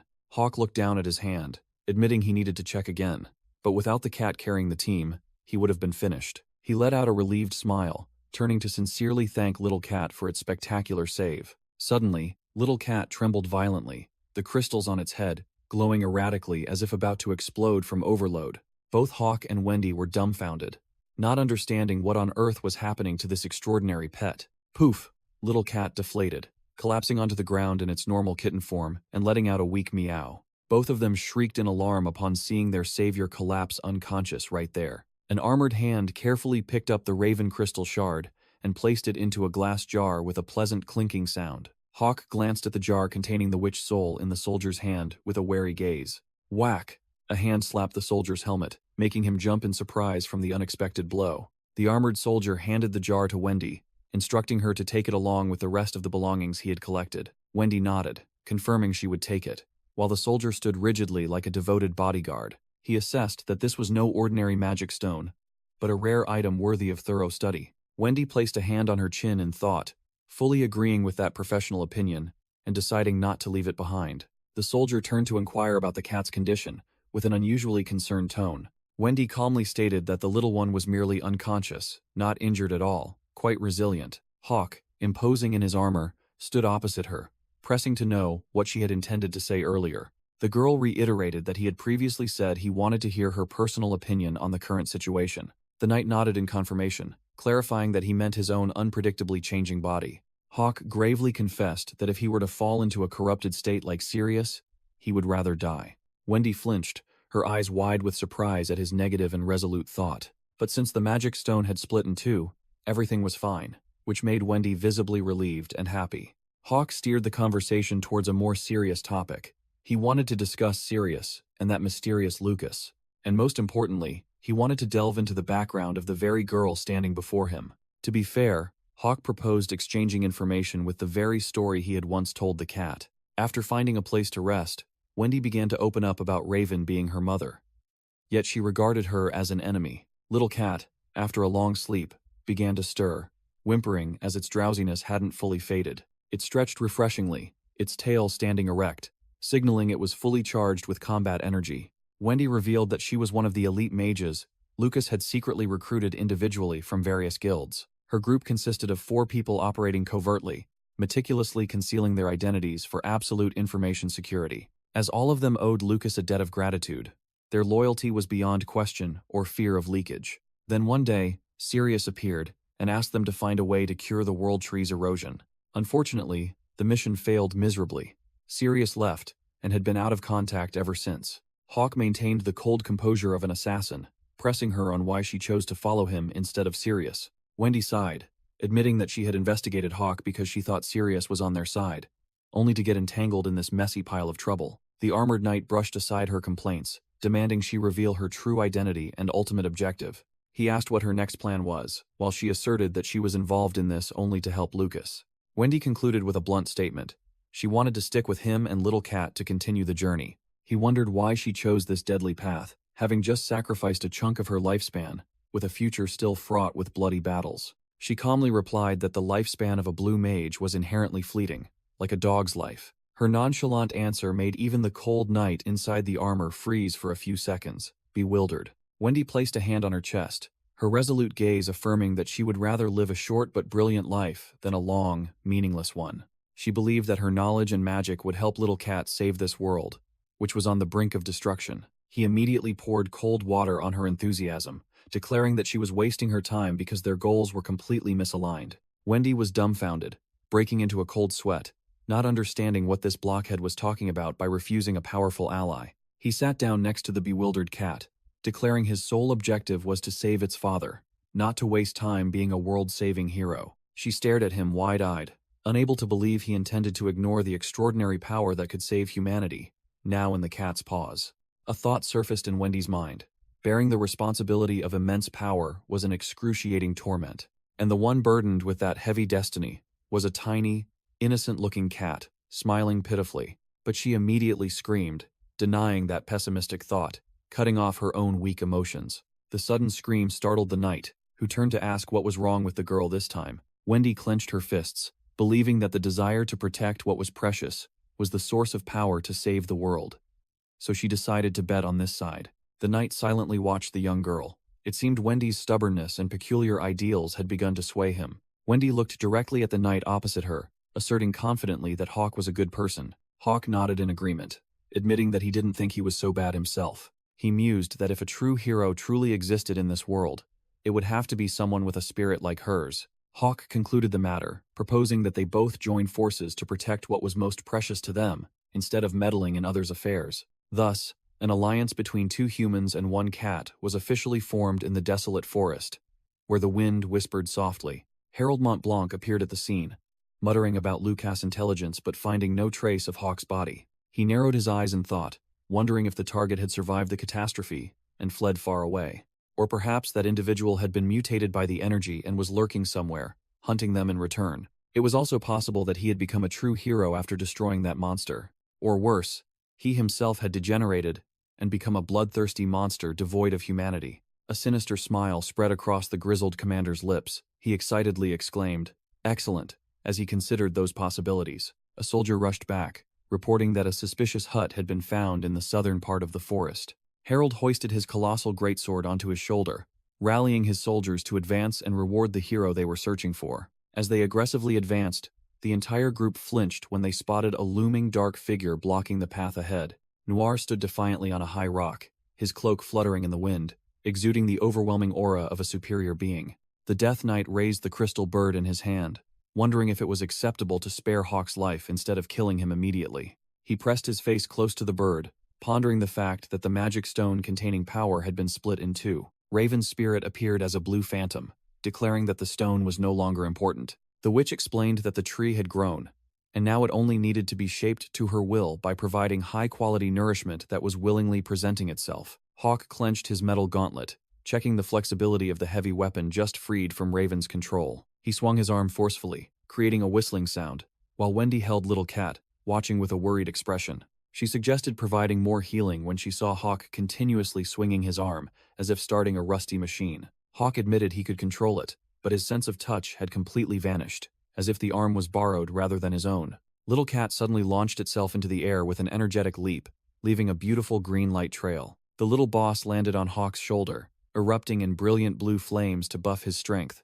making him let out a roar of exhilaration. As soon as it finished casting, the little guy ran out of mana, lying flat on his shoulder and complaining about running out of energy too quickly. Little Cat raised its head with an innocent expression, asking if its host's arm had improved at all. Hawk still shook his head in resignation because that damned numb feeling hadn't lessened at all, despite being enthusiastically buffed. He gently patted the pet's head to comfort it, promising to handle it himself and carry the team if the pain returned to torment him. Wendy stood in contemplation, her sharp eyes beginning to piece together the facts about this unusual loss of sensation. She turned to question Hawk's memory of the life-or-death battle with Raven last night to verify her hypothesis. Hawk replied nonchalantly that he remembered it perfectly, even though that struggle didn't really resemble a battle. He recounted in detail how Wendy had sucked Raven out with her mouth, but she was dumbfounded and denied it, making him realize that little Cat was the one with amnesia. Wendy broke out in a cold sweat when she realized that during the fusion process, the cat had burned its life force instead of absorbing mana to maintain its power.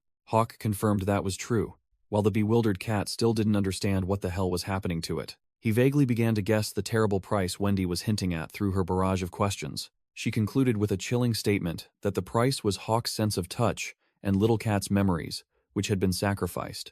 Both man and cat were stunned by the harsh truth of the permanent consequences of abusing the power of forbidden magic. Wendy looked directly at Hawk, prepared to deliver her final conclusion about the true nature of the risky fusion magic they had just performed.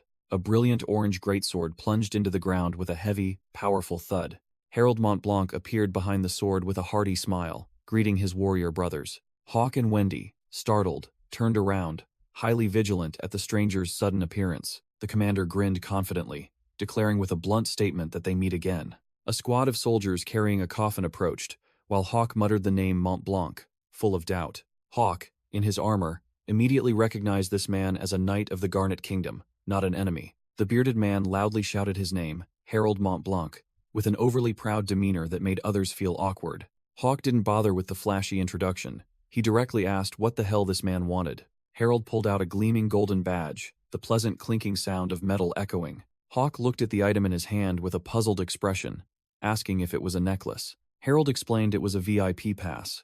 With this, Garnet guards would simply step aside. He considered it a thank you gift for saving the entire squad's lives.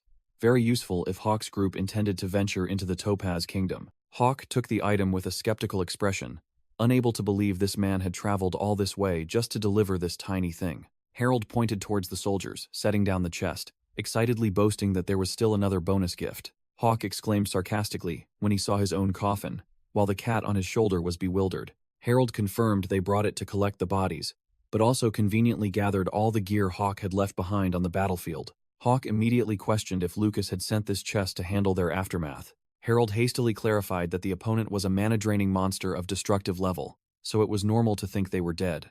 The commander chuckled, affirming his intuition told him Hawk was still alive, which was why he brought the reward as a precaution. Hawk brushed aside the empty pleasantries, growling as he asked where Lucas was currently hiding. Wendy timidly asked again to confirm if the commander truly intended to let her go. Harold admitted she was a dangerous mana-draining mage, but he was a true hero who knew how to repay kindness, so he wouldn't make things difficult. Hearing the good news, Wendy's eyes lit up like car headlights, her face clearly beaming with joy. She bowed deeply, profusely thanking him, while Harold waved his hand, telling her to relax, saying it was just a matter of give and take. The commander suddenly changed his tone to a serious one, declaring there was one last item, then pulled out his massive weapon. The yellow-orange greatsword was drawn from its sheath, slicing through the air with a sharp whoosh that startled everyone. Wendy was terrified, thinking she was about to be cut down, and exclaimed, asking what the hell he was doing. It turned out Harold was just showing off.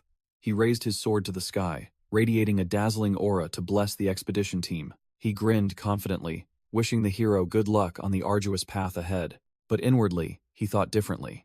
This blessing ritual was actually just a flashy procedure to entertain the public. The cat on Hawk's shoulder stared wide-eyed, mouth agape at the commander's undeniable coolness. Its heart pounded continuously. A strange sense of excitement began to creep into its naive mind.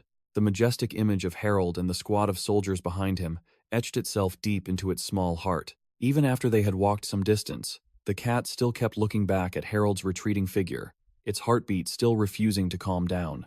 And in that very moment, it was no longer merely an ignorant pet. In its eyes now, Harold's figure was the perfect and dazzling definition of the words hero. It softly called Hawk's name, its tone becoming serious, completely unlike usual. The cat boldly declared its burning dream was to become a great hero. Thus, the bewildered cat from before had now found its life's purpose amidst this chaotic world. The scene shifts to a desolate, icy land.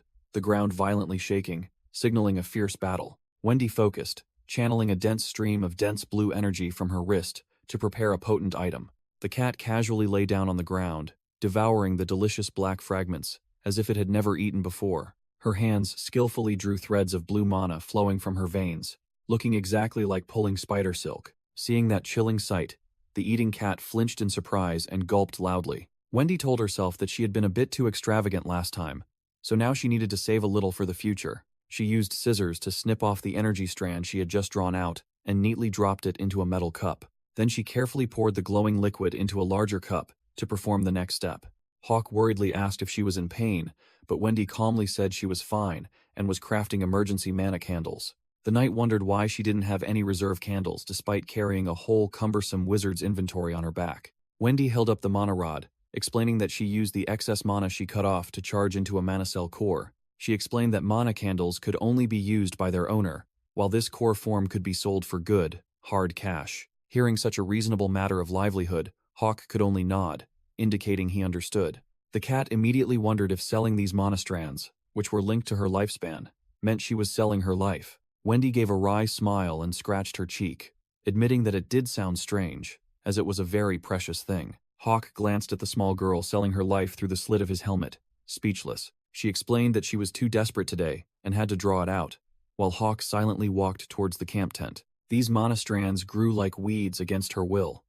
If she didn't cut them, her body would become weak and frail. Wendy's azure eyes dimmed as she confessed she had no other choice but to cut them off. The mana she cut off was either molded into candles for preservation or charged into empty cores to sell for daily sustenance. She concluded with an economic lesson, stating that blue mana was the rarest and most expensive commodity, while green mana was dirt cheap, practically free. Wendy explained the mechanism of charging mana stones with lifespan or senses, which sounded utterly painful. The mana stone acted as a pressure regulator, helping them to only consume the necessary amount of energy, instead of wasting it freely. The cat innocently asked a question that sounded logical, but was actually illogical. Why not just create mana stones inside oneself for convenience? Wendy immediately rejected that crazy idea, her eyes dimming as she asserted that it was impossible. The cat still wasn't convinced, gaping and pressing for the reason why it wasn't allowed. She began to lecture. Humans are inherently born as mages, while animals are the true magical creatures. There's a clear class division. Wendy concluded with a blunt statement that it was an immutable law, and they shouldn't even dream of changing the world's source code. After listening to the lecture, the cat stared blankly and confessed that it didn't understand a single thing that was happening. Ignoring the two who were discussing philosophy, Hawk silently walked towards the long black chest, which resembled a coffin, with heavy footsteps. He gripped the handle tightly, his veins bulging, signaling that something big was about to happen. Whoosh! Hawk activated his greatsword, and a giant blue energy blade tore through the air, slashing straight down at the target. Wendy was startled by the violent sight. She shrieked, asking what crazy thing he was doing. Hawk calmly replied that he was compressing his luggage, as he couldn't possibly carry such a huge chest, and a rumbling sound echoed. The mage broke out in a cold sweat, frozen as she watched the crude warrior performing a destructive house-cleaning skill. Hawk swung his sword like chopping vegetables, swishing sounds continuously echoing as he chopped the black chest into tiny pieces. Looking at the pile of shattered fragments on the ground, Wendy was speechless, while the cat marveled at his destructive power. Once finished, Hawk casually hoisted the pile of materials onto his shoulder and walked away, leaving Wendy trailing behind. The group continued their march, Hawk leading majestically, while Wendy had to carry the newly crafted round shield. Looking at the shield in her hand, Wendy finally realized why that crazy guy had chopped up the chest earlier to get materials, but she still angrily yelled, because she had to carry a shield made from a coffin and goblin hide. Ignoring Hawk's explanation about its durability, Wendy's face turned pale, and she muttered that destroying that black chest felt wrong, as if retribution was imminent. She insisted that the chest was a special item, not ordinary scrap wood to be smashed. In her memory, that chest was so tough it withstood the cat's magic attacks without a single scratch, leading her to suspect it had magic resistance. Wendy challenged the warrior, asking if he had checked it thoroughly or just guessed and smashed a valuable artifact. Hawk calmly explained as he walked that there was no time to test. Standing still would immediately attract monsters and soldiers from the Garnet Kingdom. Hearing a reason so logical she couldn't argue about conserving mana, Wendy frowned and swallowed her anger. She bowed her head in admission of fault, mumbling an apology for not having thought thoroughly given the critical situation. As they walked, Hawk suddenly stopped, causing Wendy to slam her face into his rigid armored back and cry out an ache in sharp pain. She clutched her forehead in annoyance, yelling and asking why he had suddenly stopped like that. Hawk stood still as a statue, his voice lowered as he apologized for not having meant to lecture her earlier. He admitted he wasn't smart, and his way with words was terrible, saying he didn't know how to properly solve problems or comfort others. Wendy stared blankly at the large man who was flustered, telling him not to apologize if it was just about the conversation with the cat. Her eyes dimmed as she asserted that empty pity would only cause more pain. Hawk unexpectedly mentioned the curse of the blue mage, how the growth of tree roots and the decline of lifespan, even without using magic, was enough to drive anyone mad. Wendy froze completely, never expecting this crude guy to understand her deepest suffering so well. Despite her dire situation, Hawk firmly asserted that she was a good person. He turned to face Wendy, confessing he really wanted to help her but was completely clueless about how or to what extent it was needed. Wendy fell silent, speechless, before the clumsy sincerity of her comrade. Hawk turned his back and walked away, concluding with a blunt statement that his only specialty was killing and crafting weapons. The cat on his shoulder found it too irritating to hear, and spoke up to criticize, saying he just needed to say a simple, comforting sentence to resolve the matter, instead of being so dramatic. Hawk turned and walked away, signaling the little cat to be silent, as it criticized his casual, unserious attitude. Wendy looked at the pile of makeshift weapons in her hands, astonished, and asked if he had crafted them to lift her spirits. The armored warrior turned back and pointed, firmly asserting that he was trying to encourage his comrades in his own way. He convolutedly explained that this was encouragement, not comfort. Even though the nature of the two was no different, the mage girl chuckled delightedly at her gruff comrade's blunt reasoning and endearing clumsiness. Wendy double-checked if he truly considered her a good person, and Hawk immediately nodded in confirmation. She gazed into the distance, smiling in return that he himself was a rare good person in this chaotic world. The little cat on Hawk's shoulder also chimed in, enthusiastically meowing its agreement that Hawk was a good person. Wendy happily accepted his sincerity, a radiant and genuine smile returning to the young girl's lips. Hawk froze for a few seconds, his cold iron helmet concealing all his inner embarrassment at the unexpected compliment. Suddenly, he turned and fled, in embarrassment, ignoring the little cat's teasing and Wendy's calls behind him. The scene shifted to another battlefield, where Noir was slaughtering the guard army with terrifying speed, as if cutting down bananas. The Death Knight complained as he massacred, grumbling about the troublesome manual conversion of mana into its blue form. The Black Crow perched on the blazing blue magic circle, announcing that it had finished digesting the energy from the corpses. It excitedly declared that now was the time to begin repairing and upgrading this host body.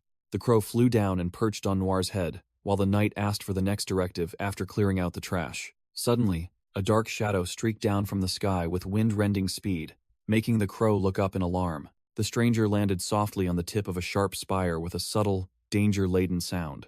Raven recognized the uninvited guest, her tone filled with sarcastic mockery upon seeing an old acquaintance. The newcomer was Lena in her undead form, mocked by Raven as a mere hound that only runs errands for its master. Raven sneered, sarcastically remarking that Lena was fulfilling her duty as a loyal hound, yet she was a major problem.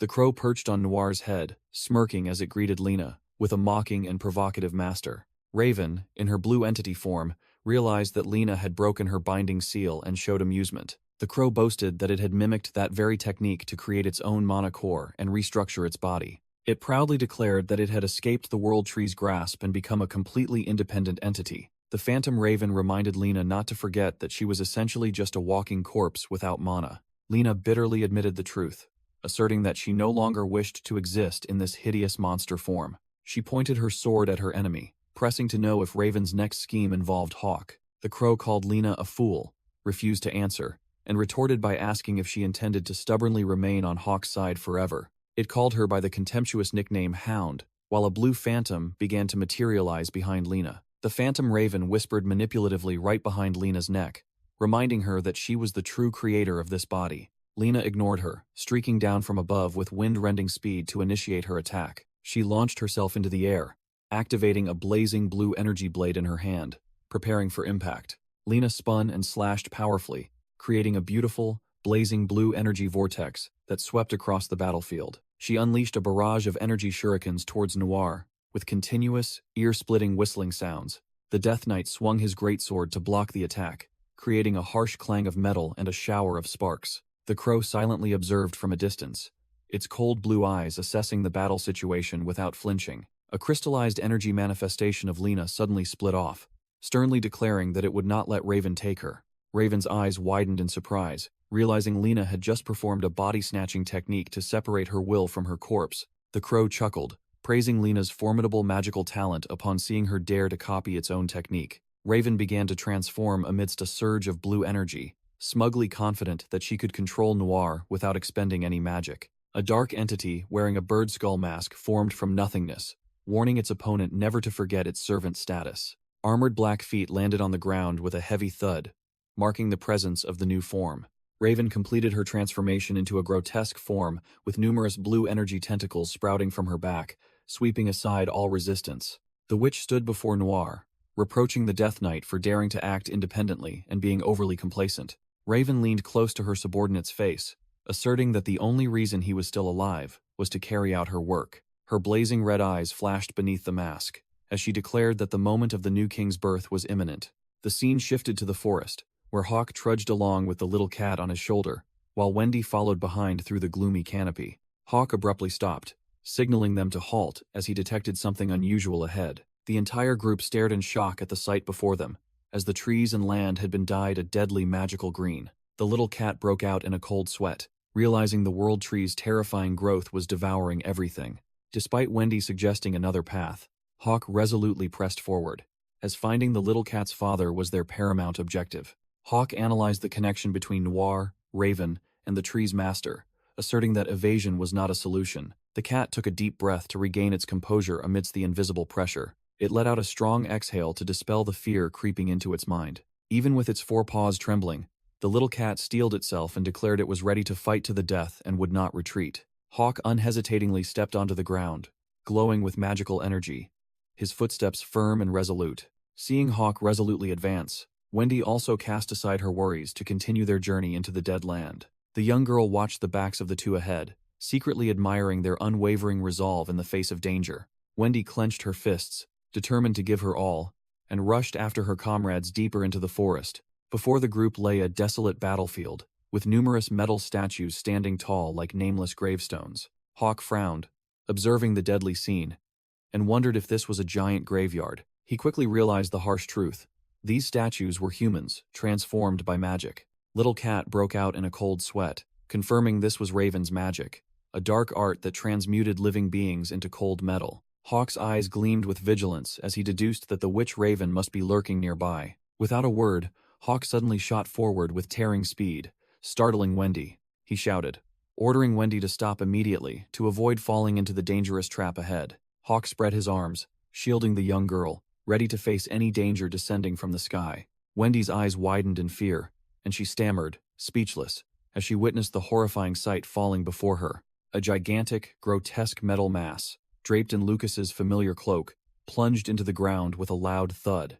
Hawk calmly observed the strange object, suspecting it was the vanguard Mont Blanc had mentioned. He coldly remarked that these creatures were too weak, while an evil shadow with blue flames slowly emerged behind him. A black armored hand suddenly seized Hawk's weapon, making Little Cat frantically call out Raven's name. Blue flames erupted fiercely, accompanied by an ear-splitting shriek, as the enemy launched a surprise close-range attack. A deafening explosion rang out as the two sources of power collided, creating an immense shockwave that tore through the ground. The monster roared wildly while Hawk strained, using his greatsword to parry the blow and push back his opponent. Wendy hastily hid behind her makeshift shield to brace against the terrifying pressure from the clash of the two monsters. The enemy revealed itself as an entity in a black cloak with a bird skull mask, greeting Hawk with sarcastic familiarity, like an old acquaintance. Hawk gripped his weapon tightly, staring at his opponent's grotesque form and wondering about its mutated appearance. Little Cat was stunned, realizing the painful truth that his father and Raven had fused into a hideous monster. Noir declared loudly that it was time to begin their final feast, with an explosive surge of blue energy. Hawk stood silently amidst the frozen field where numerous topaz soldiers had been turned into ice statues. Noir wondered if it was all right to let them meet, then answered himself calculatingly that he would correct any deviation. His glowing red eyes behind the mask flashed menacingly in the darkness. He warned himself that if he dared to intend to kill Hawk, he would end his own life on the spot. Noir let out a sarcastic laugh at his own contradiction, being told to kill one moment and forbidden the next. He turned his attention to the cat, wondering if he was allowed to kill it. A jolt of electricity surged through Noir, As the voice within challenged him to touch it, he chuckled, saying he was just joking, and asserted that he had no intention of killing the other two. Noir revealed with an enigmatic air that his true intention was completely contrary to killing. He questioned himself again about what the hell that contradiction truly meant. Noir declared with a twisted tone that he wanted Hawk to live a very long and persistent life. Memories flooded back, showing Raven being gravely wounded by Hawk's own hand in a bloody past. Immediately after, her head was severed by the brutal blades of the Death Knights. Raven recalled her regretful death, having failed to fulfill her dream of becoming a hero's mother. She suddenly opened her eyes, awakening in a new body amidst a cold forest of blue crystals. Raven looked around the unfamiliar space in bewilderment, wondering where this hellish place was. She forcefully tore away the energy vines, clinging tightly to her body. Raven staggered to her feet, cursing under her breath, while her patched-up body still struggled to stand firm. She walked through a desolate laboratory, littered with the rotting corpses of researchers and test subjects. Raven realized she was just a cheap experiment among these records of mages. Before her was a colossal blue energy pillar. This power was truly genuine. She froze, realizing this was the World Tree, something everyone thought was merely a fabrication. A ghostly shadow suddenly appeared behind her, intending to play a trick or something. Raven calmly turned around, telling it that she had already read all about these things in ancient books, so it shouldn't try to show off. The entity seemed amused because this prey was bolder than he had imagined. Raven angrily cursed him directly, telling him to get lost and clear the air because she was annoyed. He flatly refused, stating that her insolent attitude had piqued his interest. He commanded her to kneel and immediately launched an energy tentacle that seized her head. Raven was utterly panicked, realizing her body had stiffened, completely losing control. The entity firmly asserted that she was now completely in his grasp. He explained that the World Tree's mana had fused the discarded test subjects together. He flew around the tree, muttering that he needed a pawn for errands anyway. The entity smirked arrogantly, promising to share this overwhelming mana source with her. Raven remained silent, but her eyes showed that she was starting to agree to this tempting offer. He flew off, ordering her to obey, and calling her by her name, Raven. He landed with authority, declaring her his first slave. The scene shifted. Raven, in her new form, was using energy spikes to interrogate Gunter to find the cat. Gunter was in extreme pain but still managed to gasp that the cat was with Hawk. Hearing Hawk's name, Raven flinched as if someone had slapped her across the face. Noir began his lament, wondering why Hawk joined the Death Knights even though he knew they had killed her. He admitted wanting to kill Hawk because the resentment and betrayal had overwhelmed the last vestiges of maternal affection. The monster stood tall, lamenting that it was merely a helpless mother. Noir continued his dramatic act, claiming that the moment he saw Hawk, his heart began to soften. Hawk stared wide-eyed, blurting out "Mother," in utter astonishment and emotion. Whoosh! Noir suddenly unleashed an incredibly powerful slash, forcing Hawk to narrowly dodge it at the last second. He sneered upon seeing Hawk use the very skills he taught to evade the attack, and still address him familiarly. Noir's skeletal mask twisted into a sickly chuckle. He burst into maniacal laughter, praising Hawk as magnificent and declaring his immense joy. Noir spread his arms wide amidst the smoke, tempting Hawk to return so they could once again be a happy family. Hawk, gripping his greatsword, flatly refused, shouting for him to immediately return his father. Noir adopted a moralizing tone again, blaming himself for being consumed by ambition and neglecting his child, which led to Hawk's rebellion. Hawk refused to listen further, yelling at him to "Shut up, stop with that flowery speech," and charged to attack. Clang! The two greatswords clashed, creating a powerful shockwave across the icy battlefield. Noir confided that his dream was to be remembered as the mother of a hero.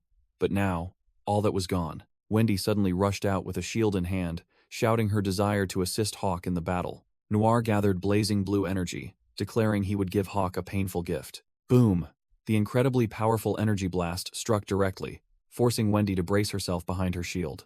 Noir coldly asserted that this wound would be so profound, Hawk would never forget it. Ice spikes pierced through the shield, making Hawk realize in horror that it was puppet magic aimed at Wendy. Noir used magic to lift Wendy into the air, sarcastically remarking that he was curious how deep the scar in Hawk's heart would be if his comrade perished. Hawk cried out desperately, begging him to stop as he saw Wendy in danger, while the little cat on his shoulder was utterly terrified. The monster clenched its fist, activating magic, its sickly tone wishing Hawk to engrave this pain into his very bones every time he remembered him. A blinding blue light erupted, engulfing Wendy, accompanied by her piercing scream as she collided with the magic. Hawk could only stare through his helmet's visor, screaming Wendy's name in utter helplessness. Surprisingly, Wendy still stood firm after the smoke cleared, shield in hand, bewildered as to why she was still unharmed. The entire battlefield, from the soldiers to the boss, froze in shock as the ice spikes shattered harmlessly on the ground around Wendy. Noir's jaw dropped in astonishment, unable to believe his eyes as his ultimate magic fizzled out like a damp firework. Wendy quickly grasped the truth. The shield in her hand possessed the ability to completely nullify the opponent's magic. She gulped, but her eyes lit up with confidence. With this toy, she could take on any type of mage in the world. Just then, a dark shadow streaked in at incredible speed. Lena landed on the battlefield with an imposing presence, twin blades in hand. Lena turned to ask the blue entity behind her if it was all right for the two factions to confront each other at this moment. The mysterious entity's glowing red eyes flashed in the darkness, full of authority and deadly peril. That entity was Raven, who coldly warned Noir that if he dared to harm a single hair on Hawk's head, he would be instantly annihilated.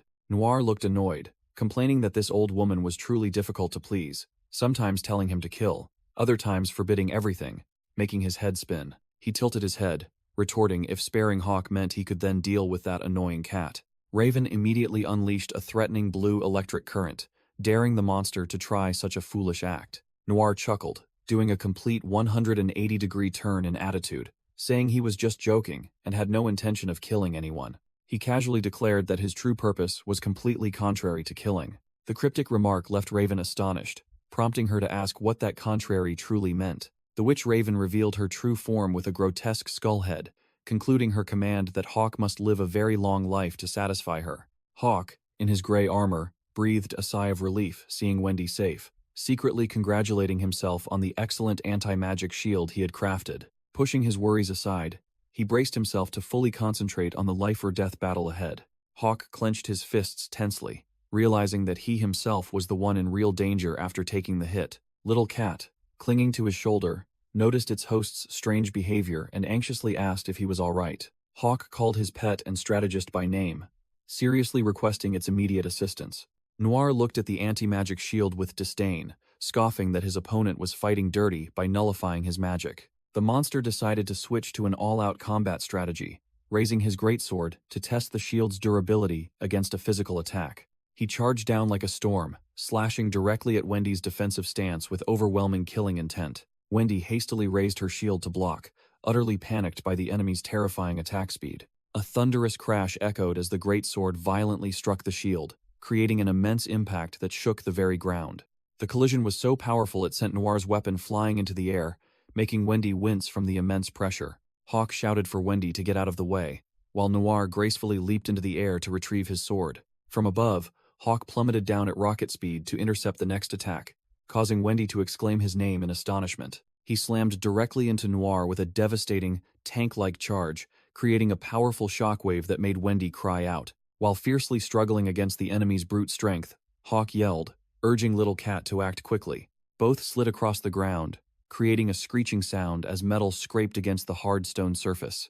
Noir leaped back to create distance, while Hawk also landed in a stance, ready for continued all-out combat. Hawk swung his energy greatsword in a mighty arc, causing Little Cat to let out a faint cry because it was too fast. Little Cat frantically delivered the bad news. Raven's magic could not be dispelled, and the fusion process was failing miserably. Noir swung his greatsword down in a devastating strike, but Hawk managed to raise his arm and rigidly block the blow, creating a deafening clang of metal. In a life-or-death situation, Hawk yelled, reminding Little Cat that if they hesitated, Wendy would be wiped out instantly. Little Cat, with teary eyes, admitted that it understood the gravity of the situation more than anyone else. It grimaced in pain, muttering to itself that if it didn't risk its life now, it wouldn't be able to protect anything. Little Cat yelled an apology, then suddenly lunged off Hawk's shoulder to make an all-or-nothing gamble. Its body burst into magical flames, declaring that it would temporarily borrow his mana to reactivate the fusion process. Hawk let out a powerful roar as a brilliant magic circle activated right behind him, and energy began to surge violently. The gem on Little Cat's forehead shone dazzlingly with a determined expression, signaling their complete success. Hawk's gauntlet glowed with green flames, Little Cat's spirit manifesting on it, confirming that the power fusion was complete. Seeing this, Noir exclaimed with delight as his two enemies merged again, asking if this was their ultimate move yet. He chuckled, then summoned an icy aura above his head, declaring that it was time for him to get serious too. A multitude of sharp ice crystals densely appeared in the air as Noir decided to unleash his full power to end the game. Hawk realized that the enemy intended to bury the entire group in a sea of magic. Seeing the massive amount of mana densely gathering, Noir hovered high above, spreading his arms wide to control the energy flow and change the tide of the battle. A fierce, swirling blue energy storm began to form around his position, ready to devour everything. Hawk's eyes flashed red. He immediately recognized this as a wide-range attack and urgently called out to Little Cat to prepare a counter. He raised his glowing arm to reassure his teammates, confidently declaring that he would handle this with an energy shield. The magical storm descended upon the ground with terrifying destructive power, creating deafening cracking sounds and shaking the entire area. The entire area was utterly ravaged, forming a massive crater with residual energy still surging like fierce waves. The dust settled, revealing Hawk and Wendy safe and sound on a high mound of earth, protected by an incredibly reliable green shield. Wendy, sweating profusely, admitted that the last attack was too strong. Even a top-tier shield almost shattered. Hawk coldly told her not to thank him. But Little Cat, though he knew full well that things weren't over yet, Raven summoned a multitude of ice crosses that floated in mid-air, then began to unleash her fusion puppetry magic. The witch boasted about her bizarre magic, a combination of puppetry and metal transformation. Wendy shuddered as she looked at the battlefield filled with ice crosses, realizing the immense disparity in power levels. She realized in horror that Raven had upgraded her skill from controlling a few birds to manipulating dozens of people simultaneously. Hawk gritted his teeth in frustration, realizing this fight couldn't be won without someone shedding blood. He clenched his fists, wondering if he had to continue relying on Little Cat's power. Raven flashed a sinister smile beneath her mask, taunting her opponent by asking if they were scared out of their wits. She considered those sealed lives to be mere props for a cheap amusement. Hawk immediately retorted with a firm attitude, flatly refusing to participate in this sick game. Raven chuckled savagely, then swung her hand, creating a blazing green energy stream. She feigned an apology sarcastically, while cracking sounds began to emanate from the ice blocks. She clenched her hand, chillingly declaring that the game had already begun, and there was no right to refuse. A deafening crack echoed as an ice cross was crushed, accompanied by a desperate scream. Wendy turned pale with horror, witnessing the brutal scene right before her eyes, powerless to do anything. Raven explained the simple rules of the game. Every time a request was refused, a human prop would be eliminated. Wendy and Hawk were stunned, realizing that Garnet's soldiers were being used as sacrificial offerings for this cruel joke. Hawk's eyes blazed red with fury. He growled, demanding to know what the hell her next request was. Raven sneered, then presented a cruel choice. Hawk had to decide whether Wendy or Noir would be the one to die. Lucas appeared in a flashback with sharp, cold eyes, reiterating the brutal philosophy of sacrificing the few to protect the greater good. He affirmed to Hawk that this was the very reason for the existence of assassins like them. Hawk stood silently amidst the blizzard, intently absorbing every word of his predecessor's teachings. Lucas explained in detail that the boundary between good and evil could not be determined by mere statistics alone. That was why they had to venture into the darkness to uncover the true nature of the target and the situation. Lucas's blazing red eyes pierced his mind, emphasizing the paramount importance of not making the wrong choice. Hawk confusedly asked if he had the right to make his own judgment when he was merely a tool for killing. Lucas smiled meaningfully, firmly asserting that they were not merely mindless assassins. Hawk clenched his fists. The teachings from the past began to resonate, awakening his warrior instincts. Sirius appeared majestically, declaring that despite being assassins, their title and essence remained that of knights. Hawk awoke to the harsh reality, telling himself that he must not stop thinking for even a second. His master's final teaching echoed in his mind, urging him to make the most honorable choice. Only then would he truly be worthy of the title and power he carried on his shoulders. That was the final, painful lesson for an apprentice to transform into a true Death Knight. Returning to the brutal reality, Raven activated a multitude of sharp ice crosses, forcing her prey to make an immediate decision. She hung the deadly question over the group's heads, making Hawk choose whether Wendy or Noir would be the one to die. Hawk gritted his teeth beneath his helmet, admitting that this was an unsolvable problem if he followed conventional paths. An image of Wendy, the comrade who had faced life and death with him, appeared in his mind. He could not abandon her. Next was the image of Noir, the one he was compelled to save to complete his mission. Hawk made a cold and pragmatic decision. If lives had to be sacrificed, he would rather choose those unfamiliar soldiers as sacrificial offerings. Hawk wondered what the hell was going on as the witch forced him to play a meaningless game. He realized this trashy game was designed for Raven to never lose, no matter what he chose. Hawk bitterly understood that her goal wasn't his life, but the torment of his conscience. Raven tilted her head defiantly, urging her prey to quickly make a life-or-death decision. Wendy unexpectedly stepped forward, making Hawk jump and stare back at her. She flatly declared that she would die in their stead, leaving Hawk completely frozen. Hawk yelled in panic, unable to believe his ears at his comrade's foolish decision. A memory surfaced, showing Lucas, who had accepted his fate of living for a maximum of 2 more years. Raven chuckled, offering a sarcastic, fake compliment about her prey's bravery. She pressed her face close to the screen, forcing Hawk to immediately answer who would perish. In reality, no matter what the hell he chose, the outcome wouldn't matter to her. The sole purpose of this twisted game was to shatter Hawk's iron heart. The image of the sword reflecting Lucas served as a reminder that the more precious a weapon, the sharper it becomes. If he willingly made the choice, the wound in his heart would deepen even further, leaving a permanent scar. Raven wanted to be the primary cause of his despair and guilt. She wanted to haunt his mind to the point where he would never be able to forget her. Every time pain struck, her image would reappear like a blood curse in his mind. The cat, in its spirit form, suddenly grabbed Wendy's shoulder, reassuring her not to worry. Hawk gripped his comrade's hand, firmly declaring that he would save everyone, and no one would die. Wendy looked bewildered, not understanding what was happening given Hawk's sudden confidence. Wendy stood rooted, listening to a lecture about how dispelling long-range magic was the exclusive privilege of formidable archmages. The cat's spirit on Hawk's gauntlet boldly declared it had a plan and told him to trust its father completely. Hawk felt it was ridiculous and insane to bet the entire team's lives on a tiny kitten. His glowing red eyes beneath the iron helmet shone with resolve.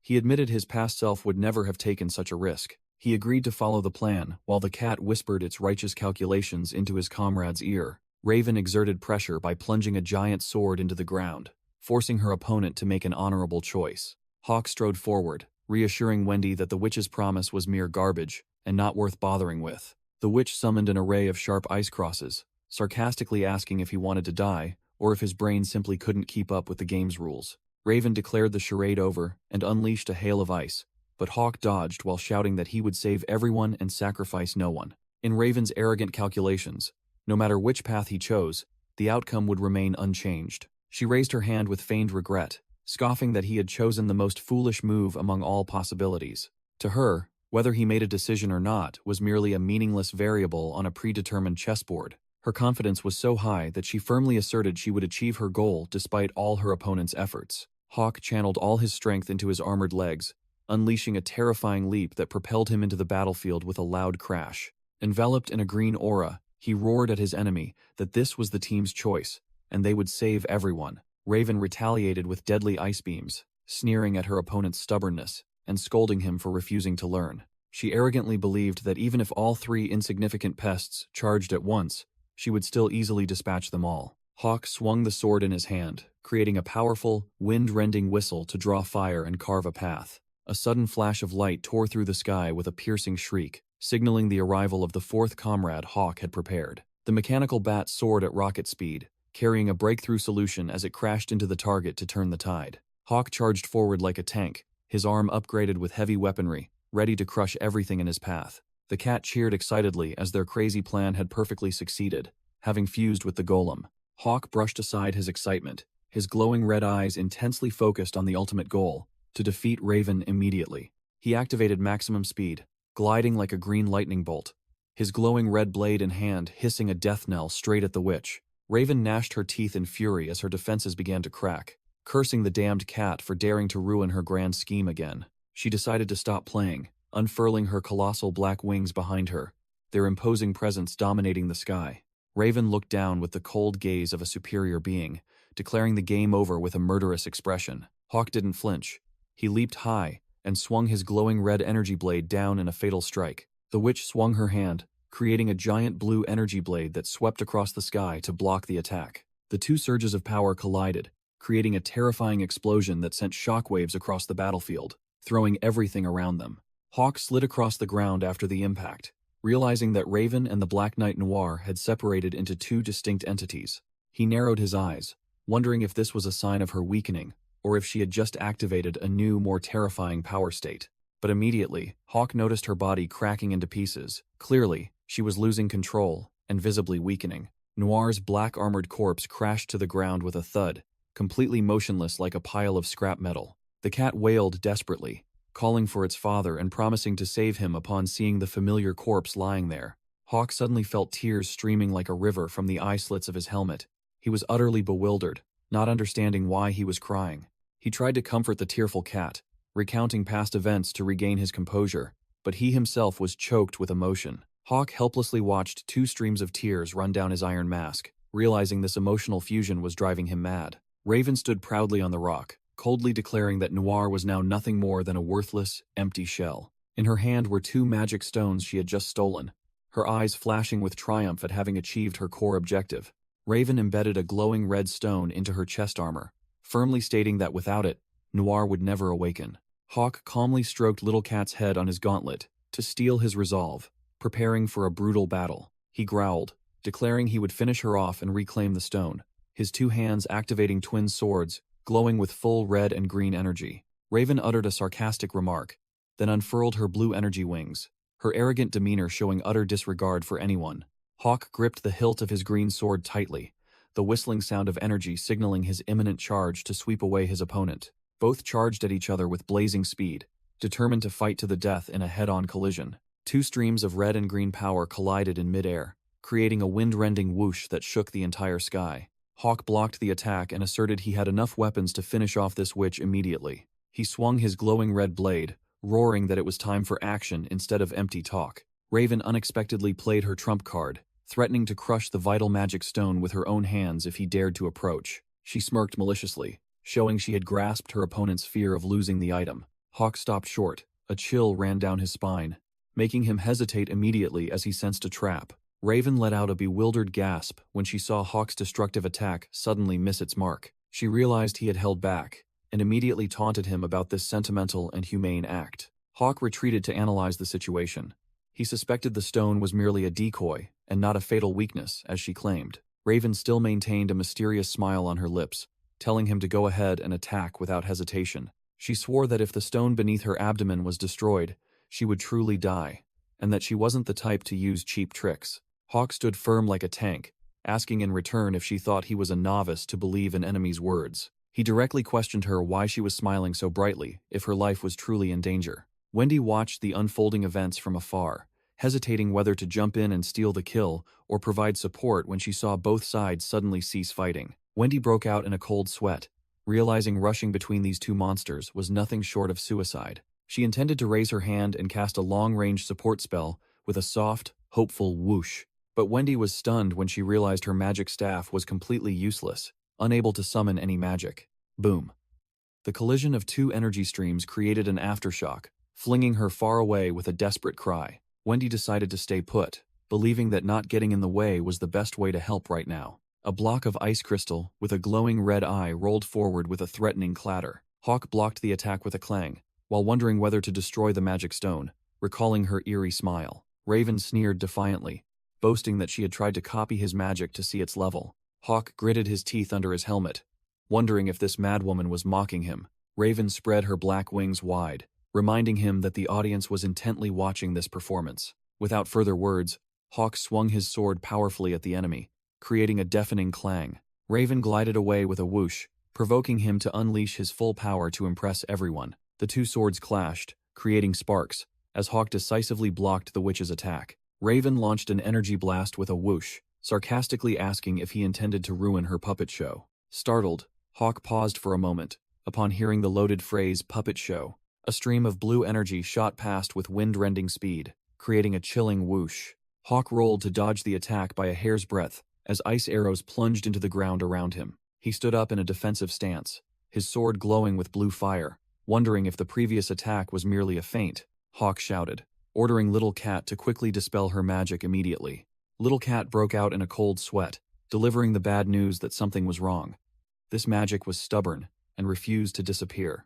Raven smirked mockingly, lecturing that it was deep desires that made magic more formidable than ever. Her glowing blue eyes shone with madness, asserting this was the only goal she would not let go of after her first plan failed. The wind whistled in gusts with a wish, as Raven declared everything was ready to raise the curtain on her final act. Her shadow enveloped Hawk. She smirked, announcing he was the brightest star in this deadly puppet show while her hand glowed blue. 2 energy streams collided, creating a deafening clang and screech, sparks flying across the battlefield as weapons clashed. Hawk unhesitatingly leaped forward with a leap, his great sword in hand, glowing green, slicing through the air. Raven retaliated with a pitch-black energy slash with a slash, forcing Hawk to narrowly dodge the attack amidst a hail of attacks. She cackled savagely. Her ice blade in hand continuously struck down with the intention of crushing her opponent to dust. Hawk gritted his teeth, channeling strength into his arm with a clench, struggling to block the 1,000-pound attack from this female monster. The battle's speed was pushed to its limit.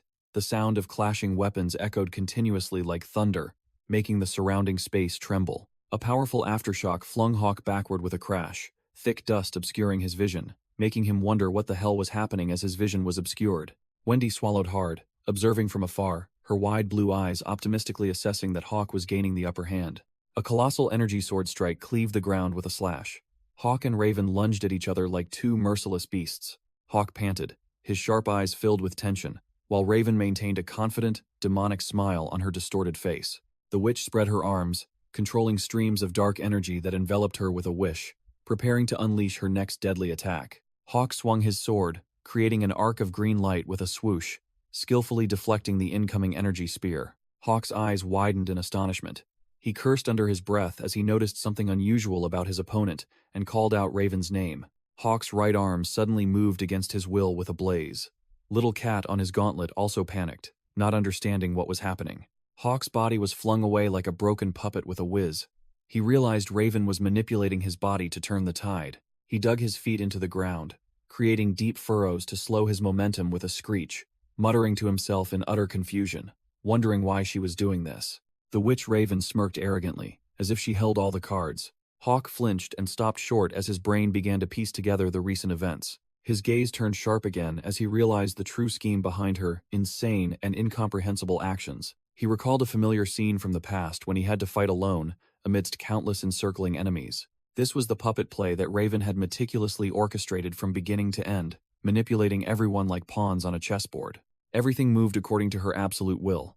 The soulless puppets rushed to their deaths without hesitation. The soldiers were incinerated and swept away like trash, clearing the way for the main performance of the central character. He realized he had been forced to slaughter and sacrifice countless lives in this twisted scenario. All that bloody sacrifice had only one purpose: to elevate him as the brightest star on the stage. Hawk gritted his teeth with seething rage, as he understood he was merely a pawn in someone else's hands. He stood tall, surrounded by a green energy aura, questioning if she had planned for him to kill her and become a hero from the very beginning. Raven stood motionless amidst the desolate battlefield, her gaze still eerily calm. Hawk roared, demanding to know the meaning of this ridiculous play, even though he already understood the concept of an audience she had once mentioned. She raised a hand to her mouth and chuckled with a smirk, declaring the simple reason was because she liked to do so. She spread her arms with the twisted logic that parents always sacrifice for their children, and he only needed to enjoy the results and forget everything else. Hawk furiously rejected that warped mindset, because she had treated lives as a game and almost killed his comrades. Raven's face turned icy as she asserted she cared about no one else except for her and his existence. Raven's body began to crack and crumble with a crackle. She admitted she was dying even without his intervention and wanted him to finish her off. Her eyes flashed with an obsessive gaze, believing that death by his hand would be the perfect ending for him to remember her forever. Hawk winced in agony. He fully understood that Raven's selfish and twisted love was the cause of all this tragedy.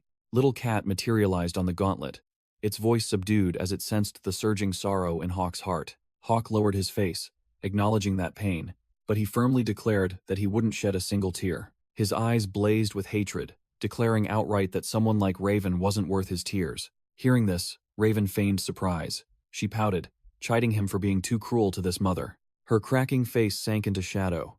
She stubbornly rationalized that all that bloody sacrifice was for his future. Hawk turned his back and walked away amidst the dust and smoke, coldly uttering a brief sentence that he already knew that twisted logic. He braced himself and continued walking amidst the blazing red energy, asserting that the reason he kept the name Hawk was to engrave everything into his heart. His pupils constricted with a jolt. He swore he would never forget the lives that had fallen for his existence. Blazing red energy erupted around Hawk with a whoosh. He was determined to turn their deaths into motivation, not meaninglessness. His gaze was as sharp as a blade. He declared he was Hawk and would never return to being a useless weakling. The entire space trembled before Hawk's iron will. His aspirations now far surpassed the witch's twisted obsession. Hawk activated his full power with a blazing red and green aura. He had found his own path after understanding Raven's true nature. Raven stared wide-eyed at that terrifying surge of power.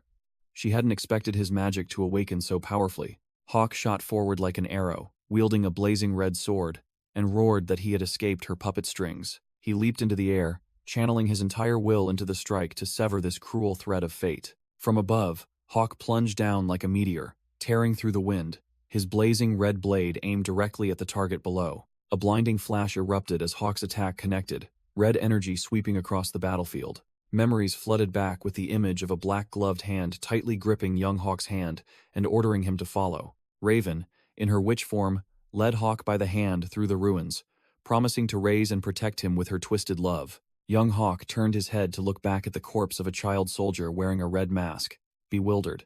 But Raven coldly told him not to be afraid. Young Hawk ran for his life, while the witch Raven screamed behind him, losing patience. His small, scratched hands were frantically digging at the hard ground with a scratching sound. Little Hawk, with tears streaming down his face, adamantly refused to abandon the corpse because it was too cruel. Raven stood dumbfounded, not understanding what the boy was doing in front of the masked child soldiers. Just for a stranger he had never spoken to, the boy had personally dug a proper grave amidst the desolate battlefield. Hawk wiped away his sniffling tears. In Raven's eyes, this was truly a naive and hopelessly foolish boy. She embraced the boy tightly, admitting that his weak appearance was perfectly to her twisted liking. Raven asserted that the only thing he lacked was the ruthlessness to slaughter anyone who stood in his way. The harsh reality was, Hawk swung his sword, shattering the icy defense, causing Raven's body to crack into large fragments. Her body crumbled, but Raven still smiled contentedly, praising Hawk for becoming a perfect killing machine, just as she wished. Hawk immediately denied it with a glare, his face icy and radiating killing intent. He cast aside his dark past and declared loudly that he was no longer an assassin. Hawk and Little Cat plunged down like an arrow. He had found another way to end everything peacefully. Hawk's blazing golden eyes shone with unwavering determination, with no trace of hesitation left in his mind. Little Cat separated from Hawk, leaping directly towards Raven's hovering remnants with an incredibly powerful jump. Hawk suppressed his rage, wanting to tear his opponent apart, ceding the decisive blow to his small comrade. Little Cat shone brightly with 3 streams of energy swirling around it, carrying Hawk's absolute trust. Hawk accepted that this cat was far nobler than himself. It poured all its wishes into the final strike. A loud explosion rang out as Little Cat slammed directly into Raven with the wish to bring happiness to everyone. Raven fell into utter despair as her plan crumbled. She bitterly cursed the damned cat for ruining everything. A blast of light swept across the battlefield, marking the defeated foe's acceptance of their fate. Wild, boisterous laughter echoed from the black-armored knight standing tall at the epicenter. Her crimson eyes gleamed with delight in the darkness, the witch praising the recent strike as a masterpiece. Little Cat plummeted from the sky like a stone with a snapped string, crying out in alarm as it lost balance. Hawk lunged forward with lightning speed, extending his gauntleted hands to catch his tiny companion. He landed with a thud on the cold ice, shouting loudly to deny the terrible outcome that could have occurred. Thwack! A strange object fell from the sky, hitting Hawk directly on the head, making him flinch and cry out in pain. Little Cat frantically placed its paw on Hawk's head, its face pale as it urgently asked if he was all right.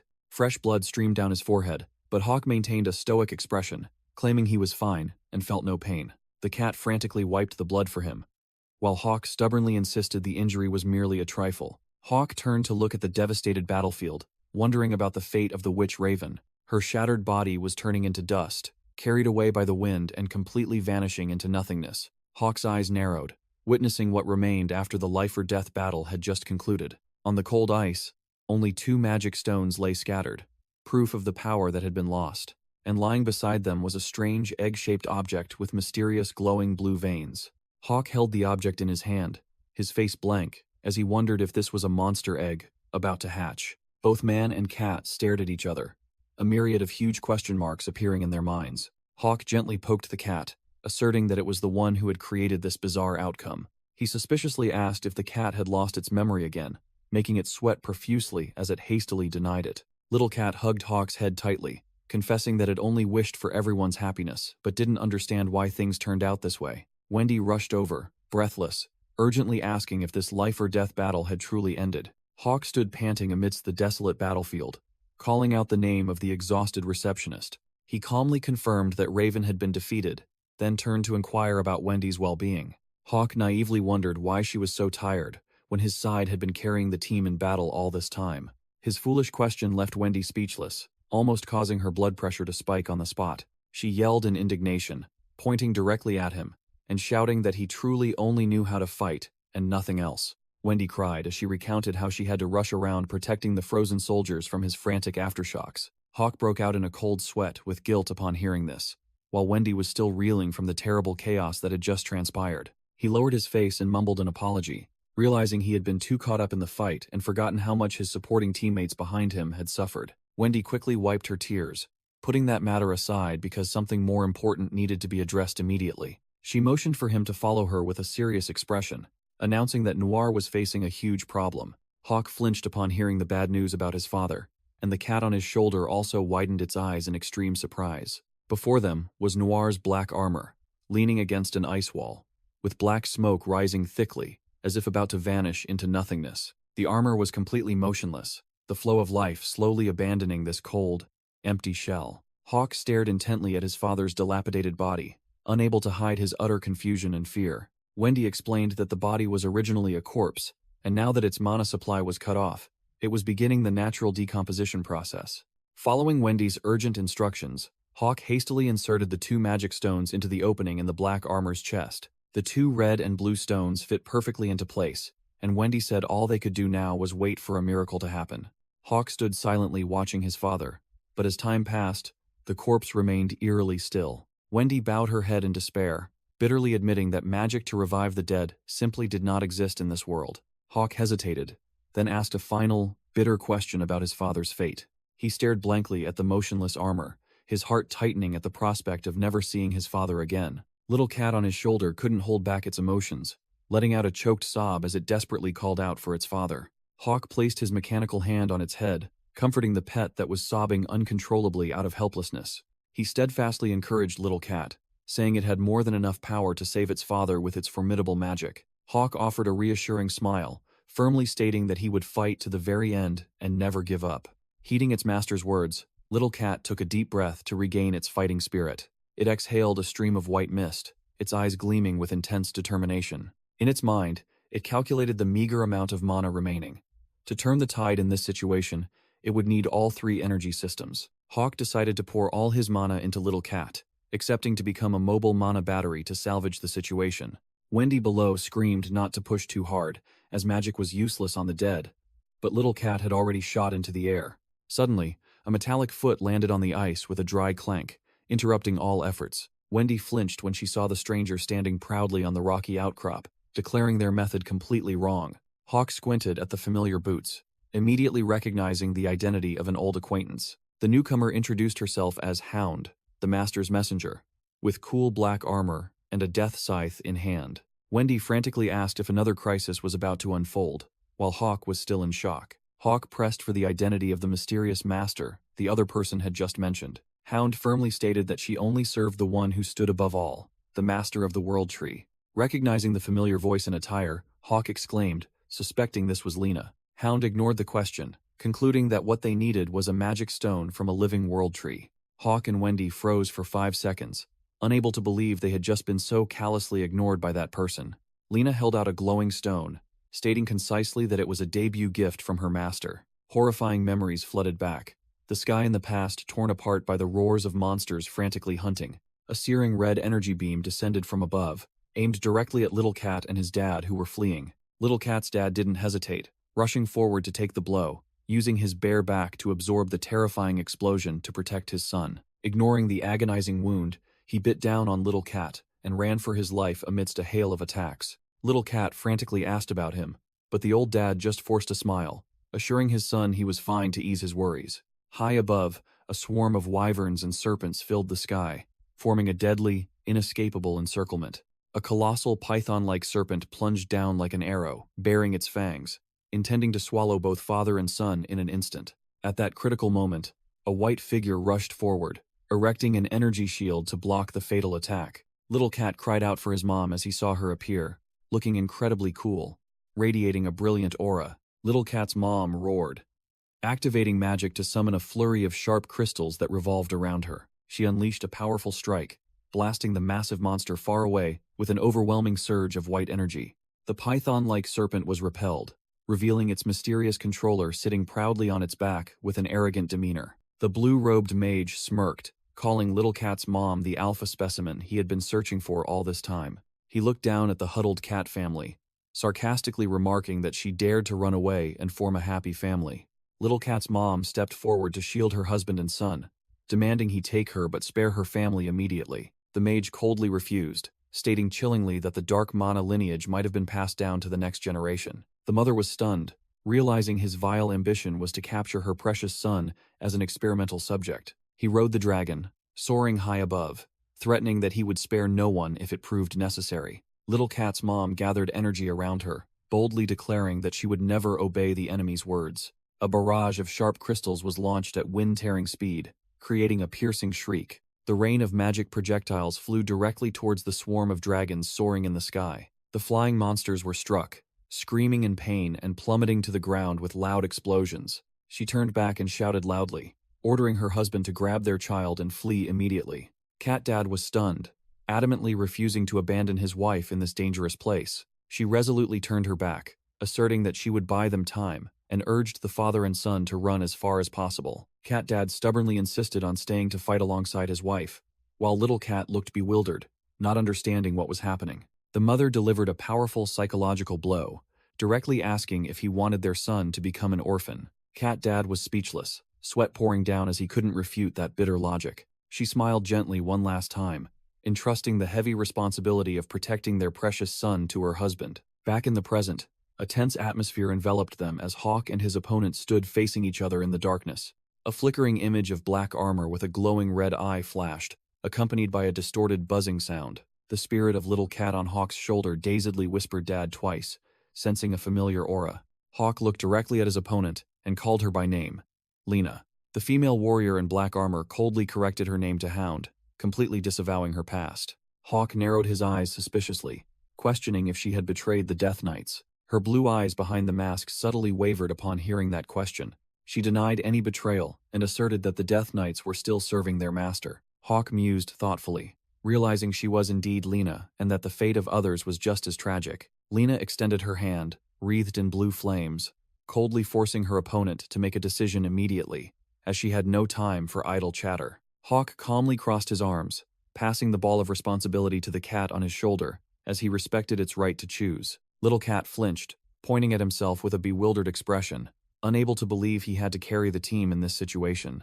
He sadly drooped his ears, confessing that despite wanting to save his dad, he was afraid, knowing full well that the World Tree Master was a villain. Hawk smiled reassuringly, praising Little Cat's noble character, which left him dumbfounded by the flattery. He firmly declared that he would always protect Little Cat, no matter what choice it made. Lena stood silently, observing this emotional exchange without offering any comments. Wendy muttered calculations, conceiving the idea of using the magic stone and Little Cat's power to revive Noir. She broke out in a cold sweat, sensing a fraudulent scheme and warning that things were not as simple as they seemed. Hawk brushed aside Wendy's practical worries, reminding her not to add more psychological pressure to the confused cat. Little Cat sadly lowered his head to the ground with a long, drawn-out sigh, looking as pathetic as if he had lost his livelihood. A disappointed voice echoed from behind Lena, complaining that he had gone to great lengths to bring a gift, yet these insignificant beings dared to disdain it. Hawk and Wendy flinched and turned around, terrified by the sudden, immense pressure that had appeared. Little Cat trembled, clinging tightly to Hawk's shoulder, stammering that the newcomer was the final boss, the master of the World Tree. Hawk glared straight ahead, reconfirming his target with an expression of extreme tension. The boss stood atop a high ice floe, arrogantly declaring that he had appeared only to congratulate Hawk's group on defeating Raven. He revealed his true form as a blue energy entity with bloodshot red eyes, ordering everyone to kneel before him. Hawk stood firm, sweat pouring like rain, yet stubbornly and resolutely refused the Overlord's command. The boss was stunned, never expecting a mere ant to dare defy him so directly. He flew into a rage, calling Hawk a chimera born from the World Tree's power, yet audacious enough to rebel against its master's command. Hawk coldly asserted that he could fuse with the cat, but he was no hybrid, and there was no way he would obey an enemy, while Wendy was speechless at her teammate's audacity. The Tree Master powerfully roared, "Shut up," exuding dark killing intent that made the space violently tremble. Immense pressure bore down, causing Hawk and Wendy to stagger, as the boss sneered at the small fry who dared to speak loudly without knowing their place. Hawk broke out in a cold sweat, staring in horror and wondering where this killing intent came from, as his body stiffened, unable to move. The Tree Master stood on an ice floe, speculating that the resisting power was due to the cat's, alpha blood, or Raven's residual magic. He raised his hand regretfully, deciding to eliminate the seed of disaster before it could grow beyond control. Dark vines emerged from the ground, attacking relentlessly and forcing Hawk and Wendy to struggle to dodge in panic. Both were tightly constricted by the vines, and Wendy helplessly realized that even her shield could not break this grip. The Tree Master summoned a sharp energy blade, declaring that this uncontrollable power could not be allowed to exist any longer. He swooped down directly at Hawk with a scythe of death, coldly judging that he had become worthless trash that needed to be eliminated. The blade slashed down, tearing through the air, accompanied by the command "Vanish," making Hawk's eyes widen in surprise at the deadly speed. The black-haired kid was utterly terrified, desperately screaming "No!" as the scythe was about to touch Hawk. A deafening clang rang out. The attack was blocked by a newly appeared black armor, and the enemy growled that he was forced to awaken. Hawk, in pitch-black warrior armor with glowing red eyes, declared that the one who needed to vanish was the master of that tree. Dazzling light enveloped the icy battlefield, signaling that the brightest sun appears just before it sets. Hawk's sword erupted in blazing red flames, and the clang of metal echoed as he fiercely poured his strength into a counterattack. Fierce magical flames blazed, incinerating all traces of mana around, and the engines on Hawk's armor roared continuously. Hawk unleashed an incredibly powerful red energy punch, sending his opponent flying, and asserting that this power contained both will and wishes. The Tree Master was pushed back, astonished to see his opponent return from the dead without needing the power of the World Tree. The boss body cracked open, leaking energy. He suspected this was Raven's trick, and pressed to know why that piece of trash was still alive. A black-armored knight, named Noir, suddenly appeared, blocking the center of the battlefield, declaring he was only there to fulfill an honorable promise. A close-up of the armored face with cool dual yellow and red eyes, Noir firmly asserted that there was no other reason than keeping his word. Hawk stood dumbfounded in the cold, snowy weather, asking the mysterious knight again about the promise he had just mentioned. Blue energy flared on Noir's shoulder as Hawk pressed him about what on earth he was talking about. Noir remained silent, not answering, only leaving a sharp, powerful gaze through the slit of his imposing helmet. Memories flooded back, showing the mother cat entrusting her son to her husband, confirming that Noir was Hawk's father. Noir strained to unleash his power. Streams of blazing red energy shot out around him, accompanied by a wind-tearing whoosh. Gigantic blazing red energy wings unfurled behind Noir, and he boldly declared that it was a father's promise. Little Cat, standing on Hawk's shoulder, shrieked with joy, realizing her awesome father was still alive and well. Hawk stared in astonishment, sweat pouring down as he witnessed the absurd magic unfolding before his eyes. Noir wielded his sword, creating swirling red energy trails at dizzying speed to protect his teammates. A blazing red energy circle was erected by Noir, repelling all threats around Hawk and Wendy. Hawk realized Noir was pushing himself with sheer will, while Lena clicked her tongue, deciding to retreat to preserve the precious chimera force. Lena landed softly on the ground, admitting she also needed time to prepare her gear before fighting to the death again. Before disappearing, she left a challenging message that she would wait for them all to come and surrender their lives at Topaz Castle. Lena shot away in an instant, leaving Noir standing tall, guarding Hawk and Wendy below. Wendy was puzzled to see the enemy flee so easily, but Hawk quickly stopped her, not wanting to provoke them right now. Hawk watched after her with tense eyes, silently admitting that he had never wanted to confront Lena directly. Lena stood unsteadily.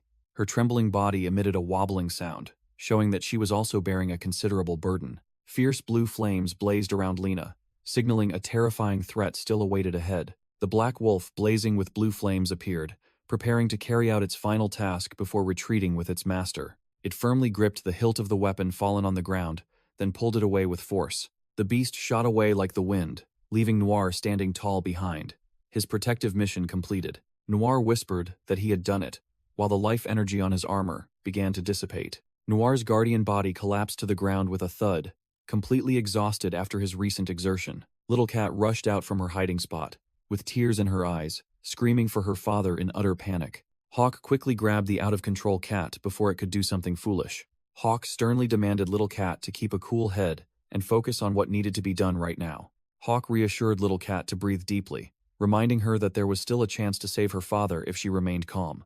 Hawk pulled out 2 vials of mana solution, ordering Little Cat to absorb them immediately to prepare for the next step.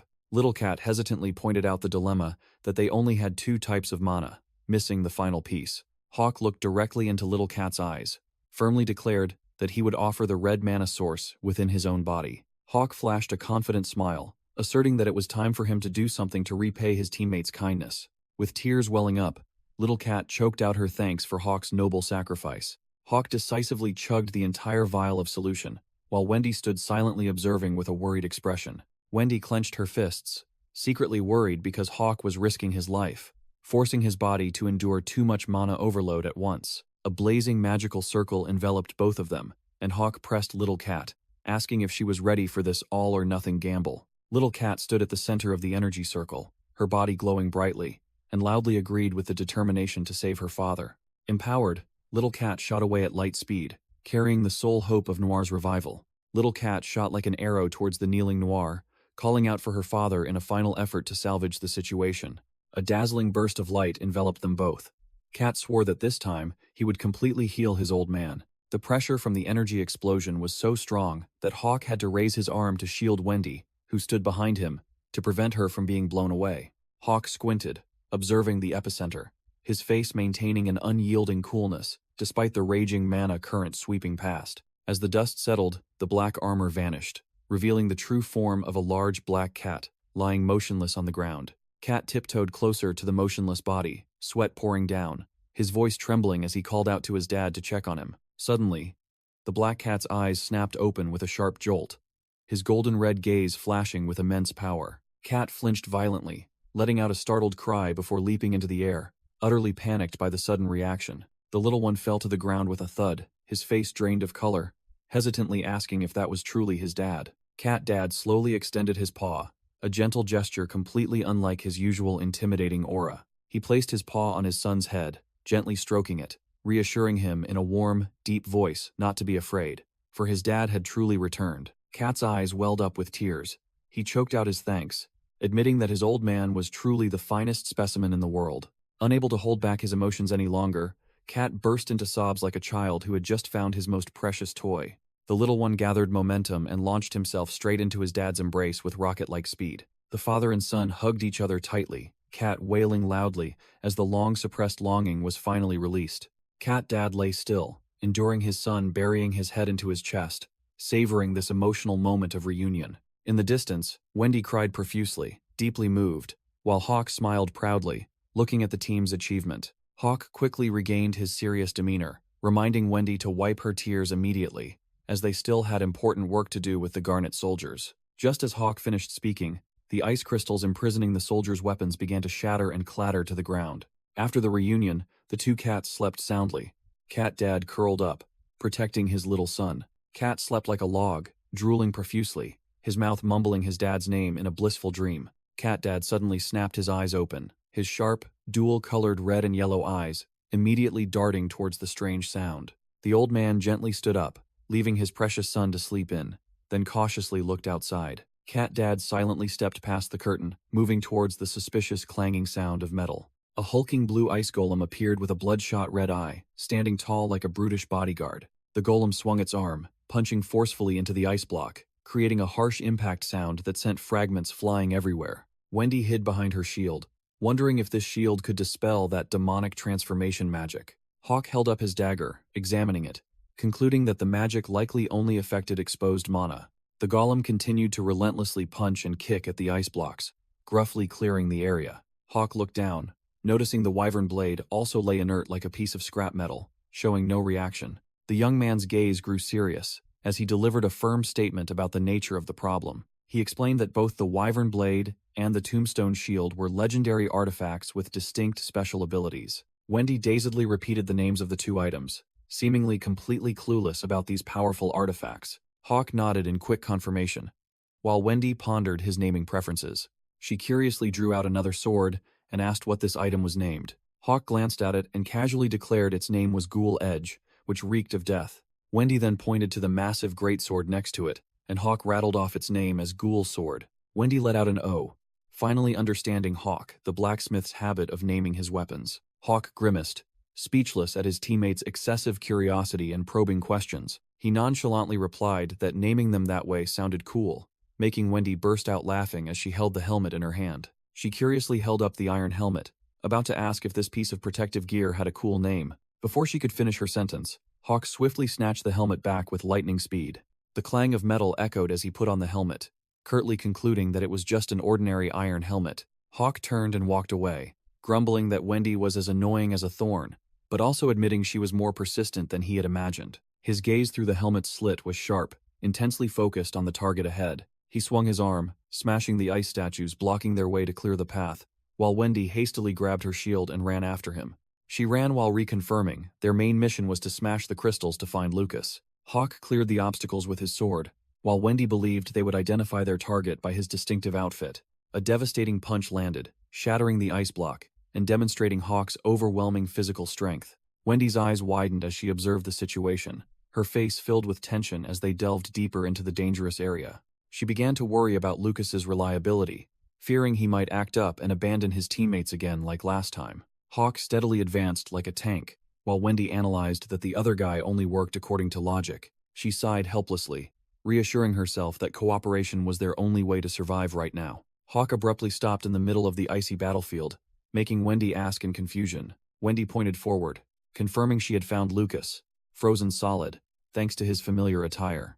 Before them was Lucas, sealed within an ice block, suspended like a sacrifice, looking utterly miserable. Hawk ordered Wendy to dispel the magic immediately, startling her, her mind not yet processing the command. Wendy pointed at Lucas and bluntly stated that he wasn't wearing pants, causing the atmosphere to grow heavy.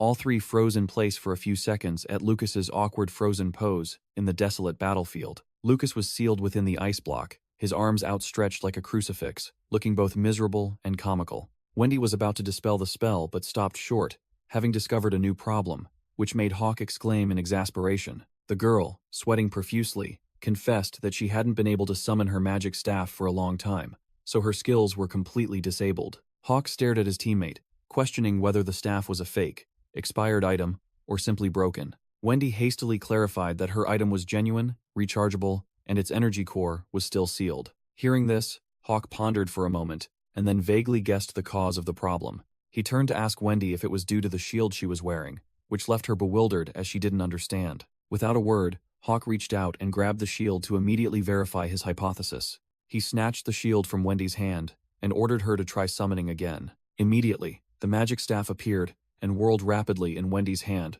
with a powerful, wind-tearing sound. She cheered joyfully as her magic returned, confirming that the main culprit was that useless shield. Hawk admitted that this item was formidable but had an undesirable side effect in this situation. He explained that when magic was needed, it became a real hindrance due to its anti-magic property. Hawk added that it was used to seal magic or suppress the world tree, just as Little Cat ambled over. Wendy surprisingly called out Little Cat's name, while Hawk sarcastically remarked that she spoke as if she knew the origin of this item well. The black cat coldly asserted that it knew perfectly well, as it had personally crafted that coffin to contain its own corpse. Its eyes glowed brightly as it revealed that the raw material used was wood taken from the world tree. Noir admitted that a part of his body belonged to Sirius, so he referred to that fused entity as himself. Hawk stood amidst the cold, icy expanse, pressing him to reveal whether the cat before him was Sirius or Little Cat's father. The black cat calmly asserted that his memories of being Little Cat's father were still as vivid in his mind as if it were yesterday.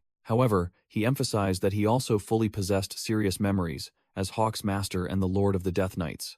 Wendy, Lena, and Hawk, clad in their formidable armor, stood rooted to the spot, dumbfounded, listening to this unbelievable story. Noir narrowed his sharp, cold eyes, explaining that memories were merely data, while his mind and soul had truly fused into one. He boldly declared that he was a chimera, bearing the title Death Knight Noir, and no one else. Memories began to flood back, replaying the scene of the three-cat family happily wandering in the peaceful forest. The recollections vividly showed the images of the father, mother, and Little Cat when he was a tiny, innocent kitten. The whole family hunted together, with Little Cat learning to pounce on a green slime under the close supervision of his parents. The three cat mouths gathered to feast on the delicious prey, sharing each warm bite. The meal concluded with the father's satisfied burp, while Little Cat and his mother lay sprawled on the ground to rest. The entire family curled up together, sleeping soundly, enjoying rare moments of peace amidst the harsh world. Little Cat snuggled deep into his mother's soft fur, feeling the warmth and an unparalleled sense of supreme happiness.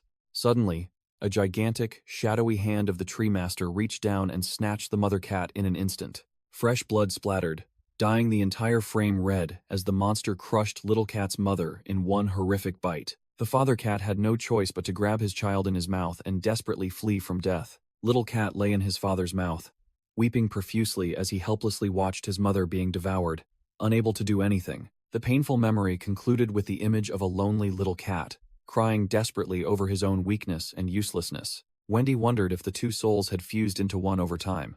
Noir interrupted and suggested calling the father Cat Black Cat from now on for easier distinction, before continuing his explanation. He thanked them, then recounted that Black Cat had fallen into utter despair upon hearing his son call his name. It was the desire to protect his child that helped Black Cat retain his true self, completely contrary to Sirius, who had accepted death. Hawk thoughtfully asked if his continued existence was due to finding the will to live. Noir shook his head, explaining that Black Cat's will had actually severely weakened due to being constantly drained of mana. He should have completely vanished along with that depletion of energy. However, it was Sirius's remaining consciousness that generously granted Black Cat another chance at survival. Sirius decided to fuse his own mana with Black Cat to sustain the existence of both. Hawk wondered if Sirius's spirit of justice had helped him awaken in this form.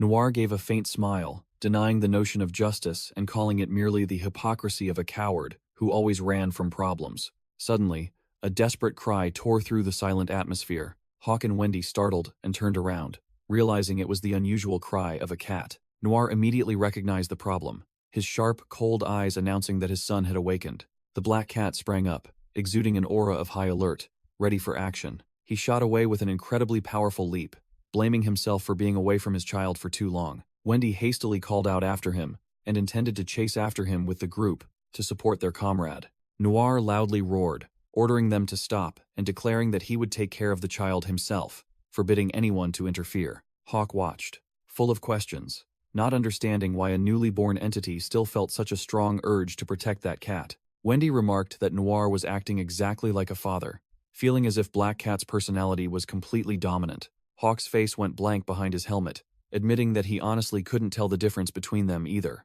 In the mental space, Little Cat was crying desperately on the cushion in the middle of the lake. Tears streaming down his face, he sobbed, calling out for his parents in extreme panic. Noir rushed to embrace his child, gently soothing the little one to calm down. He asserted that he was right here and instructed his child to breathe deeply to regain composure. Little Cat obeyed his father, puffed out his cheeks, and took a deep breath into his chest.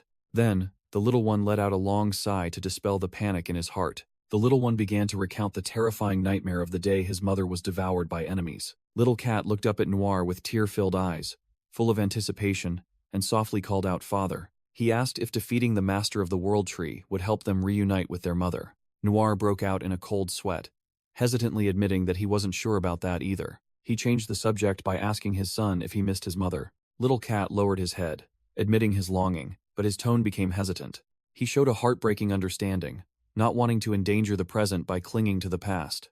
The little one confided that it was only by pouring all his hopes and wishes that he was able to reunite with his father. Therefore, he firmly believed that the same miracle would come true to bring his mother back. Noir hugged his son tightly, promising to help the little one fulfill that wish if he wanted. He tightened his embrace and firmly declared that both father and son would achieve it together. Lucas bowed his head in apology for his previous cowardly escape and thanked them for saving his life, flattering them as true warriors. Wendy froze completely, exclaiming that such an overly polite apology had ruined the rant she had planned to unleash on him. She still resentfully clenched her fists, wanting to punch him to vent her anger. But Hawk intervened, while Lucas knelt, asking to atone for his mistakes by offering assistance. Hawk suspiciously asked if this noble had heard anything while frozen, as his offer of help was too timely. Lucas calmly explained that he hadn't heard anything, but his glowing red eyes had seen through the reason Hawk sought him out first, to request intermediary authority. Hawk nodded in confirmation, raised the token, and worried that the Garnet soldiers wouldn't respect this pass and would charge in for a bloody fight. Lucas immediately sealed the deal with a trustworthy expression, asserting that assisting heroes was the guild's responsibility, so he would handle this matter. The three stood amidst the icy battlefield to exchange information after the situation had cooled down and a temporary alliance was established. Wendy quickly summarized all the events that had transpired after Lucas's escape, so he could grasp the situation. The noble mage listened intently and nodded, absorbing the massive amount of information that had just been fed into his mind. He mumbled an analysis of the mana-resistant dagger and the shield made from the world tree, with the expression of a dedicated researcher. His glowing red eyes flashed with sharpness as he pieced together information about the fused cat and the black cat bearing Sirius's memories. Although a billion questions still swirled in his mind, Lucas decided to temporarily set aside his curiosity to prioritize solving the immediate problem. Hawk immediately agreed, because if they kept chatting, the Garnet soldiers in the distance would grow suspicious and launch an attack. Lucas suddenly changed his tone to a serious one, probing whether Hawk was aware of the core issue, with a meaningful expression. The armored knight bewilderedly asked what this man was implying, looking so tense. Lucas's gaze was sharp as a knife, pointing out a cruel truth. The easiest way to escape was to abandon those soldiers to rot to death here. Hawk firmly asserted that he was well aware of that, but the easiest way wasn't necessarily the right way, and that's why he saved Lucas first to resolve things smoothly. Lucas broke out in a cold sweat at the transformation of the once bloodthirsty individual, while Wendy smugly asserted that it was that formidable cat who had reformed this butcher. Noir emerged from the tent with a stone-faced expression, with Little Cat trotting along beside him. Little Cat suddenly sped up and rushed in front of Noir, excitedly calling out, "Father." Noir looked down, bewildered, not yet understanding what trick his son was up to. Little Cat ran circles around Noir's legs like a spinning top, grinning widely and repeatedly calling out "Father" in sheer joy. Without a word, Noir bit directly into the nape of his son's neck to suppress this excessive hyperactivity. Noir wondered why he was just crying and now grinning happily, to which the little one nonchalantly replied that he should be happy when helped. He gently placed his son down and told the little one to sit still so he could compose himself for a moment. Noir stared intently, making Little Cat also bewildered, not understanding what the old man wanted.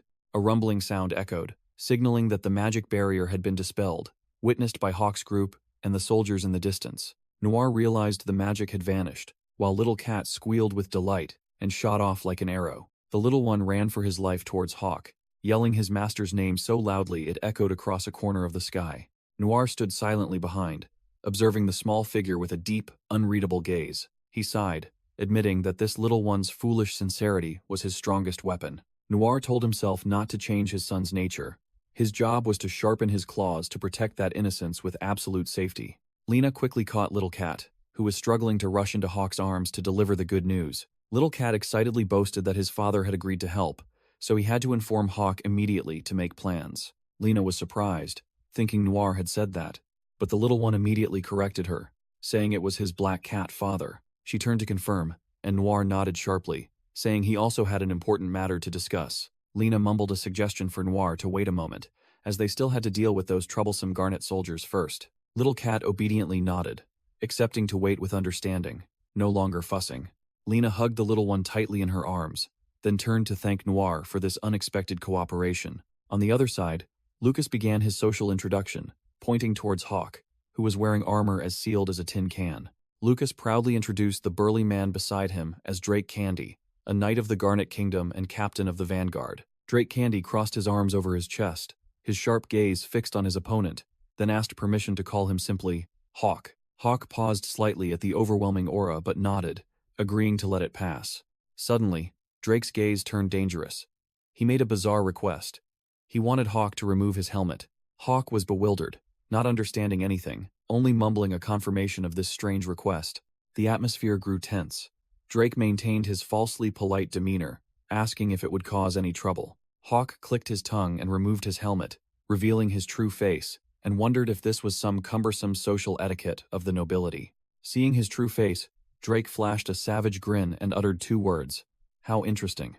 Hawk flinched, startled by the muscular captain's less-than-friendly smile. Drake leaned in, scrutinizing Hawk's face, muttering that his eyes weren't red as he had imagined. He narrowed his eyes meaningfully, asserting that eye color aside, the two of them shared a great deal in common. His gaze focused on the long scar running down Hawk's youthful face. Drake pointed to the intricate scars on his own face, chuckling and saying they looked very similar. Seeing Hawk utterly bewildered, Lucas quickly intervened, explaining that the man simply had such an unpleasant laugh. Drake extended a rough hand, his tone shifting completely, as he praised Hawk's recent battle against the mutated monster. Hawk froze for a few seconds upon hearing the giant call him a true hero. Drake gripped Hawk's iron-gloved hand with considerable force. The muscular captain asserted that he was no hero, but simply did what needed to be done. Hawk listened in silence, as Drake unexpectedly lowered his voice to apologize for the Vanguard's sacrifice. Long rows of soldiers' bodies lay covered on the cold ground, casting a somber mood over the atmosphere.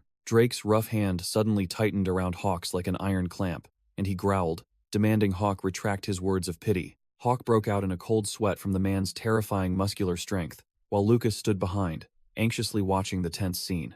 Drake declared loudly that these soldiers had fought and fallen gloriously for their homeland. His gaze was as sharp as a knife as he asserted that pity for them was a grave insult. Lena suddenly charged forward with Noir, weapons in hand, ready to fight Drake to protect Hawk, believing her comrade was threatened. Hawk frantically waved his hands, explaining to Lena that it was just a terrible misunderstanding and there was no fight at all. Little Cat poked its head out from the cloak, fiercely declaring it would call its father to help Hawk if necessary. Hawk was speechless, fearing the captain would discover the cat's mana absorption ability as he stared intently. Drake's face flushed like a maiden's, and he timidly asked permission to pet the cat, because it was simply too adorable. Everyone froze completely, speechless at the muscular man's drastic shift from a cool, tough image to an obsessed cat servant. Little Cat shivered, feeling a chill as the large man stared at it with a perversely longing gaze. Drake pulled out a brush from somewhere and began skillfully grooming Little Cat right there on the spot. The cat, initially wary, now lay still, purring, and enjoying this supreme level of service. The captain grinned with utter satisfaction, his hand ceaselessly brushing the cat's fur as if it were his life's mission. Little Cat lay flattened, sparkling brightly, utterly blissful after the giant's high-class massage. Drake chuckled, praising himself as a good person, while Little Cat was blissfully enjoying the ultimate massage. Hawk broke out in a cold sweat, seeing his boss reveal such a sparklingly happy face for the very first time. The muscular man began lecturing on the benefits of cat grooming, such as stress reduction and healthy skin, holding the brush like a national treasure. He thrust the brush into Hawk's hand, instructing him to diligently serve His Majesty regularly. Drake's face suddenly turned serious as if discussing life and death, and he raised a finger, warning that one absolutely must brush in the direction of the fur growth. Hawk and Wendy diligently jotted down the secret cat care techniques in their notebooks with an earnestness, as if learning ultimate forbidden magic to save the world. Lena didn't want to be left out. She volunteered to groom the taciturn black cat sitting there. Noir coldly refused outright, stating he would never let anyone touch his noble fur like that blue cat. Lucas announced he would withdraw his troops to the Garnet Kingdom with the Vanguard after burying their unfortunate comrades beneath the cold ice. Hawk asked in bewilderment, thinking the nobleman had promised to stay and continue assisting them in battle. The mage listed his achievements, reconciling with Drake and charging the gauntlet, though Hawk felt those matters were insignificant compared to the current situation. He asserted that his role was merely to recruit hunters and delegate tasks, not to rush headlong into certain death for direct combat. He wondered if the receptionist, Wendy, would pack her bags and follow her old boss back home. Lucas confirmed that Wendy would stay to support the group, and he had generously cleared all her debts as a meaningful farewell gift. Wendy clenched her fists, declaring she wanted to stay and help Little Cat, unwilling to let the burden fall solely on the tiny creature's shoulders. The nobleman acknowledged Wendy's will and considered clearing her debts as his way of respecting his former employee's brave decision. He turned to ask one last time if they were certain, as this journey was too dangerous for a fragile support mage. Wendy cried out in exasperation, stating that the question should have been directed at her, not asked through Hawk, causing the young man to profusely apologize. Lucas and Drake turned their backs and departed, offering a final reason. All the army's equipment was shattered, so staying would only be a burden to the team. Hawk spoke up, questioning the commanders about their so-called honor and fearless fighting spirit they once boasted about. Old Man Drake immediately retorted, arguing that rushing headlong into death without tools to counter mana absorption was merely reckless foolishness, not bravery. Wendy stood by, only able to mutter the words reckless with an anxious expression as she witnessed the tense verbal sparring. Hawk calmly threw out a bait, asking a provocative question. What if I have a way to counter it? Both Lucas and Drake paused, their eyes revealing curiosity mixed with doubt at the mercenary's excessive confidence. Drake immediately pressed, asking if this divine method could be universally applied to the entire army at once, or if it was just empty talk. He drew a dagger, confessing that this was a custom-made item, usable by only 1 or 2 people, and its effectiveness still needed to be character-tested. The old general raised a hand to stop him, flatly declaring that if it couldn't be mass-produced for the soldiers, then there was no point discussing it. Don't waste time explaining. Hawk didn't give up. He revealed that the dagger was made from the corpse of a mutated wyvern, and this material was abundant at Gunter's slaughterhouse in Frisia. Lucas stroked his chin in thought, immediately recognizing the familiar location where they had first fatefully encountered each other. The nobleman spun around 180 degrees, urging Drake to return to the city immediately because this lead was too promising to ignore. Drake's scarred face still showed some hesitation, but it was clear he had been convinced by his comrade's argument. However, the muscular old man still had one final, personal question that needed an answer before making a decision. Hawk calmly nodded, signaling his interlocutor to ask freely, as he had nothing to hide. Drake looked him straight in the eye and asked a very serious question. "Hawk, do you want to become a hero who saves the world?" Hawk paused for a beat, then casually replied that such a philosophical question had found the wrong address. He lightly patted his shoulder, pointed at the cat perched proudly on his shoulder armor, and introduced it as the true aspiring hero. Both Drake and Lucas froze, mouths agape at this outrageous and unexpectedly surprising answer. Little Cat puffed out its chest proudly, firmly declaring that it wanted to be a hero because, in its eyes, heroes were the coolest things on earth. Harold Montblanc addressed the issue directly, pressing whether that tiny cat dared to confront a monster powerful enough to destroy a nation. He leaned in close, his bloodshot eyes piercing deep into the other's soul to test their true mettle. Little Cat clung tightly with its claws to Hawk's shoulder armor, its entire body trembling from the immense pressure of the critical question. It honestly confessed that it was scared out of its wits, but the fear of losing precious things was many times greater. With teary eyes, Little Cat asserted that if fear overwhelmed it, nothing could be protected, and it wanted to reclaim what had been stolen. It sprang to its feet, roaring with fervor that it would fight to the death against the one manipulating the world tree. Hawk stood firm as a sturdy support, while the cat on his shoulder boldly declared its reason for wanting to become a hero. Before the entire group, Little Cat concluded with a poignant statement.